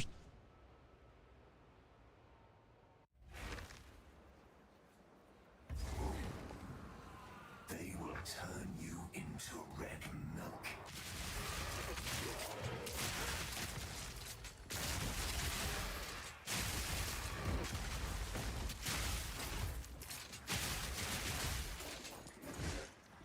Man, I love it so much that the rares are visible.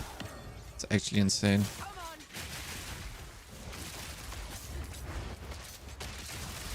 A worthy foe.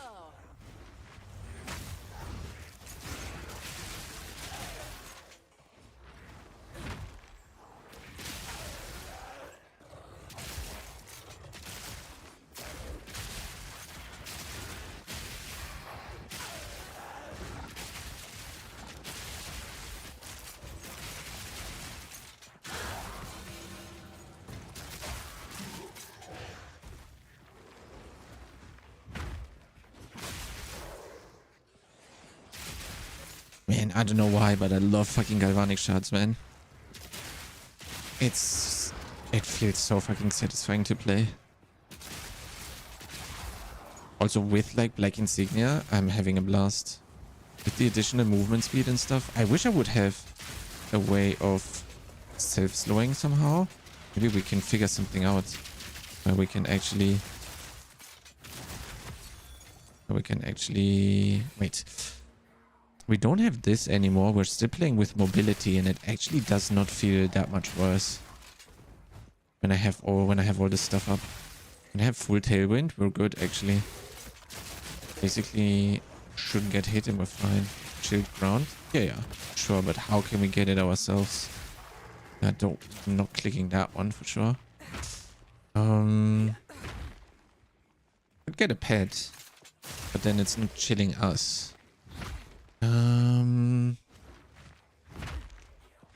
Or we only play temp chain mobs. We only play temp chain maps from now on, so it's constantly triggering. I really wanted to see how fast I'm getting the charm charges back, but it's obviously it's not triggering right now. A worthy foe.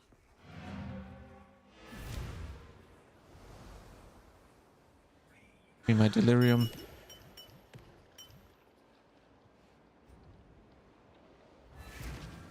Okay. A home away from home. Hip device. Let's go here.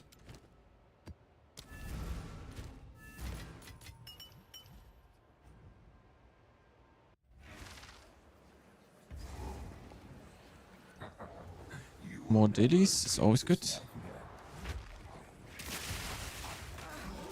See, I'm already getting fucking blasted with stuns. Holy. The Omen got consumed. GG. Oh. Yeah. Oof. Missing the stun charm is rough. Not gonna lie.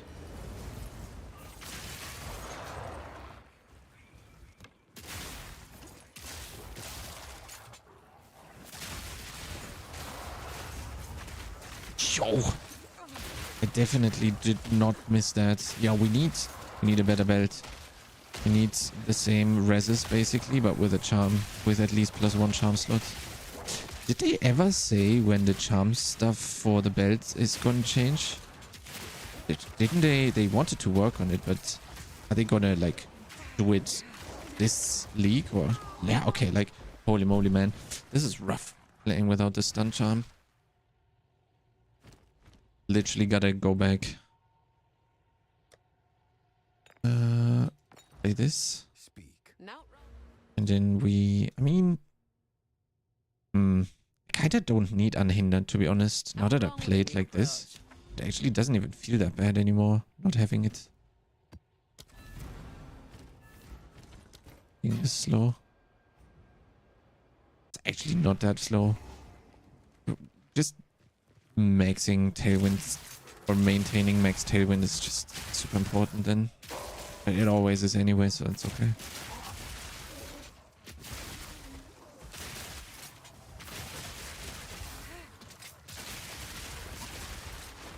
Yeah, because this stun thingy is proccing so often.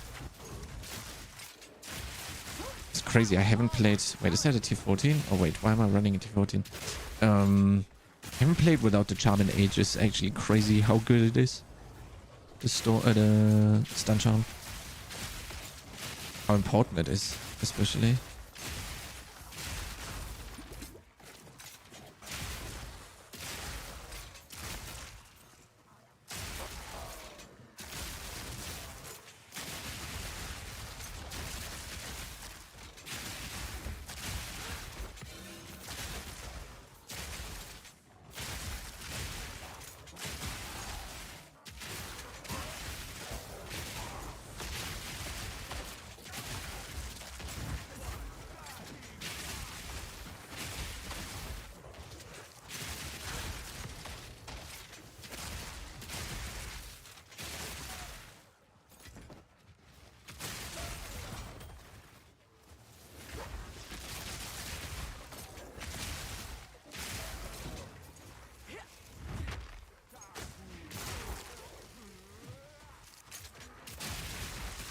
Okay, there we go.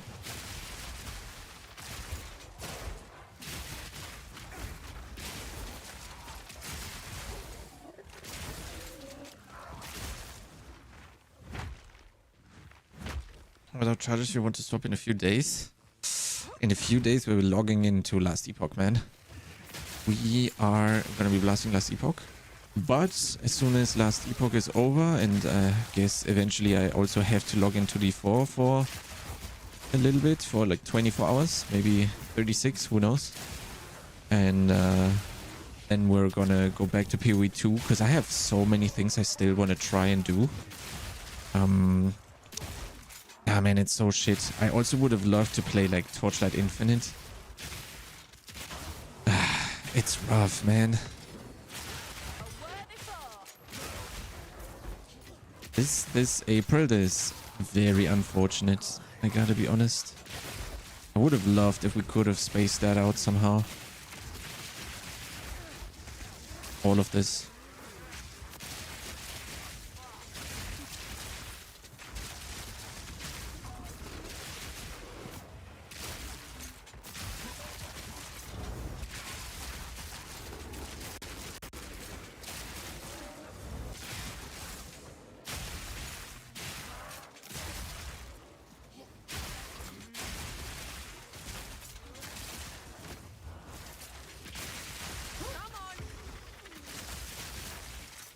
It's or game releases and seasons. Yeah, not even the year, the fucking April as well. The fucking month had like literally everything releasing. Or had or will have. Right? Like as an RPG enjoyer, like don't get me wrong. It's super cool that we are getting tons of stuff, but come on guys, please space them out a bit. What's happening? Ooh. Proposed together that we played a new campaign. Oof, rough timing. How fast can you get through a new campaign?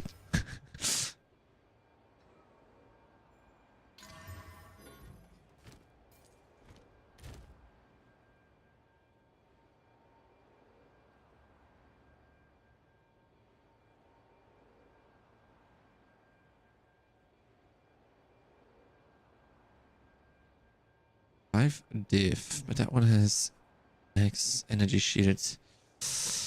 We got a little bit unlucky on the accuracy rating, to be honest. Everything else seems kind of good. If they added multiplayer into No Rest for the Wicked yet? I don't know. I have never played No Rest for the Wicked.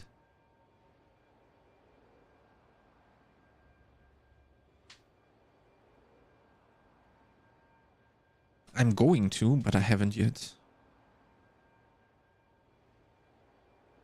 Only recently did my first plunge into Souls-likes and played Elden Ring as my first one. That was quite something. Why didn't I AUG that? I'm done.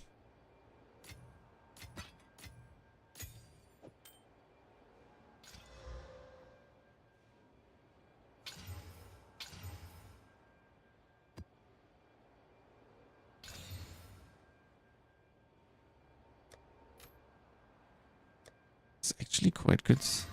20 on all attributes. Holy moly. 152 mana. Unfortunately, no ES. Lol, this thing is insane. HYRRI'S. Not gonna be any risk like this. Let's do it like that. One div, but I got another one, so it's absolutely easy to div right there. Hashtag crafting. Holy moly. Okay. Wait, did I not finish this or did I just open it? I guess I just opened it, right?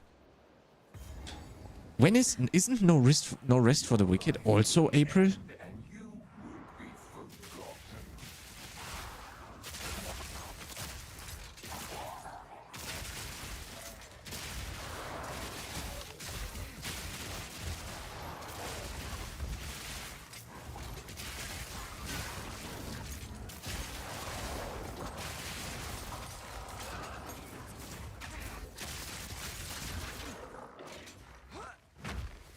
I'm very curious what would happen.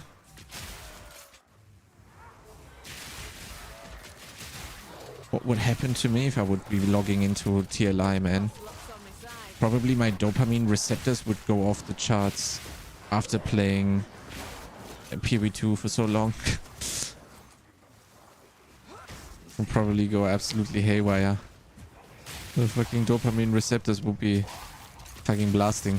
Or they would be getting blasted rather.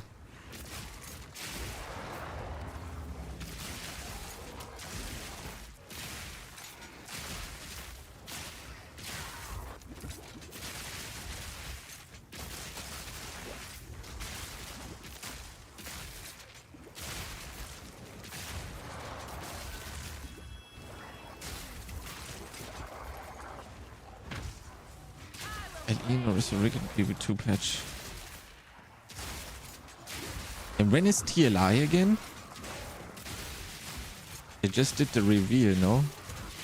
They did the reveal yesterday, and then when is TLI exactly? Which dates?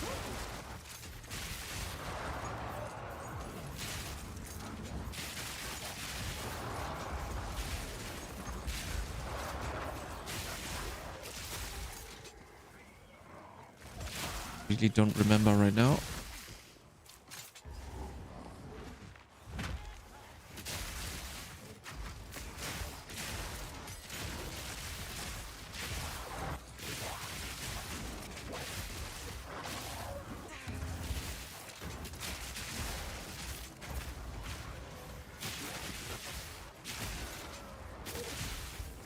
It's actually insane how much work the stone charm is doing. I mean, if you take a look at here of how often it's at 0, it's actually crazy. 17th is TLI. Wait, what? Oh my god.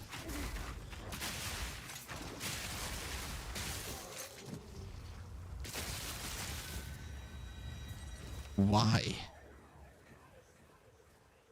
It's so weird seeing caster stuff now with sockets. So unusual. Torchlight is 17th. That's actually insane. Man, Torchlight is so much fun though. Like, holy moly. Just the fucking... The speed at which you're just fucking annihilating screens is so satisfying.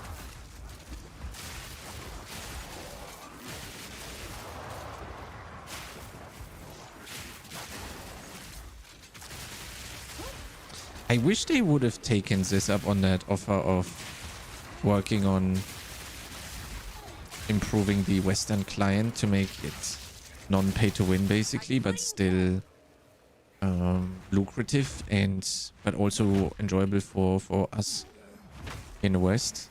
I don't understand. How are people okay with pay to win in their games? Like official pay to win in their games. I mean, there's pay to win in every game and just fucking RMT the living shit out of it, right? But like in game?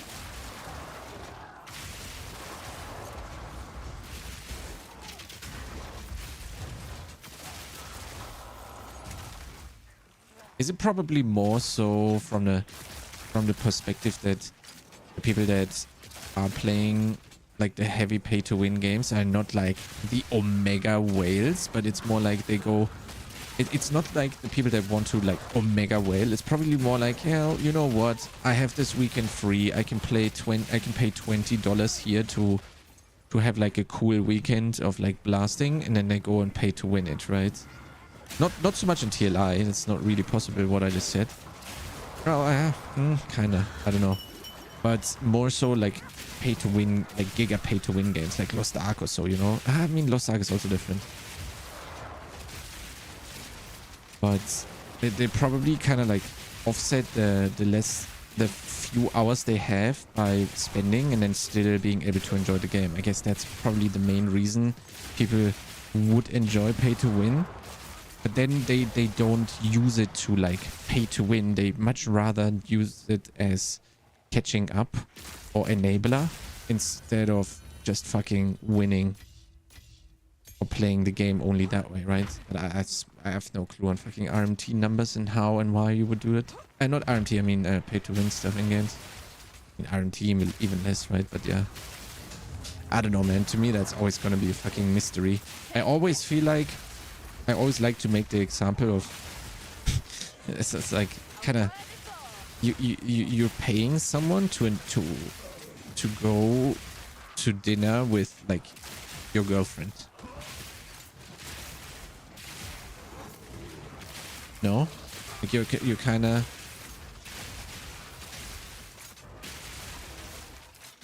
I don't know. Kind of feels like that to me.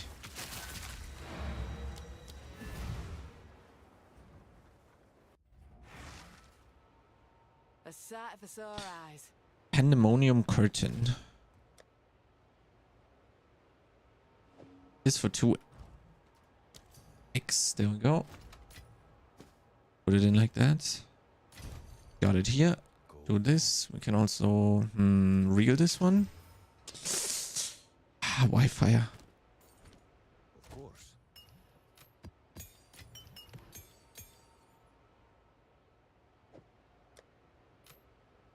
Okay. Ooh, that one is not bad. Ooh, crit multi. Oh my god. Look at this thing.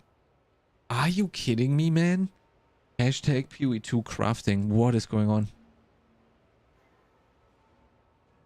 My wife's boyfriend gave me $60 to spend on TLI. Yeah, exactly.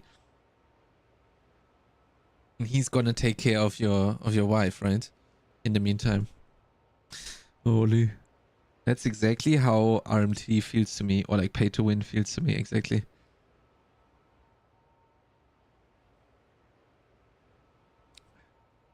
This one is 15 diff. Look at it. Mine has a little bit less max energy shield, but it has max energy shield and fucking spell damage. God, man. What am I getting? What am I finding? Which fucking items am I getting or finding? Holy shit, man. Actually crazy to me. Insane. So much luck. I wish there was a better way of kind of like steering the crafting somehow. I'm not. I guess I'll invite them. They have to wait. Mount spear build. Okay.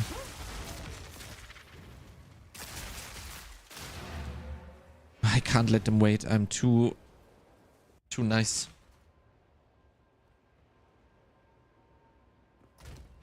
Which one is it? 2 exalts. I don't have this. What's the name? Blood League. Huh? Ah, it's here somewhere. Yo.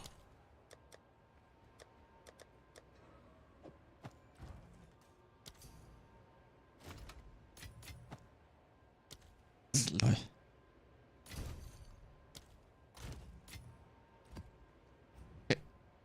Chance and Astramentis yesterday. Holy. Was farming Tribe Chaos, found a white setter, came to stash, Short's end, grabbing soul cores. I dropped, was about to throw in stash just for the loot. Over chance set and pop was kind of sick. That's really sick. How much did it sell for? I haven't looked at Astramentis prices recently.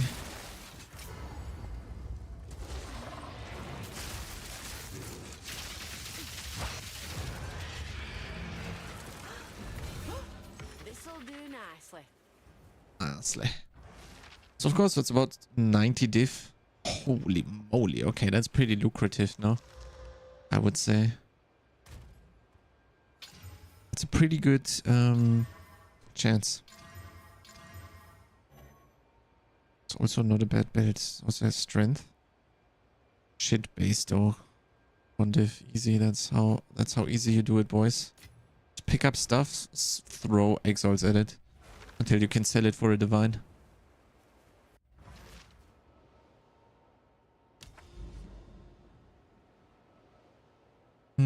Do we even care about doing this one? Not really. Kinda just wanna get to the tower ASAP. You can do it afterwards.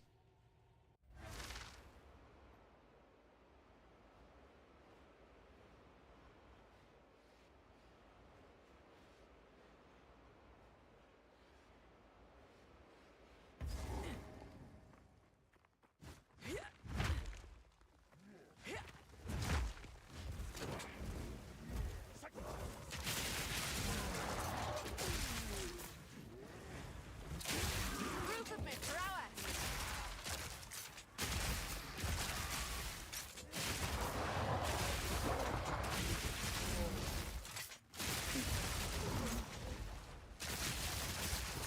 Could get quite a lot of damage if we get an accuracy helmet, right? What suffixes do we want? We need lightning res.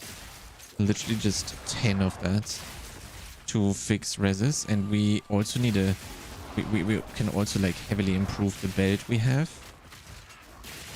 so that way we don't even have that big of a suffix pressure on the helmet, so we can maybe go for like an offensive one there, although our damage is like really good. But what else are you gonna get? Like you could make other pieces that I'm gonna buy in the future less expensive by going for reses on the helmet. But some crit or at the very least some accuracy. Wait, accuracy is actually a prefix. Some accuracy and some crit stuff would actually not hurt, I guess. 354 divine in the stash gets 90 more. That's kind of insane. True.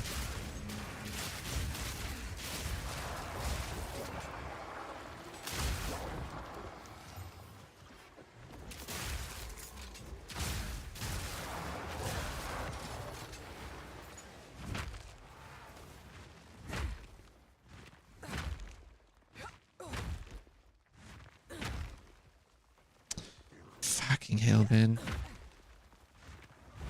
You're flipping like a maniac. Nice.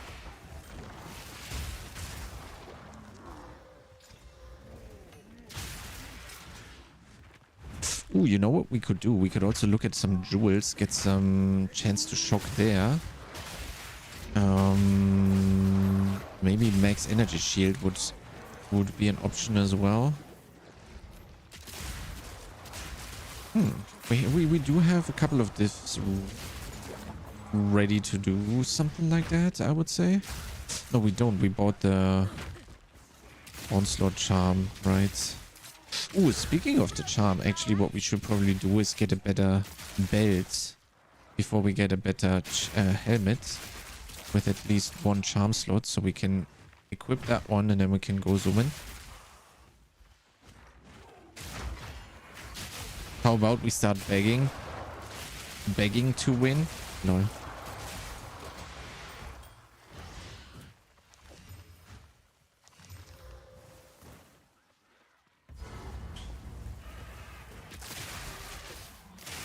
isn't that cool how in PoE, in general PoE both, you can so much so play to your heart's content.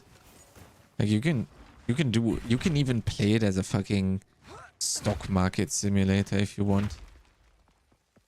Wait, did they reduce the size of this arena by any chance?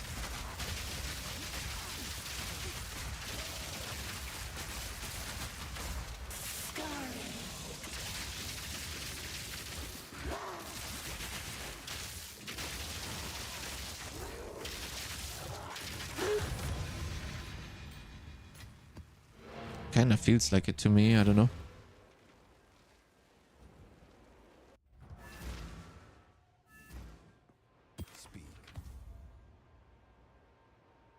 That's a lot of armor.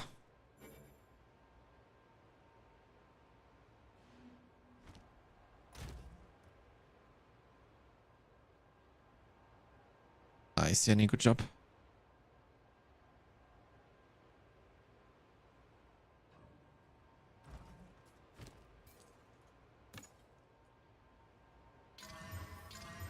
Oof. Bro, what is up with the slams, man? Tuna needs to raid me every time, man. What? Wait, this is the first time I see this thing. Is it? That's cool.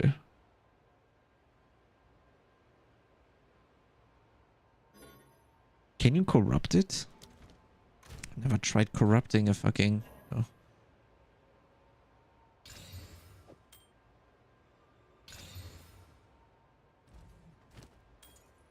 This one is really nice. But not quite good.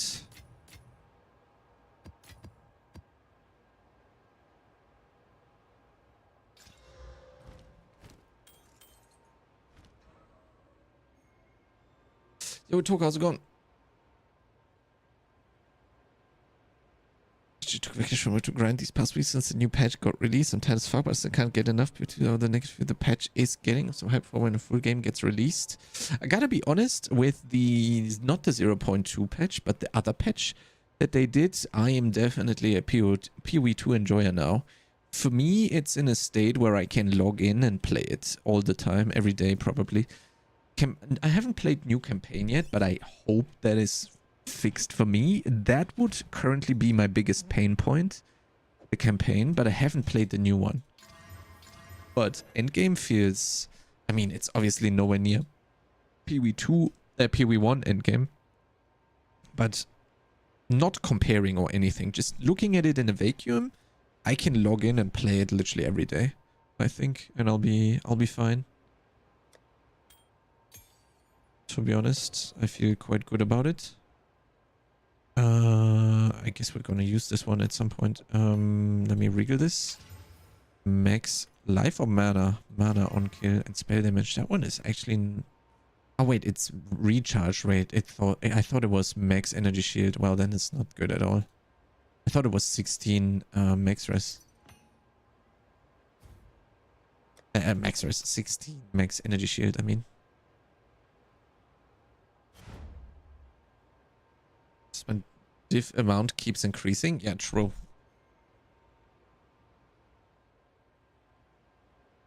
Actually, such a good item, man. Not gonna lie. Got Giga Dex as well. Yo, what? This one has Spirit on top. Are you kidding me? That's crazy.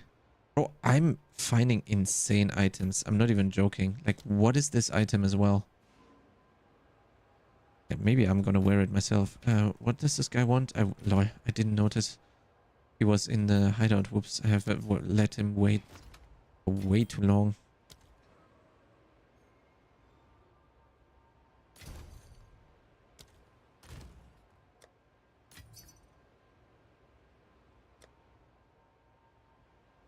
I have a Jin barrier here somewhere. What the fuck? I do. Okay, what are we doing with this one though? Like, holy moly. 1.5k energy shield. Ooh, this thing is quite nice, not gonna lie. Even has crit multi and dex. Oh man, imagine the life roll was actually fucking usable. Bro, this thing is huge as fuck. What the fuck? This guy's evasion rating is 49 and the maximum energy shield is 50. And he has spirit. And double res. That thing is ridiculous. Not gonna lie. You settled on the builds? I wouldn't.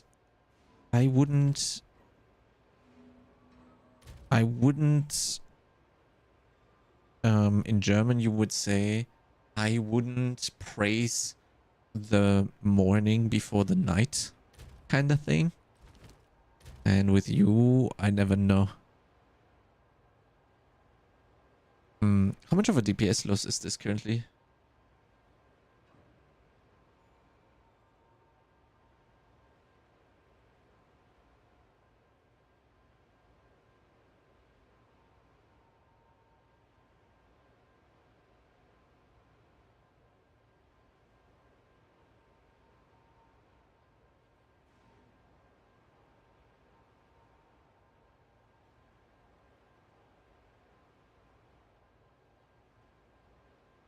Okay, let me see here.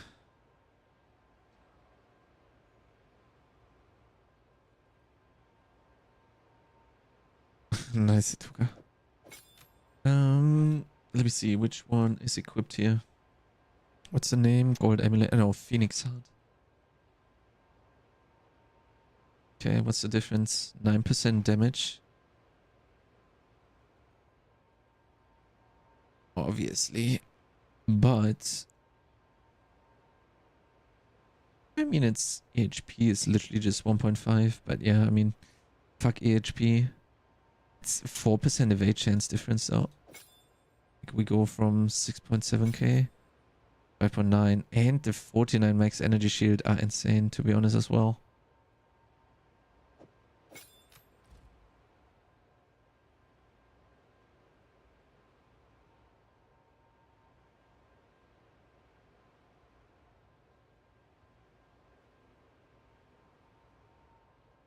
It's kind of crazy that I get like 1.2.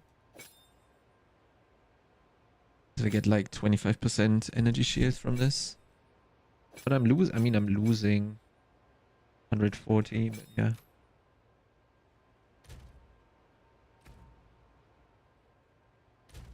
It's also like the attributes are nice because it's so much dex.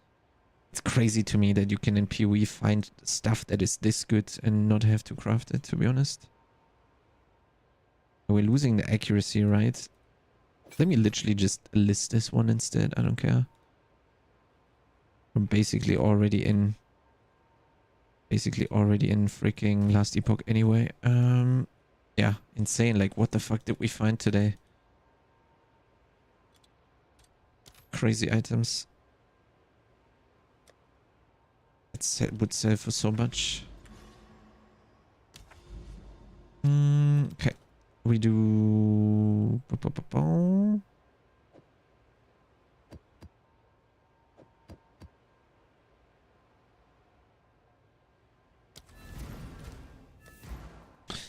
Kind of want to get a better belt with one charm slot. Get the onslaught charm.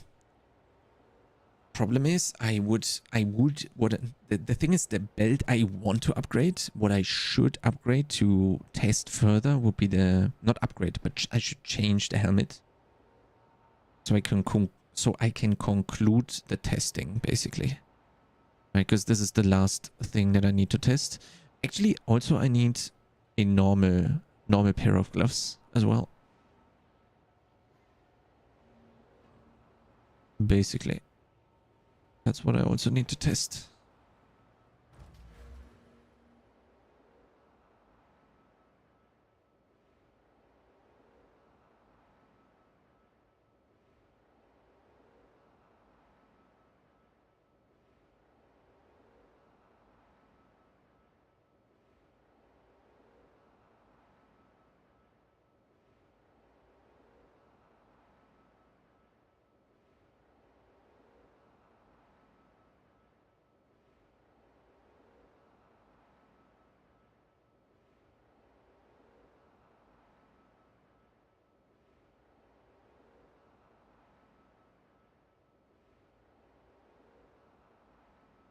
Okay, let me do some note power stuff real quick because I want to see the difference here. 1, 2, 3, 4, 5, 6, 7, 8, 9, 10 points that we kind of have up for grabs right now.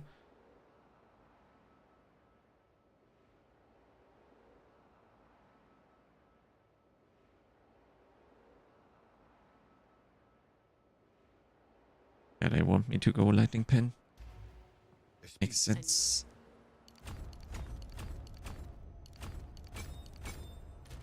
And I have an attribute problem though. But I get 10 decks here, right? Which is barely enough to get everything going again.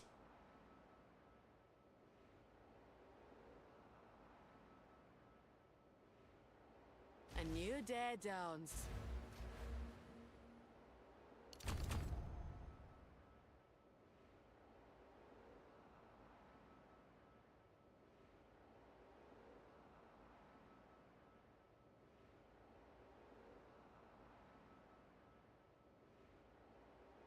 Okay, I'm curious if the lightning pen now is gonna be, it's gonna make it more, I mean, obviously it will. Also, we got 10% increased chance to shock here. So it will probably be quite nice.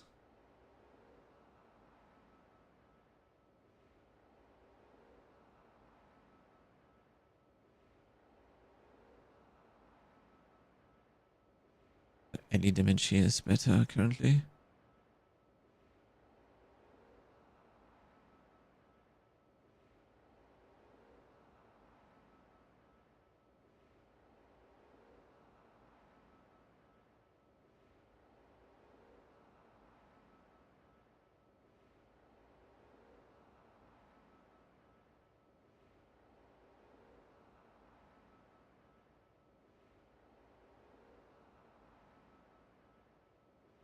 Okay, let's leave it like this for now. I gotta go pee though. I'll be right back.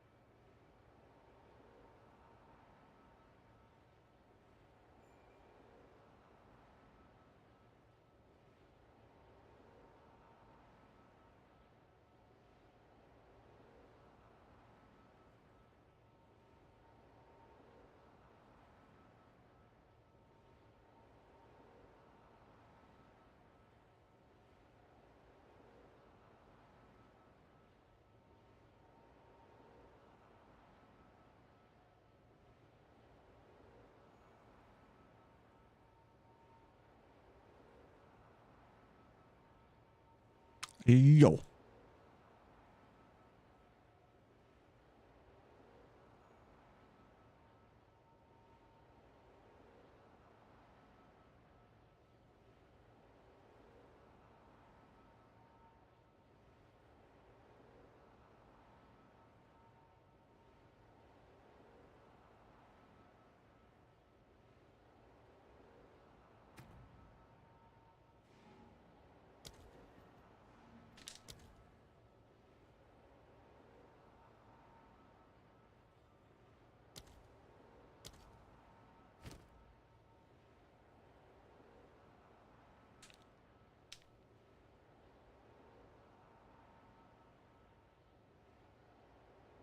Yo, me too, Itoka. How's it going?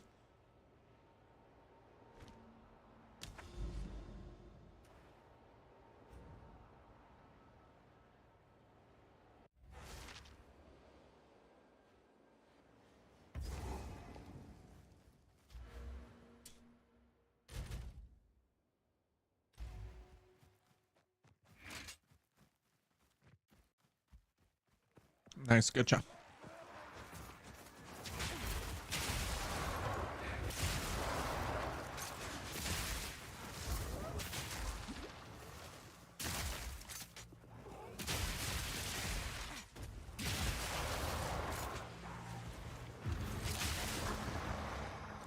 I don't know if 2 diff is gonna be enough to buy the better builds.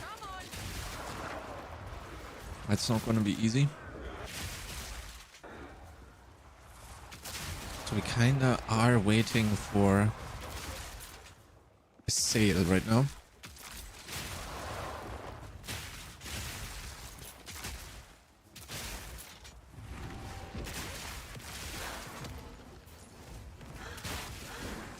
This'll do nicely.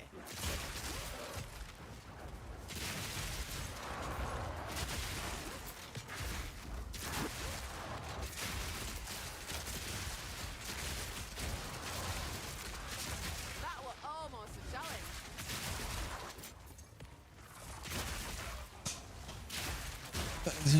Right, gotcha. What a noob, man. Sleeping at night? Who does that? Ew.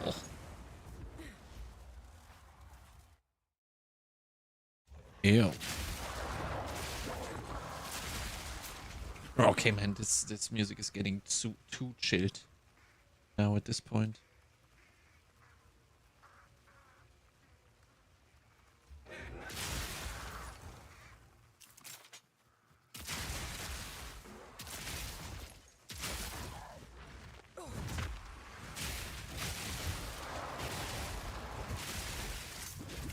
Holy.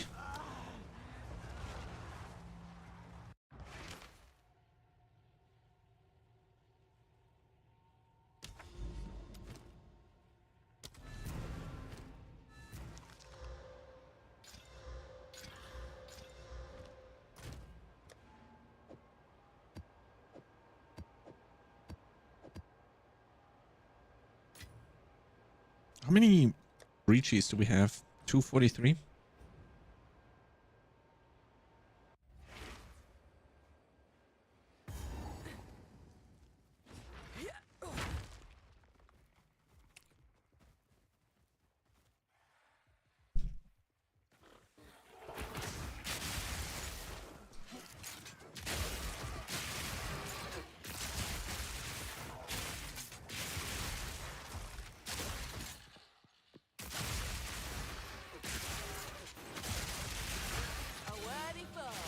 I still need to figure out what I'm gonna pre-cook for the race, and I also still need to do it. Kinda I'm gonna do it from in the night from Wednesday, or in the evening rather, of Wednesday to Thursday. Although I can't I can't do it in the evening, right? I'm kinda streaming at the evening. On the evening, so we kind of have to do it when I wake up on the Wednesday.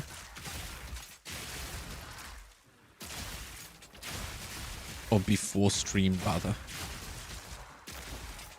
Cooking stream? Lol.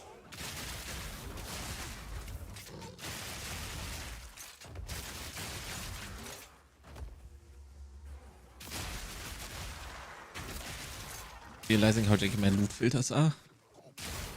It's gonna be interesting.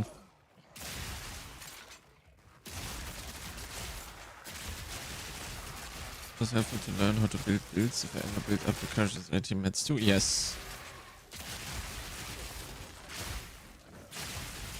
But I mean, you've come a long way though, Itoka, because imagine how baby Toka was and how grown-up Toka is. That's a huge ass difference in my opinion. To be panicking over what build to play, exactly.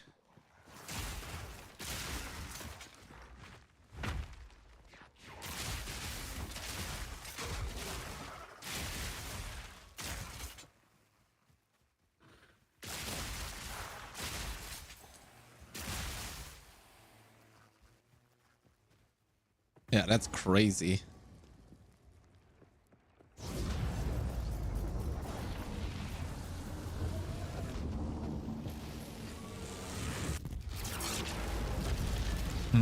If we would have told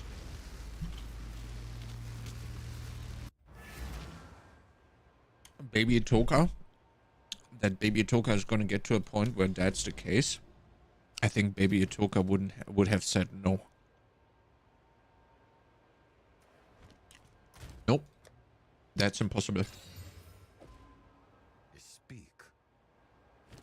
That's not happening. That's what she would have said. Go.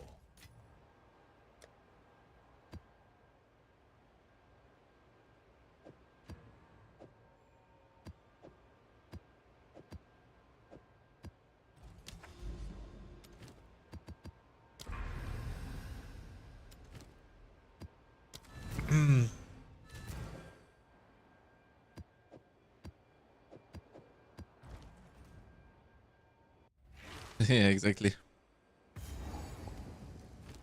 And now you're just blasting. Which build are you gonna play? Sorry, I didn't catch it earlier.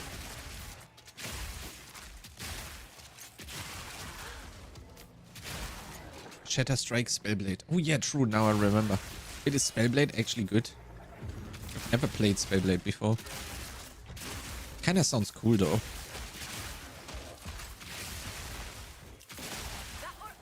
Like melee, leech, fast attacks, board. That's kind of cool.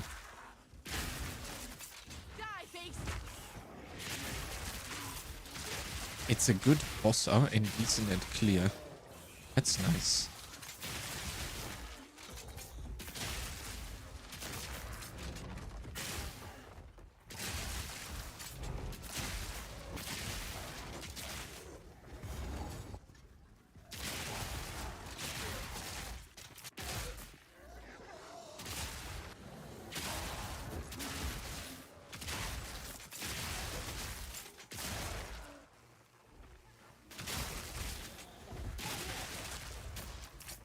Glacier. Glacier was insane last season, right? Never played it. And there's still so many builds I need to play in last epoch. It's crazy. Oh.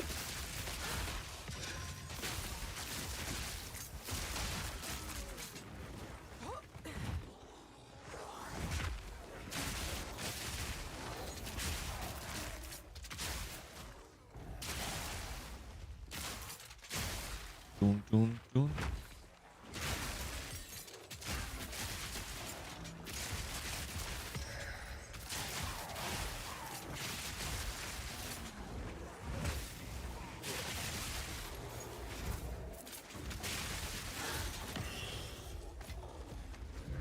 Let's have a look. Let's have a look at market for a +1 charm belt with a little bit more resist than what I have. I'm okay with losing a little bit of life for it, to be honest.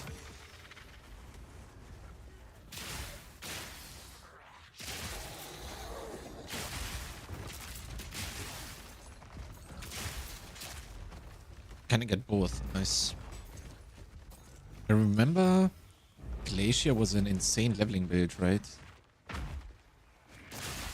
For whatever reason.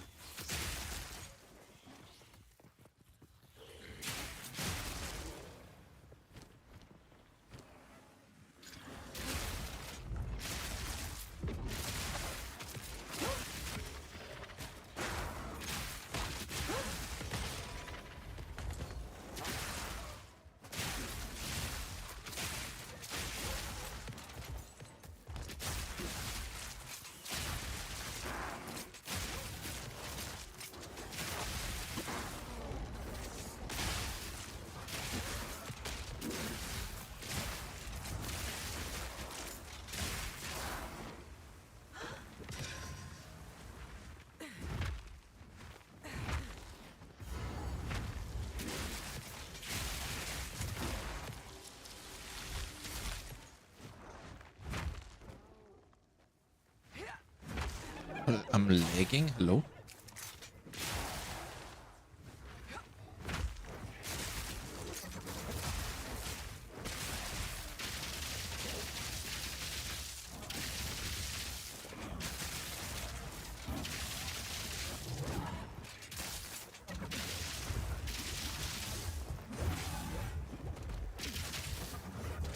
Ah, I couldn't roll because I was dumb.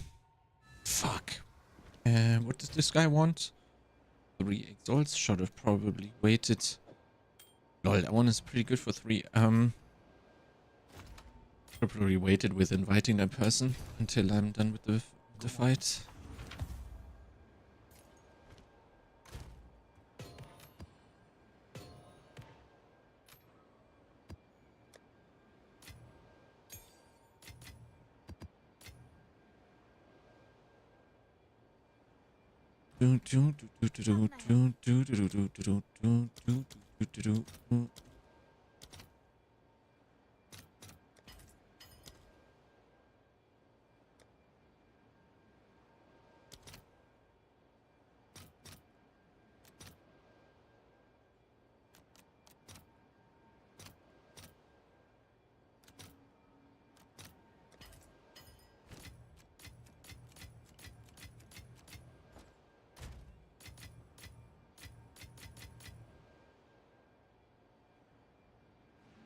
Okay, so let's put this here. Ooh, nice accuracy. Int is also not too bad. Ooh, that's a pretty good one. Int is kind of nice because Hawa exists. 2 diff, I'd say.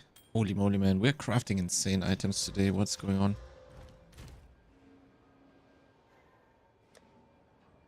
Crafting. Breach's almost done, right? No, 258. Still a little bit. But we can blast it. Do we have an AWP of chance? We do. Oof. Mine went away. I didn't get mixtape's luck. Of course. Actually, I don't think, like, with this setup, I think I actually don't need overwhelming presence, to be honest. Like, it's working quite well. Which is really nice.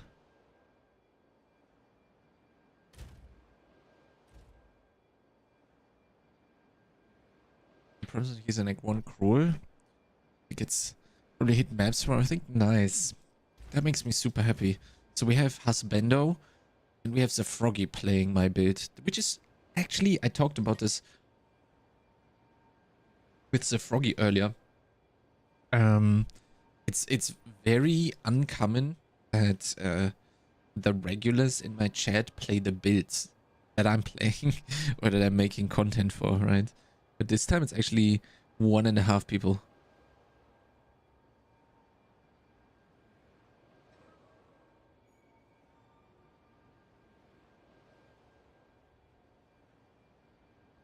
So makes me really happy. So I don't get why people are complaining about loot. I was like, sir, do not be a dick. I mean, everyone has kind of like a different perspective on how it should be, right? So, I mean, I can definitely understand.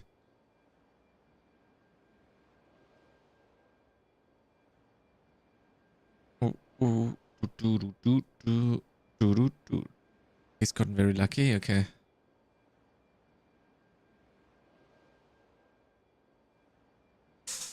Maybe we check how... I want to check for a better build, right? Kind of need to keep the Chaos Res similar. We don't need the Lightning Res, right? Basically just need Fire, Chaos, Charm, and Life.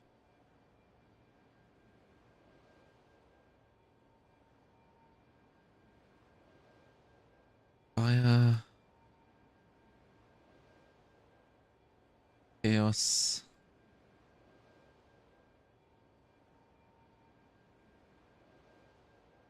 Charm... Life.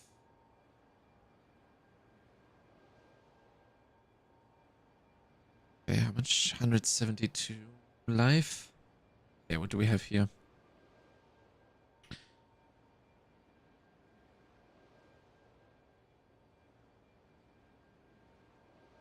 I mean, more reses would definitely be appreciated now.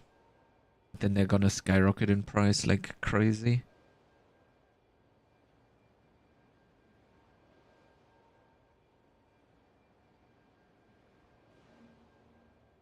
But wait, charm slot is actually a suffix. I'm dumb.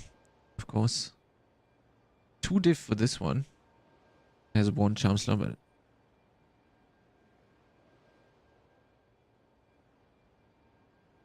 yeah, not right now, mixtapey. Give me a second here. I guess I'll take this one. We get cheap. Especially because we're kind of poor right now. Kind of need 10x. How can we get 10x right now in a quick way? Hello there.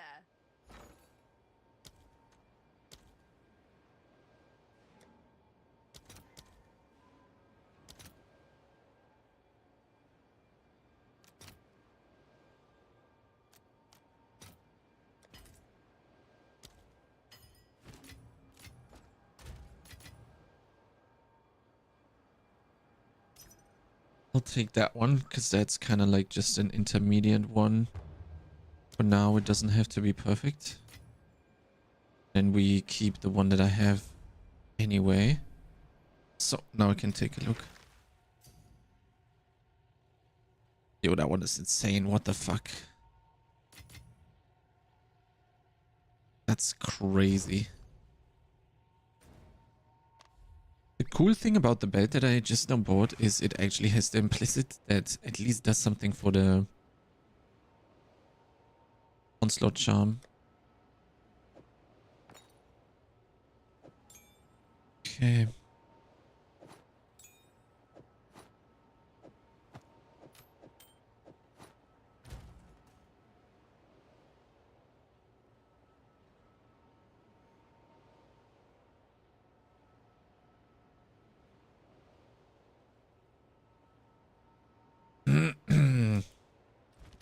Okay.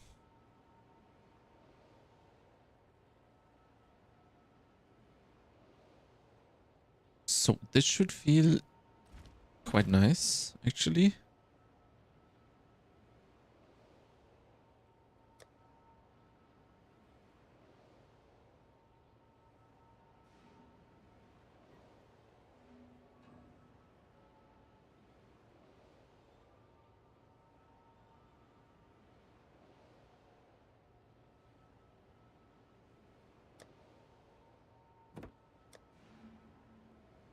Oh, whoops. What am I doing? Swollen, unique. There it goes.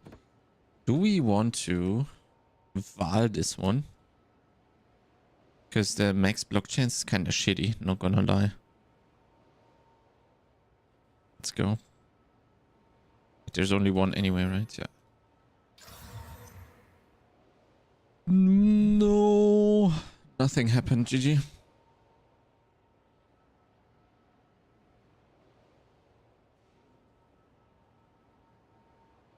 18. Minus 18, I mean.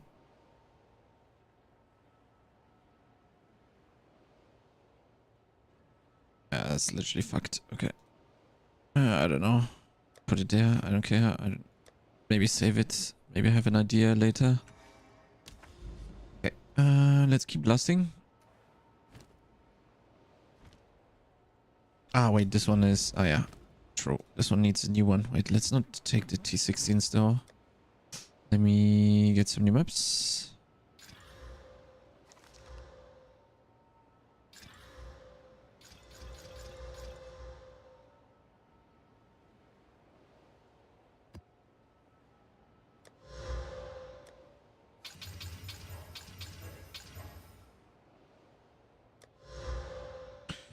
Don't have exalts right now. Give me some, please. Yeah. I want exiles. I have divine. Holy moly, man. That's some inflation right now. They were like 51 the day before yesterday or so. Crazy. Can definitely feel the weekend on those prices.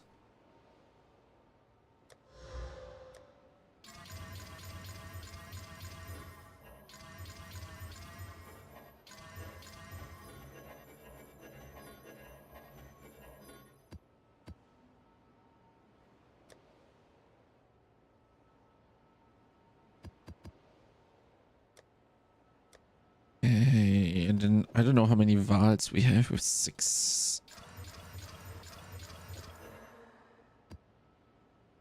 That's it, right? Need some Valingarinos. I want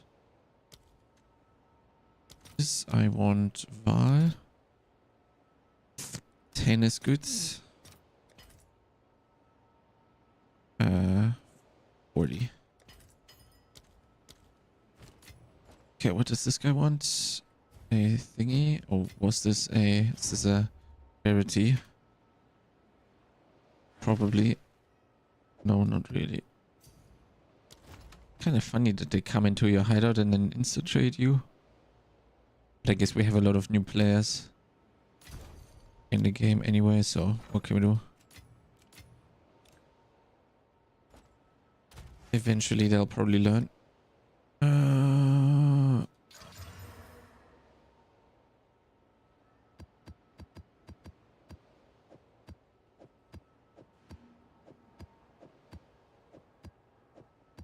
Okay.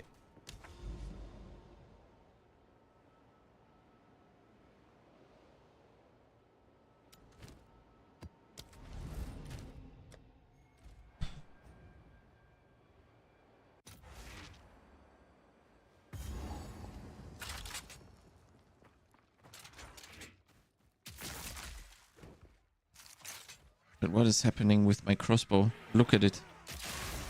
Lol, do you see this? Lol, look. Lol. Huh? Lol, do you see this? What the fuck is happening? Wait, why am I getting temp chains?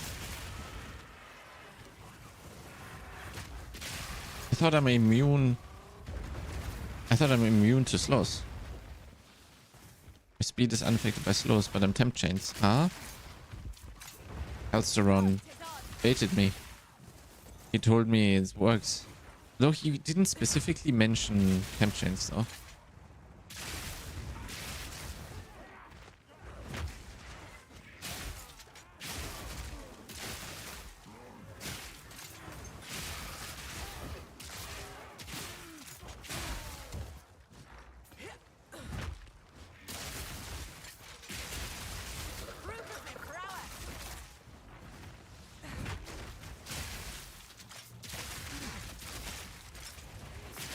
I still play Diablo 4. Yes, I maintain partially. I maintain part of the Diablo 4 Spiritborn build guides, and for that I need to play the game.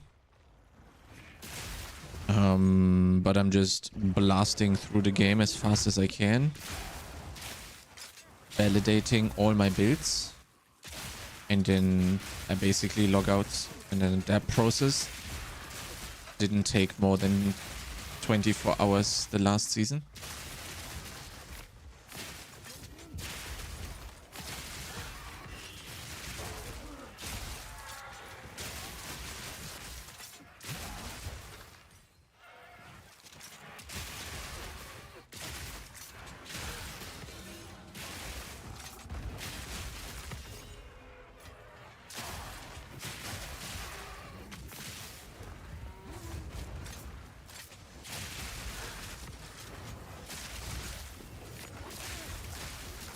Yeah, so I'm second counter. I think I have to go meta build. What do you think?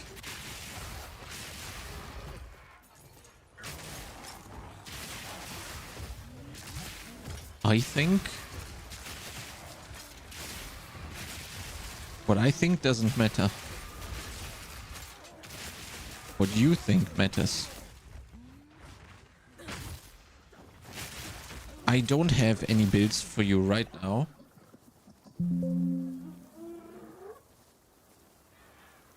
But who has tons of builds for you is Maxroll.gg. If you click here on the Diablo 4 section, you go to build guides, you click on Spiritborn, then you can see every Spiritborn build guide, and you can even sort by leveling or endgame, depending on where you are and what you want to do. And then you can look at them, and then you can click them, and then you are blasting.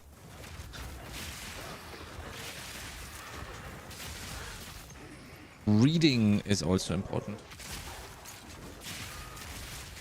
If you think your build is good and you can't go above tier 55, then your build is not good. But that's only how I define good. You can define good however you want. You should probably define a build by being good, by how much fun you had with it. So if you're having a blast, then it's absolute S tier.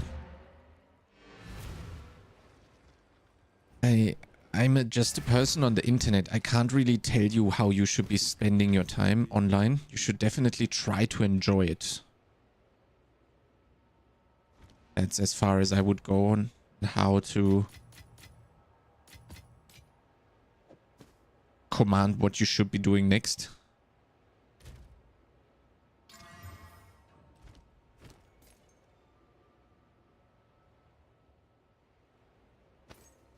Indeed.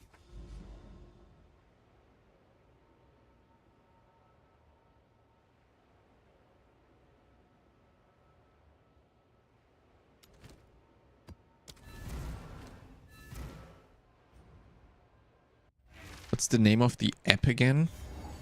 It's not an app, it's a website. It's called maxroll.gg. And then you click on Diablo 4 and build guides. I'll send you the link right now, but it's probably gonna get borked on YouTube. Yeah, it doesn't work on YouTube because the link is too long. Then you click on Spiritborn and then, well, probably endgame right here. You're really grateful? Yeah, no problem, man. Have a great time on an awesome website.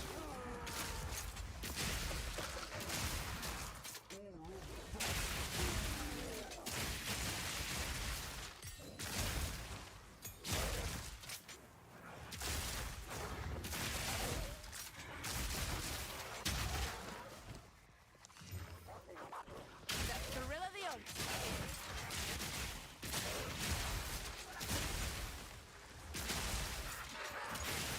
Frozen me prowess.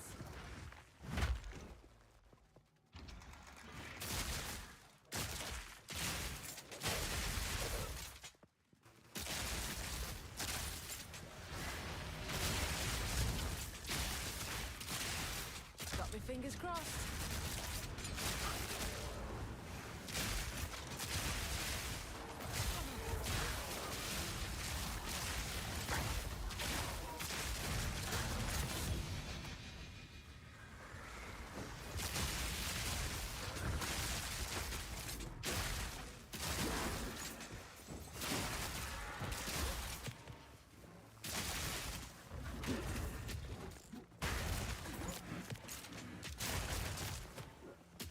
Yes, I very much so enjoy PoE2. Yes. I also enjoy Last Epoch, which is coming out on the 17th with its new season. That's gonna be an absolute blast as well.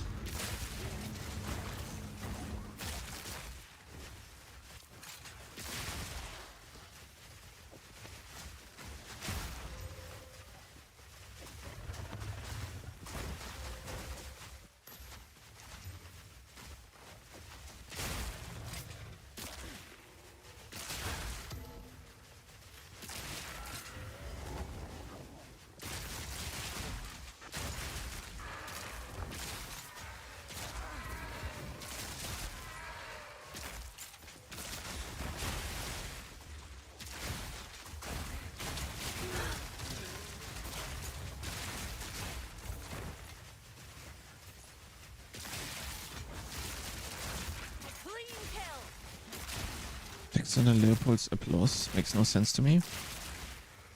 Well,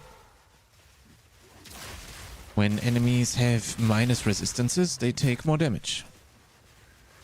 So usually you cannot... If you have 2000 elemental... If you do have, for example, right here, if you have 2000 damage penetrates... If you have damage penetrates 2000% lightning resistance, you still are not going to make them negative. But with the gloves, you can make them negative 50. Holy fucking shit. Ooh, 3 raw diff drops today. In just 5 hours, which is kind of sick.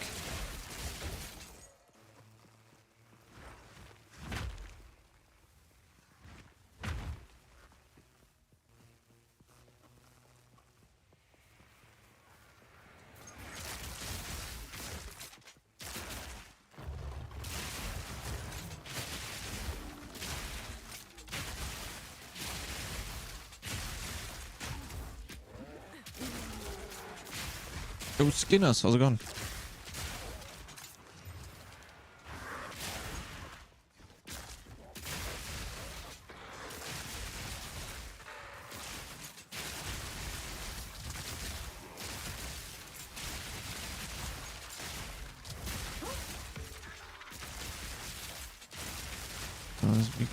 Where's the power village? Yeah, you know how you get the knowledge about the mechanics, DDG? You get them by playing the game. A literal login angle. And then as soon as you log in,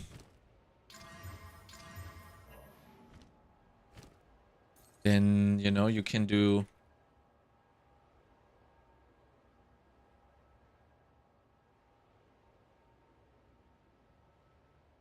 Right, what you're gonna do is when you play the game, you're doing this. Right, that's what you're doing. This is exactly what you're doing when you're playing the game. You're literally absorbing all the knowledge into your head. Just like this kid does. See? You do whoop, and then you put it in your head. That's what you do when you play. That's exactly what's happening.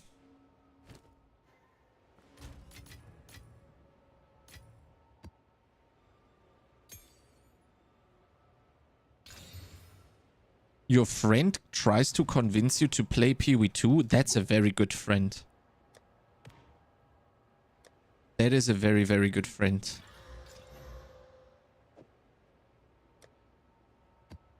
You should definitely listen to your friend.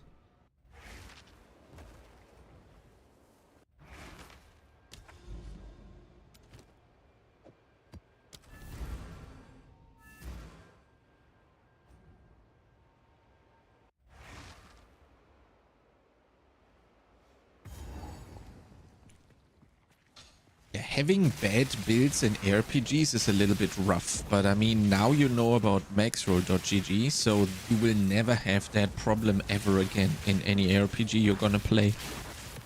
Trust me, bro. Big trust.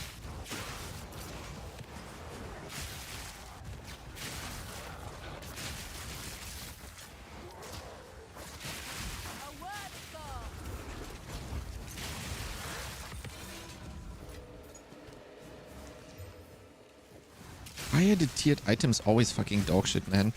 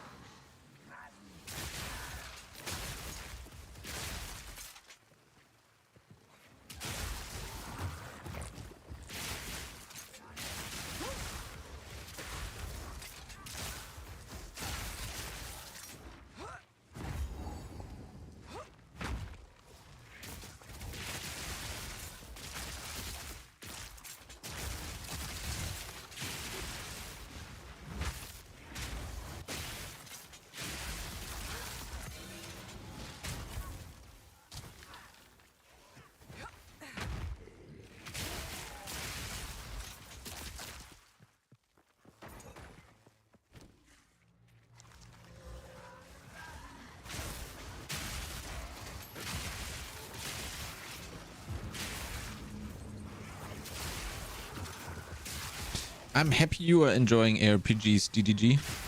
I'm very curious what you're going to say when you have looked at Maxroll a little bit.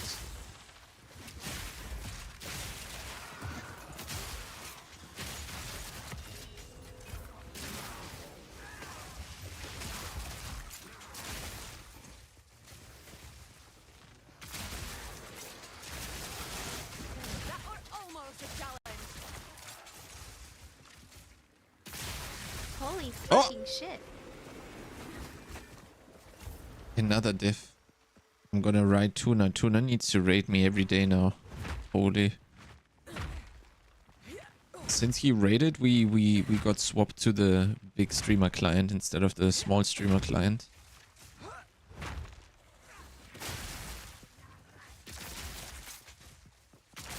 What is Atoka gambling with?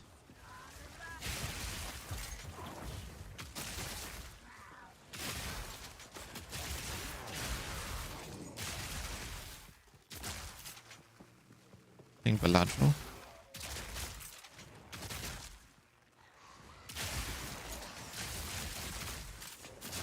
Wait, are you guys playing Balatro against each other or what?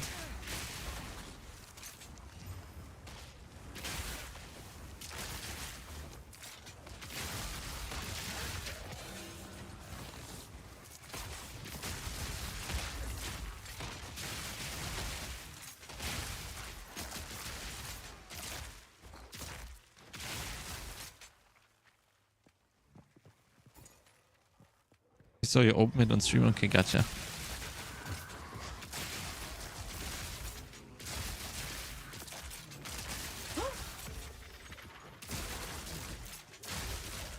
Lol, it was... Balatro was considered gambling. What the fuck?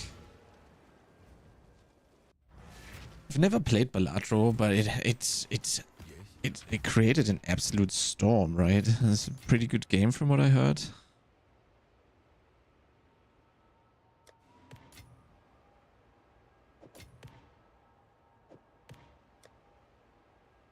It's addictive, okay. 500 hours in Balatro? Nice. It's on iPhone, don't download it for your own time's sake. Okay, gotcha. Not downloading.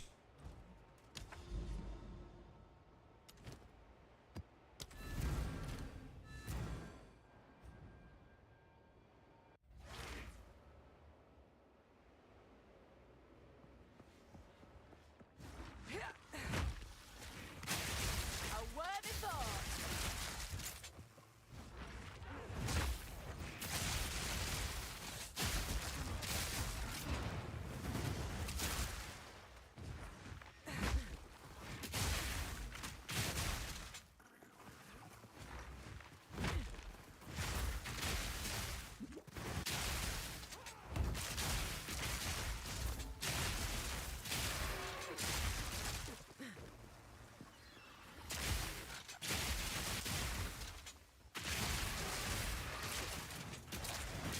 Wait a second.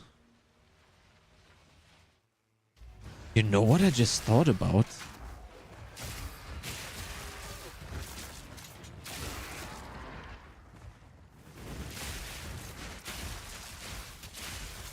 There is a jewel that gives me the thing with strength is and max energy shield. And we can easily, I don't know, I would need to calculate which one that is and where to put it. But I remember seeing this on like some other shit for crossbow last season, if I remember correctly. We could definitely put this in here.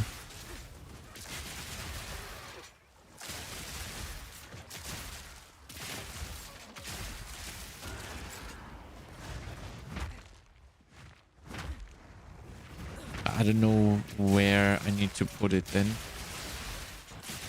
God, it's gonna take a long time to find that one again.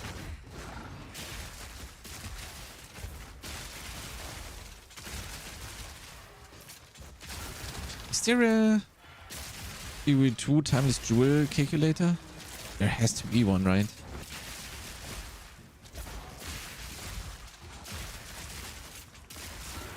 No?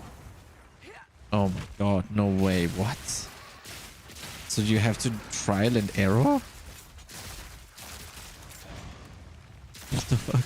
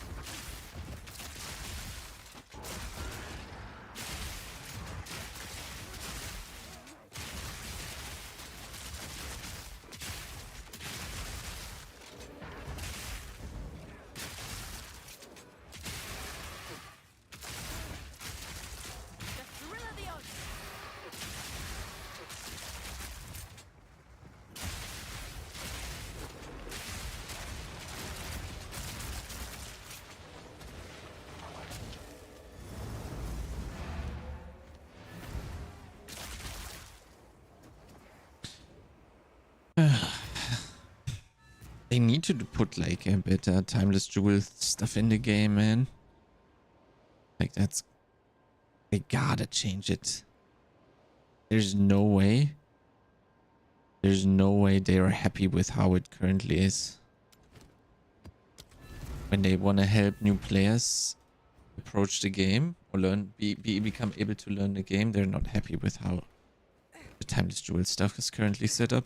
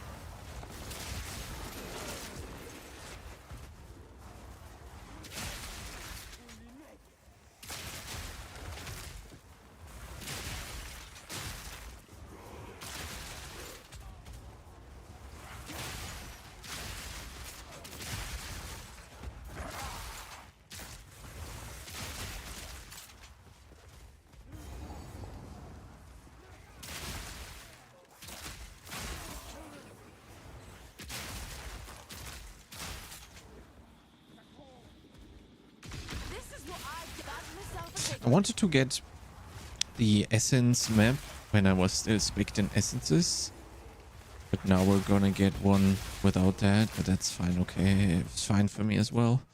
I'm very happy, very happy, very sad that essences are not going for much, but I mean that just makes sense because they're still fucking useless. Maybe not, maybe mostly, that's what I meant to say.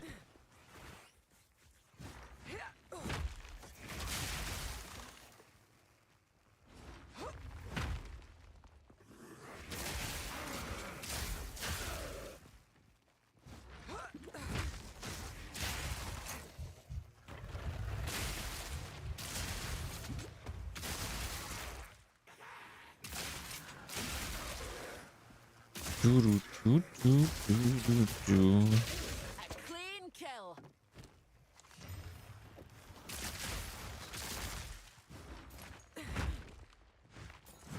Da da da. Do do do do do do do do do do do do.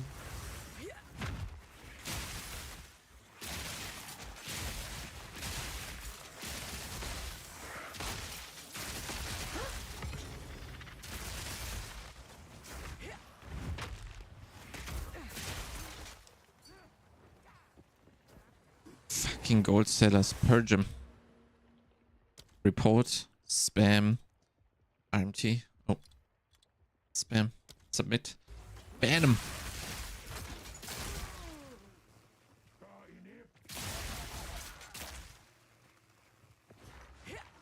But I got the checkpoint. It's worth checking every time when the last checkpoints drops on your head. Should definitely click it once real quick.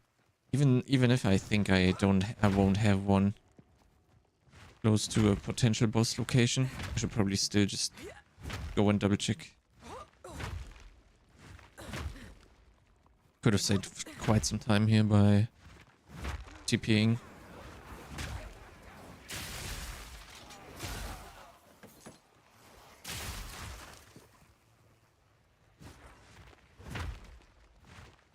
But why is this map so fucking huge, man? Hidden Grotto was actually one of my favorites in 0.1. Not favorites, but it was quite okay compared to a lot of other shit maps. But now, like, holy moly, man. Like, I think I had the worst experiences after Val Factory in fucking Hidden Grotto.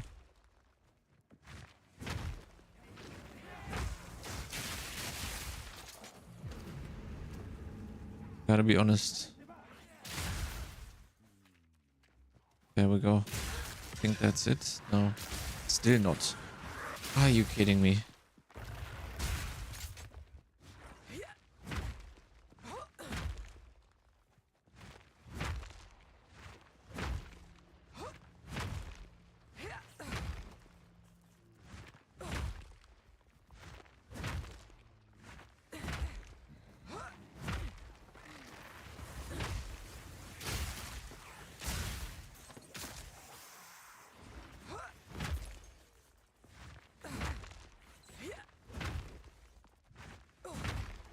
Why is there no boss here on the edge? What's happening?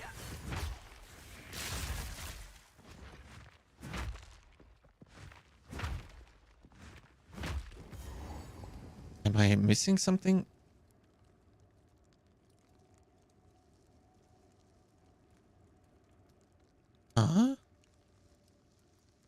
What?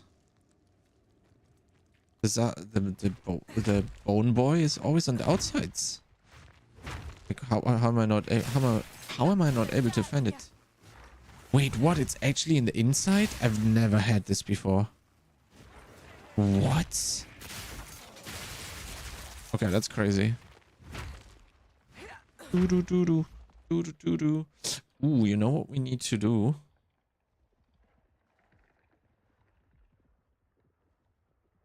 Probably need to also make a stream Giga Blast a race Giga Blast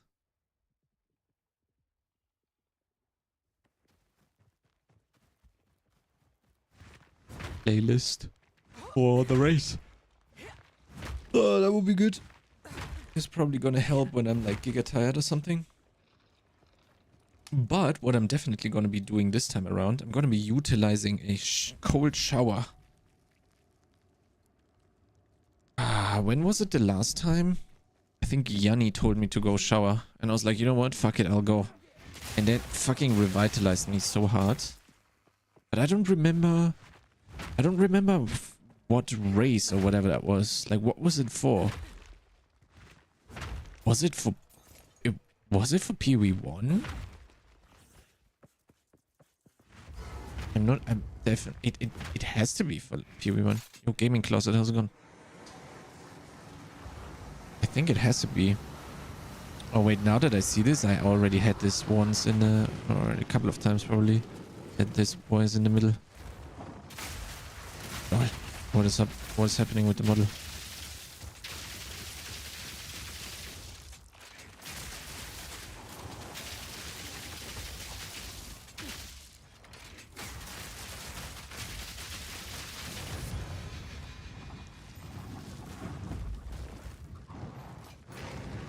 I really don't remember what it was for, but it must have been... I think it must have been PoE1 launch, PoE2 launch, right? Wait, or was it a PoE1 leak? I don't remember. I really don't remember.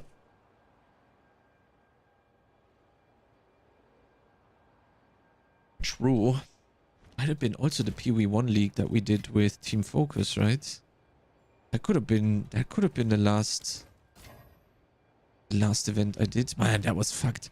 I was so fucking sick before. I was so sad about it. I really wanted to like Giga Blast much more and so much. Holy, what is this amulet, man? What is happening today? What is up with the slams? What is up with the fucking slams? I'm slamming crazy shit today. Like, what the fuck is this? Are you kidding me? This thing is ridiculous. 45 exalts on this one. And we have plus 22 attributes and 62 max energy shield. That's crazy. This stuff is so good that we're slamming today.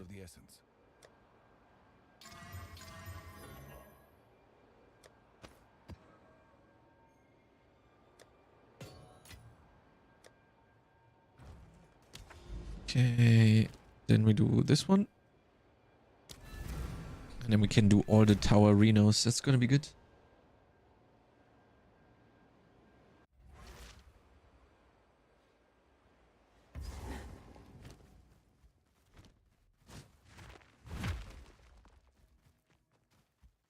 Just a little bit combo from a bit and holy. Are you having fun?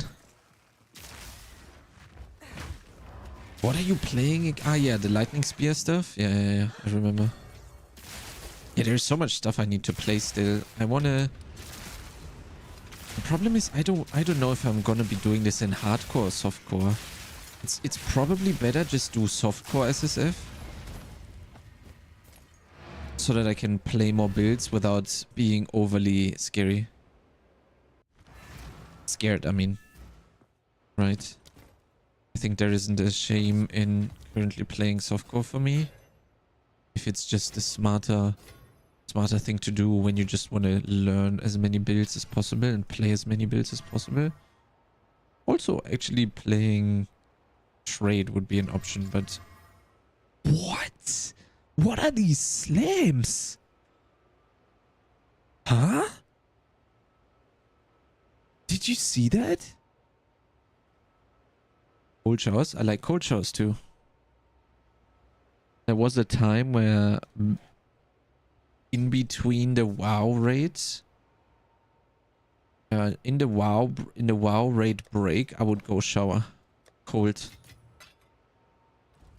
to refocus. I think afterwards, it feels like a cheat code. I don't know. I'm like way more focused afterwards. Maybe the raid activated the Shaco cat. True. Like 1 hour of Hera zoomies. Holy shit.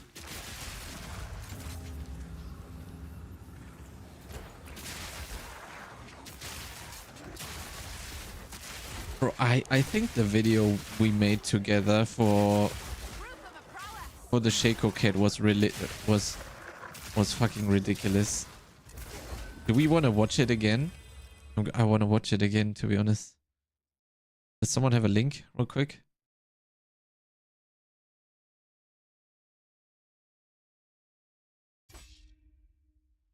You watched it a few days ago, nice.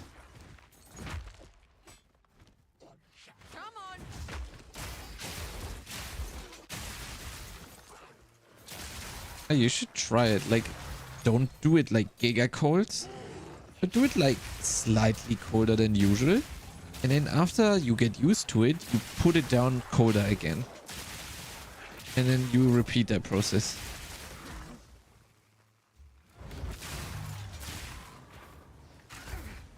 I don't know, man. I think that video is so fucking funny.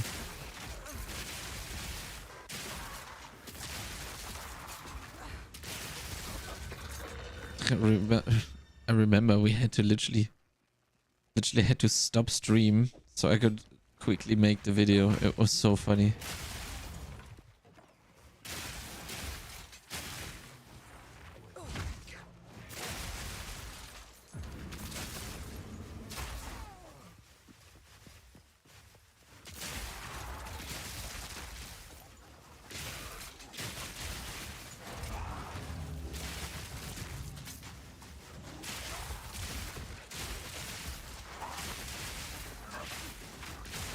quickly? Yeah, it took a long time though, yeah.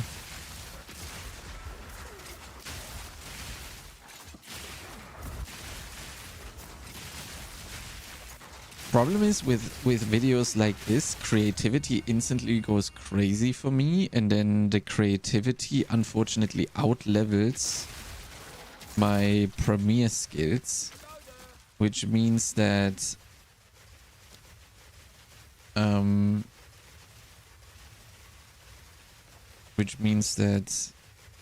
I am gonna take a long time to do what I thought I was set out to do.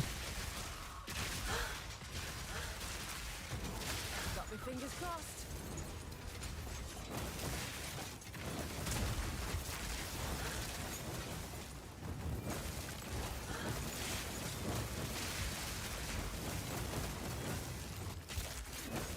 Has anyone recomped something good?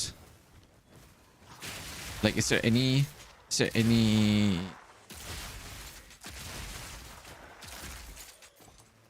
clips of crazy recomps or something? I haven't really heard anything about crazy recomps. Does anybody know?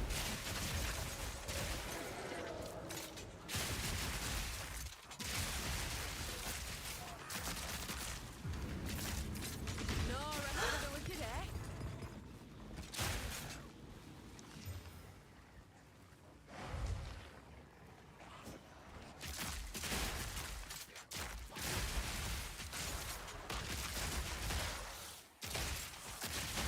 That was almost a challenge. What? A multi-boxer? What? Really? I mean, yeah, it would work, I guess. I mean, it's a free-to-play game, so it's not even that big of a problem to do, right? Is that...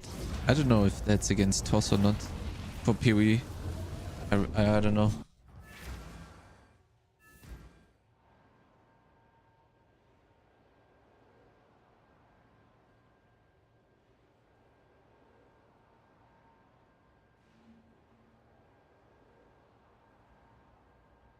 Wait, we don't Wait, we don't have a Shaco.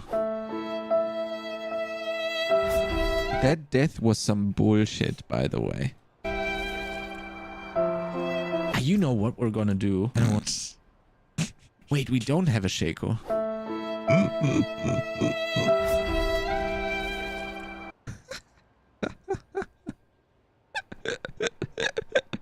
Look at that idiot, man. Look at him. Only look at him.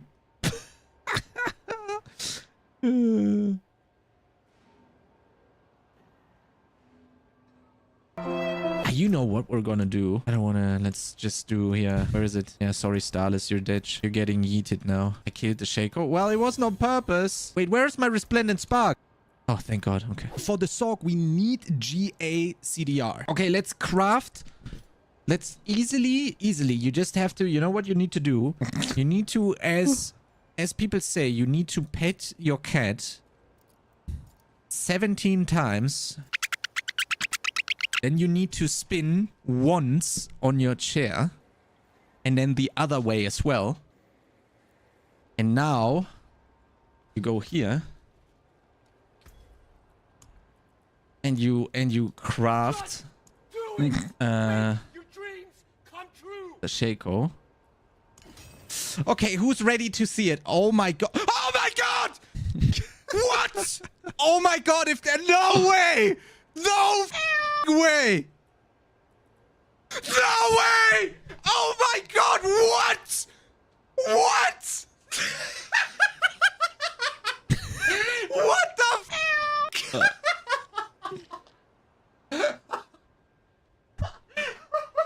This was insane, man.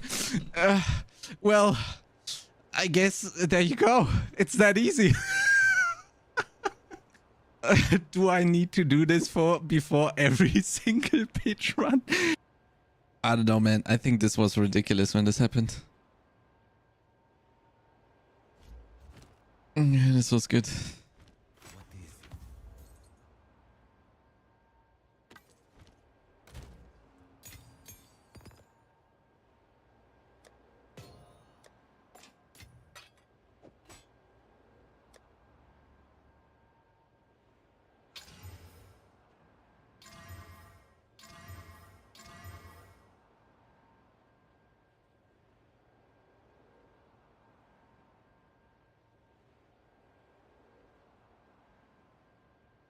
Bro, what are we slamming today?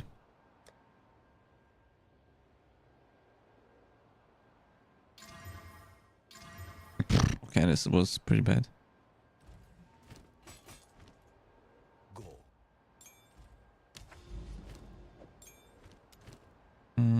We need tabletonis.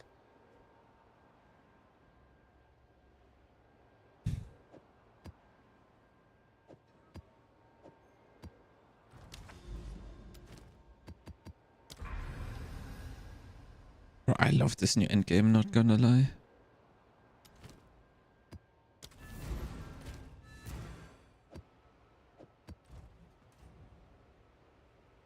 You remember how that Sork died? You guys remember that? That was also fucking funny. When we did what's it called? We did pit pushing with Oogie and we wanted to go for rank 1, right? In duos and stuff, like Giga push. And then I was like, yeah, let's pull more, let's pull more, let's pull more. And he was like pulling. And then I fucking lagged.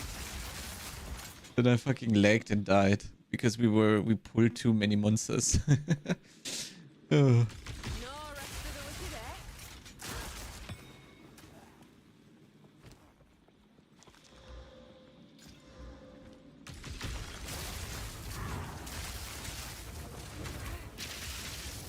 Holy. Holy.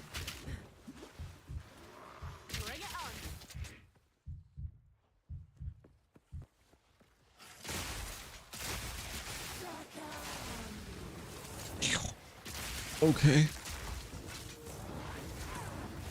We probably shouldn't have ran this one as a 6 mod, huh? Holy shit. What the fuck was that? It's just getting in there and getting fucking annihilated, man.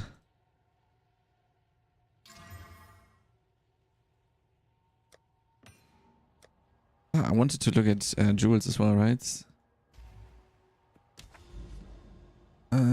Wait, no. Wait. Ah, wait, you can still do it one more time. Ah, this one doesn't respawn. This one doesn't despawn. Okay, I see. Let me just get this one. Like so.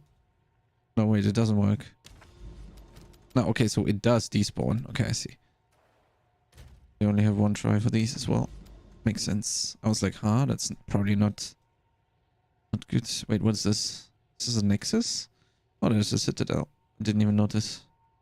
Yeah, let's go towards the Citadel then, I guess. I'm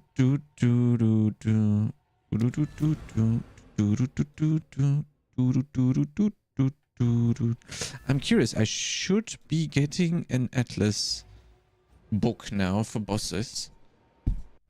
I think. This is T16. Curious if it really is gonna be.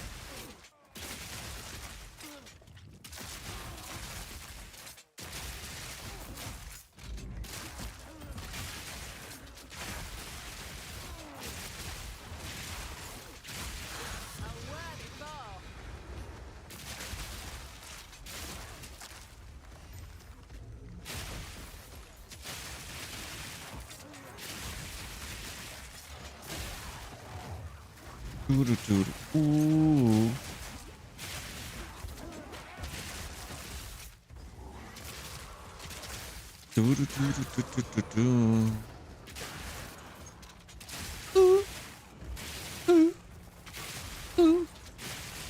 I gotta give it to her. Ooh. Ooh. Na na na na na na.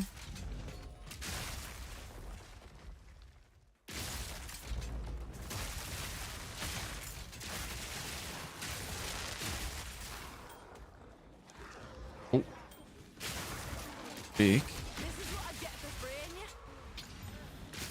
31 strength, I take it.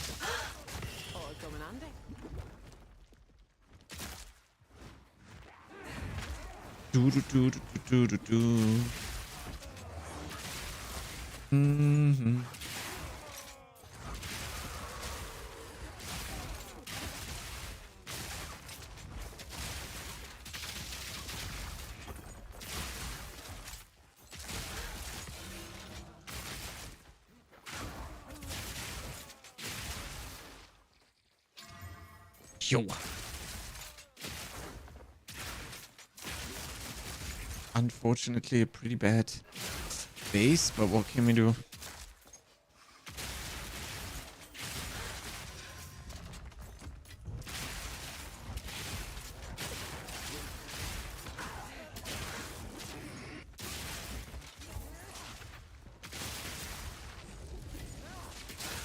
worthy thought.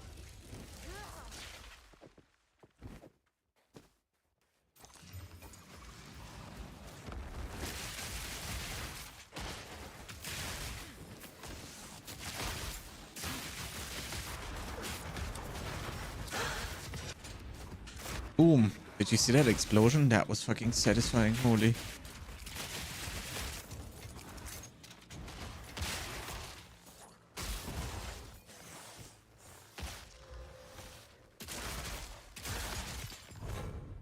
Do do do. Ah, give it a jam. Da da da da. Do do do do do.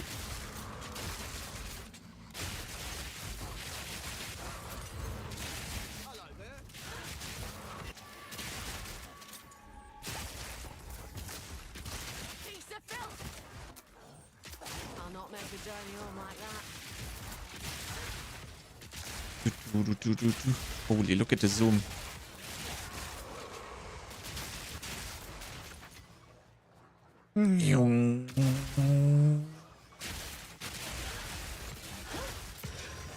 We're not clicking that shrine, of course. That's a greedy. We don't want greed shrines. Fuck them.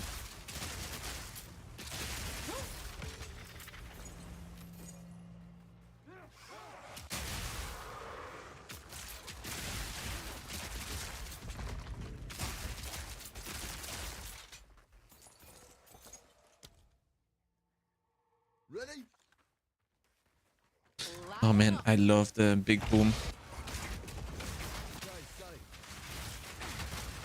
Also because it's such a huge pack of monsters that comes out of there.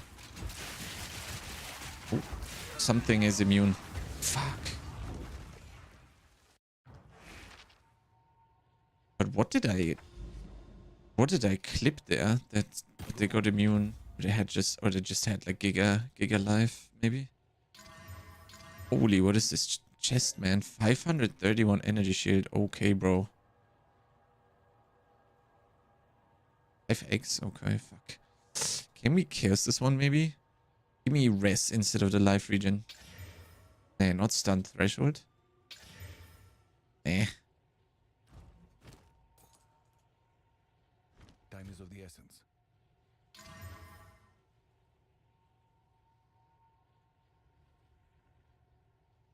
Do, do, do, do, do.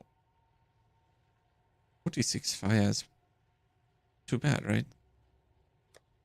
Definitely also need to play some caster stuff as well at some point. I have currently fully refrained from playing caster stuff, but we definitely need to do that at some point as well. Really want to look into that because especially with like Shadow being like here, right? You have tons of options this way, you have tons of options this way. So I need to understand what's going on here a little bit better. Obviously know all the stuff that is up there, but I haven't really played it up to a point where I'm like confident to be saying like, yo, I know my way around that stuff. That's definitely something I still need to do. But with the state that Kiwi was in, I really would have preferred waiting, which now at the end was actually the correct call to do, because now I can actually do it and probably enjoy myself instead of hating my life doing it.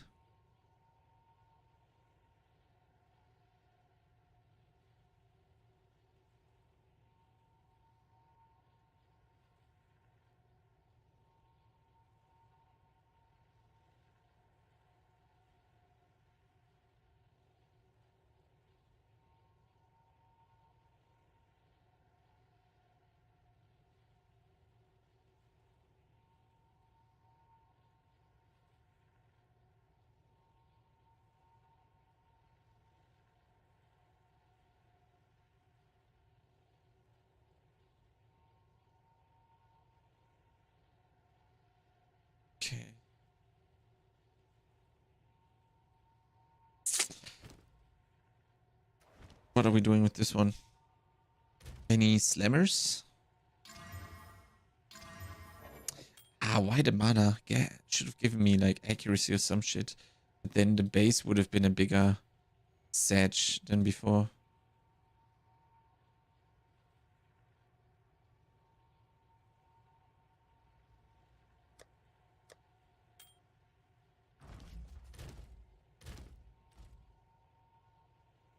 Okay, I'm gonna go get a a coffee? For coffee might be too late now, huh? Hmm.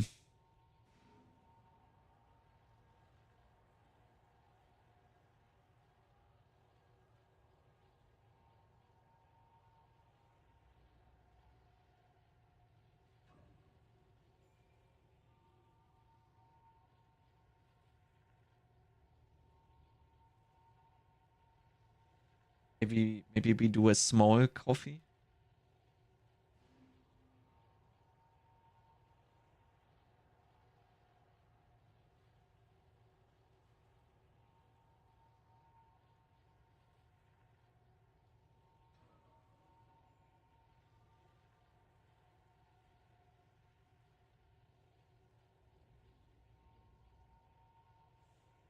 Hmm.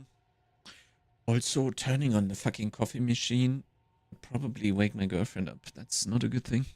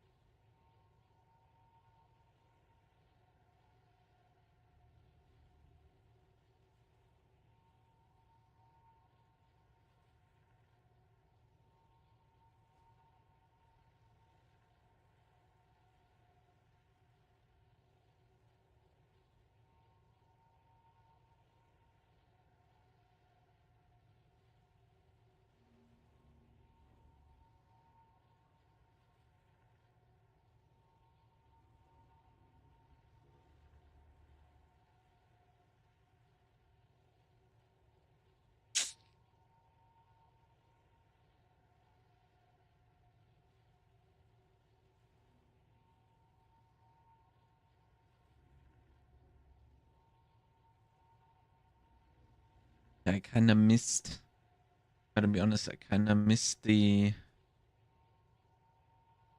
time where I could have gone for a coffee. And I could do a small one, right? And I'm gonna just hold up like a blanket over the coffee machines. It's not gonna be too loud, and I'm gonna go like this, like, oh, please don't make it big sound. I mean, always gonna do a big sound, but you know what I'm saying. Yeah, I'm going for a sneaky coffee, you know, like this one. This one, like the Pepega stealth one, you know, just like that.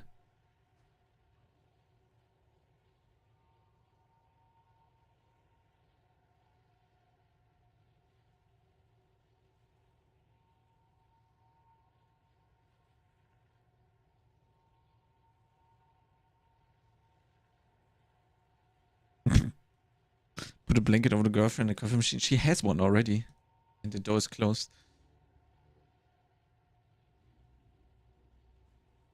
The problem is I really want to stay up to like ideally 7 or 8.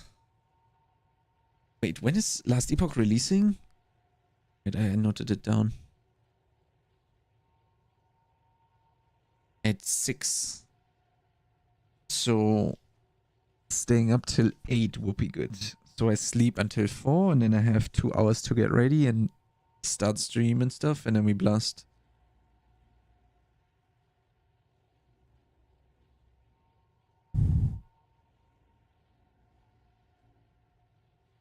Hugging the desktop while the internet connected? True.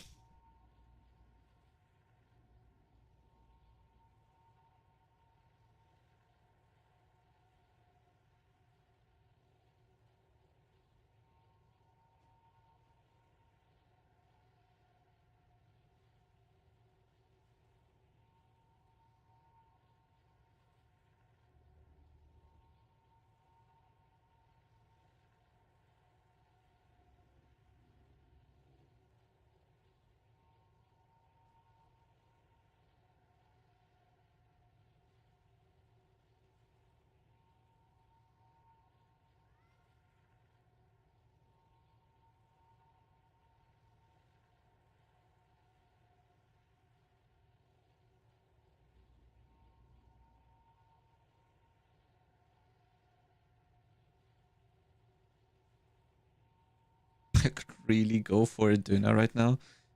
Bro, you're in fucking Berlin. Can't you get a Döner at this time anyway? Easily? In fucking Berlin? Is that not possible? Shouldn't be a big deal, no?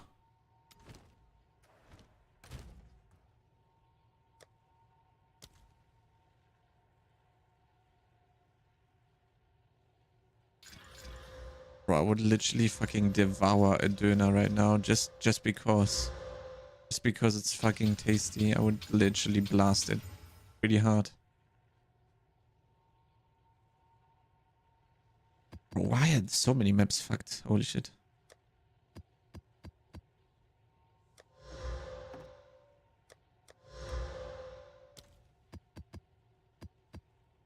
Oh fuck, I need to slam Marino.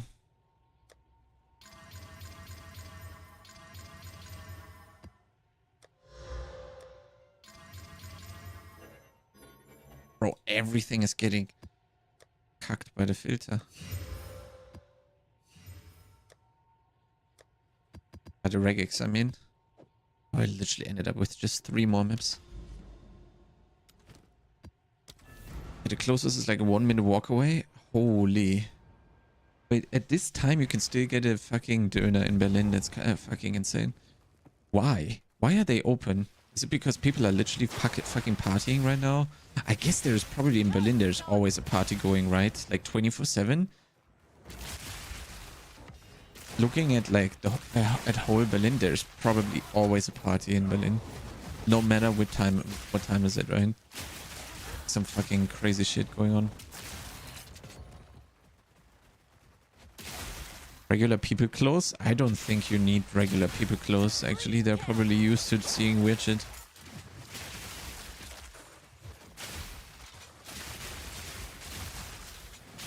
Ah, okay, people are working, not partying. I see. What are they working in late at night?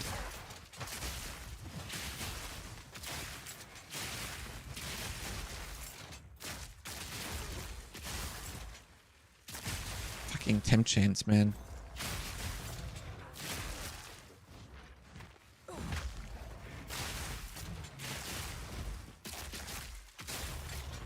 Yeah, but they don't need Döners, do they? Or do they need Döners?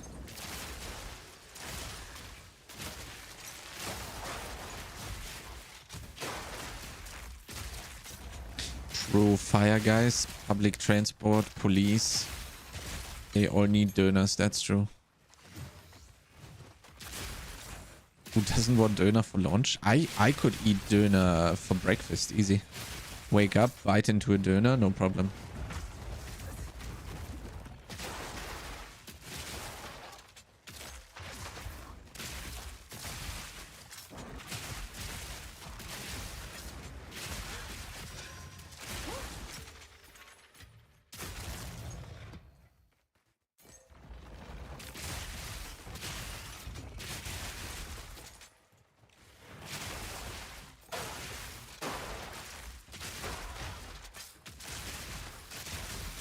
I'm curious what they're gonna do with charms. Mark said he is not happy with what they do.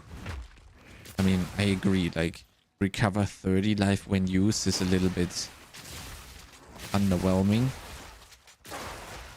But yeah.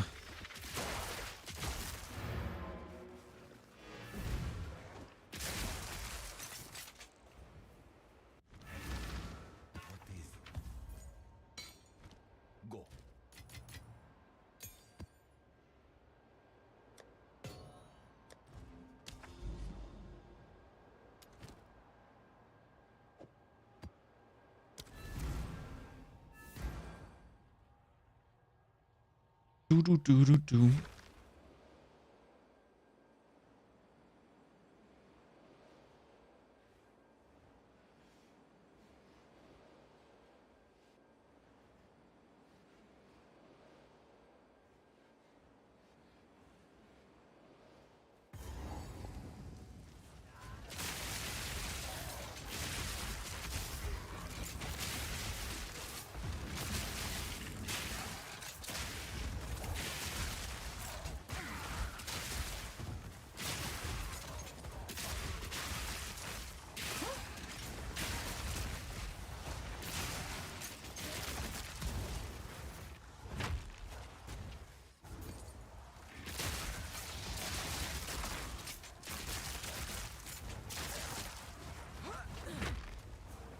What is everyone gonna be playing for Last Epoch, by the way? You're mine.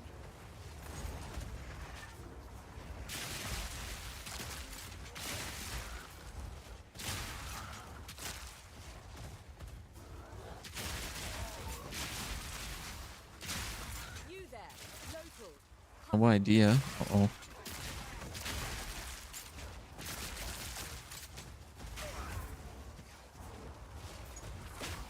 This ought to stir things up. Playing about.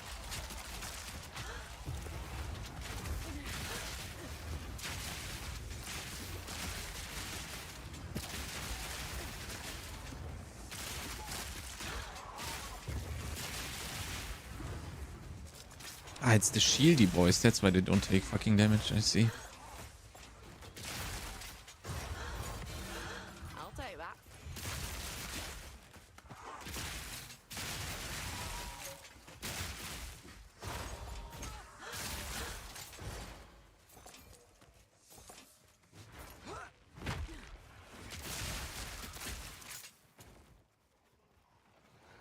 So someone made a challenge list. Ooh.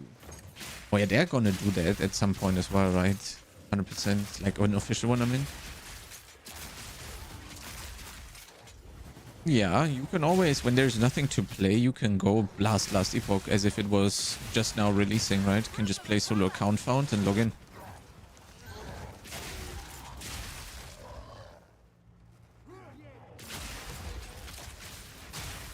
Yeah, I think they have... I agree that a lot of people like that stuff and it probably should be in the game, but there's just much more important stuff to make right now for Last Epoch. I think everyone can agree on that.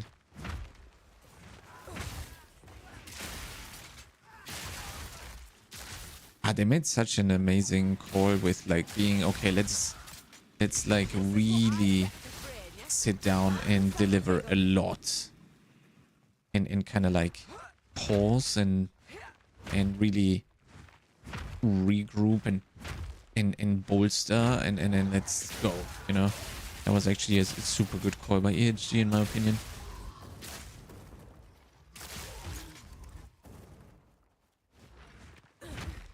Yeah. Hope so too. I mean, it will. PoE had problems. I don't know, man. I would really love to see the numbers on the people that came back to the game after the patch dropped. Because I think it's super hard to get people back after the initial release is not good. I think it's very tough, even for GGG.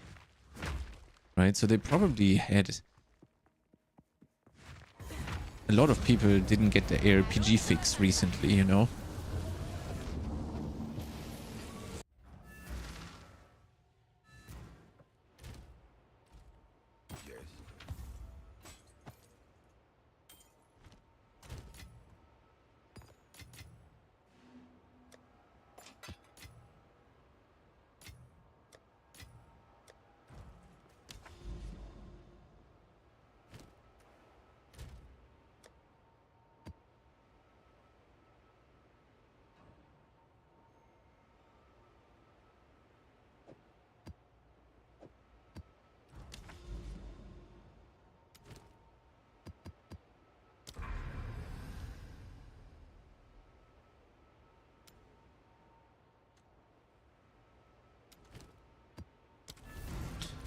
Don't have that many maps left over right now. It's kind of such a little bit such drama hubbub. A negative reward on Pewter seems to be cruising fairly well at 200k people a day.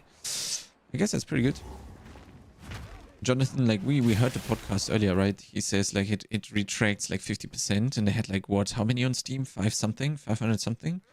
So it's a little bit below that and that's for a bad patch, right? So I guess I guess it was still pretty successful, but I would really love to see like how many people percentage wise logged out after like 2, 3, 4, 5 hours and didn't log back in since after 0.2. I would really love to know that number. Just for myself, because I'm just fucking curious about it. How many people were like so pissed off they wouldn't even log back in.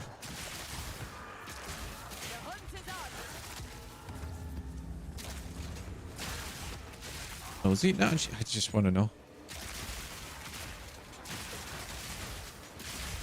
And if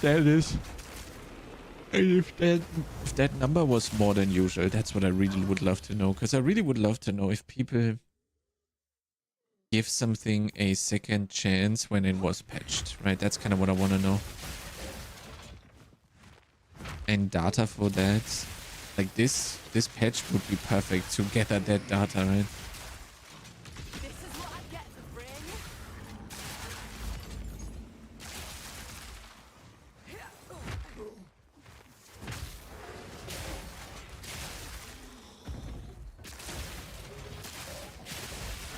Through for the prowess.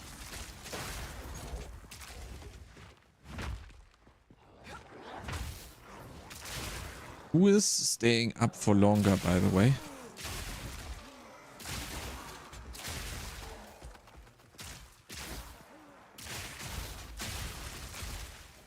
I mean, Itoka surely is.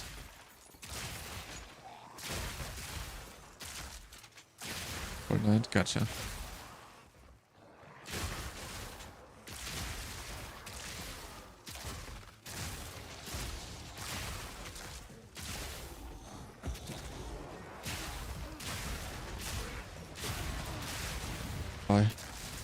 Look what I found out, man. I don't even need to hold down GALVANIC shards.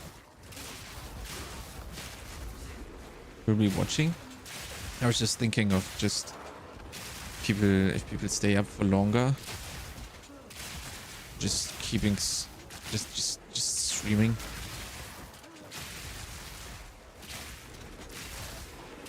But I'm getting a little bit tired of Reno.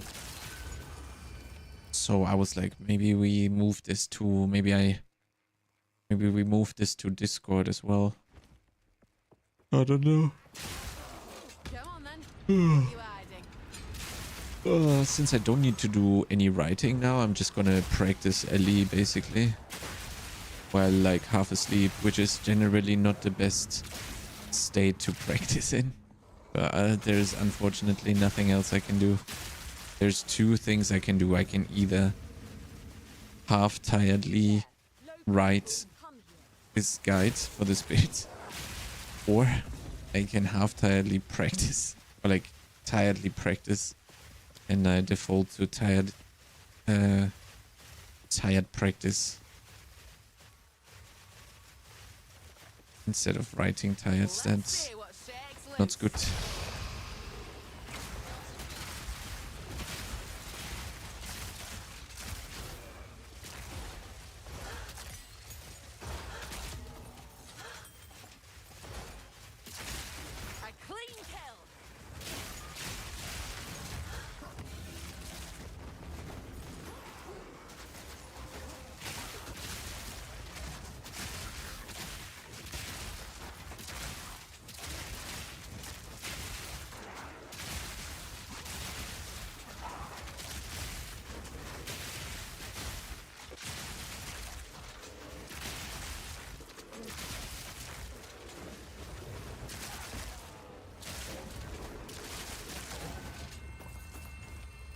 I thought I was slowed.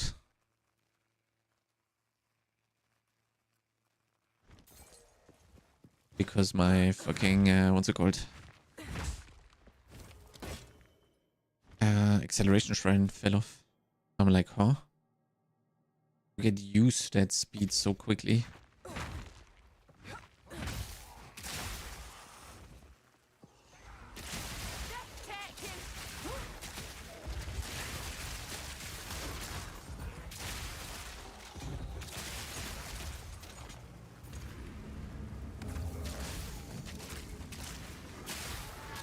Look, I can just attack like this and kill everything as well. Because the damage is so high. I don't need to hold down and lower my movement speed. Then we wouldn't need to play mobility at all. Literally just tap it. You don't hold down, you just literally tap a Reno.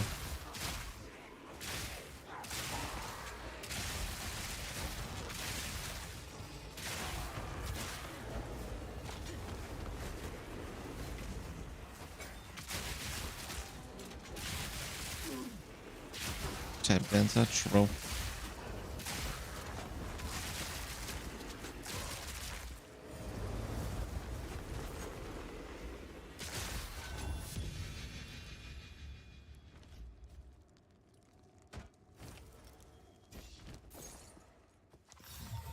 No telling what this is saying. Perry plays 10 stacks of critical weakness. Wait a second.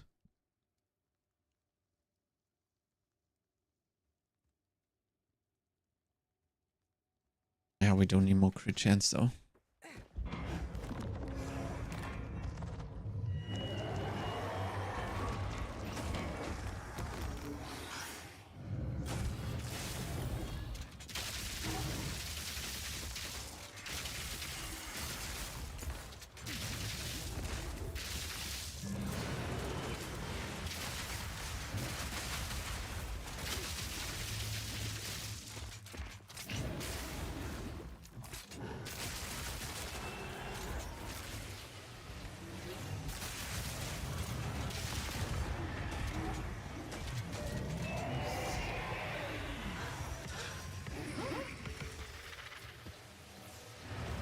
Okay.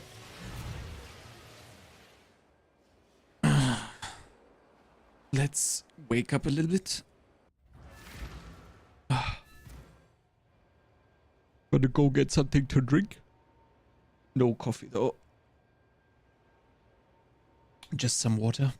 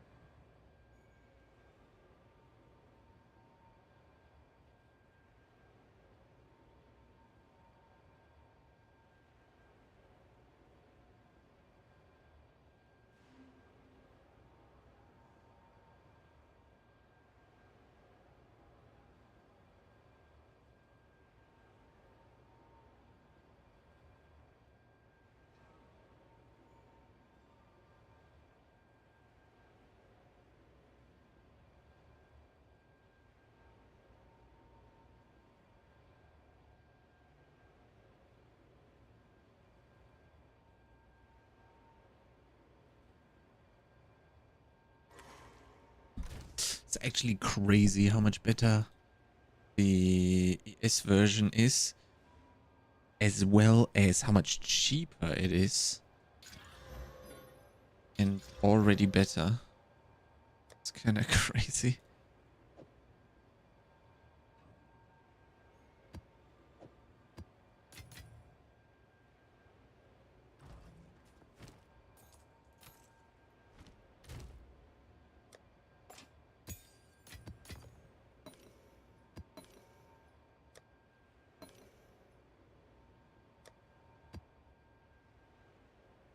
Do, do, do, do, do.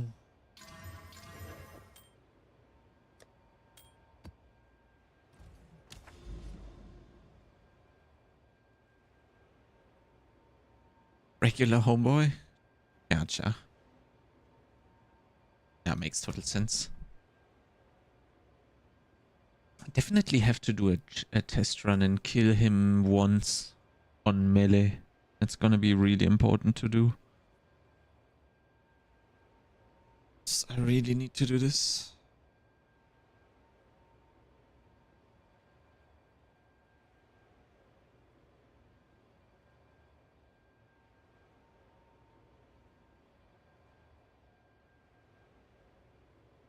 Okay, this was very insightful testing, gotta be honest. Very nice.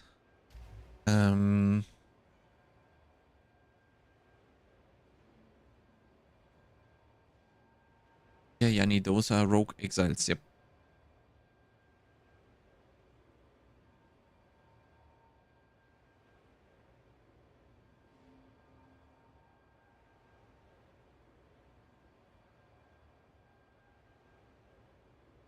Okay, we're gonna raid Woodinho.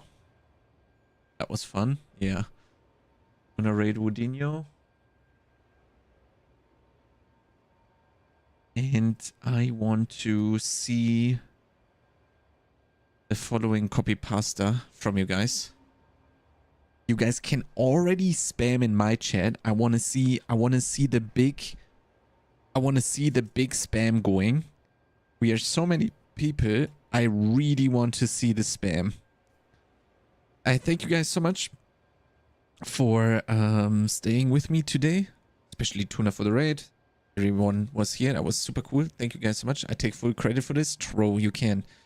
Yeah, I'll see you guys tomorrow. And yeah, gonna be racing LE. Gonna do some PoE stuff tomorrow, probably. I don't know what we're gonna do. Maybe LE test run. We'll see. I want to see this spam in Woody's chat. Let's go. Have a great one. Bye bye.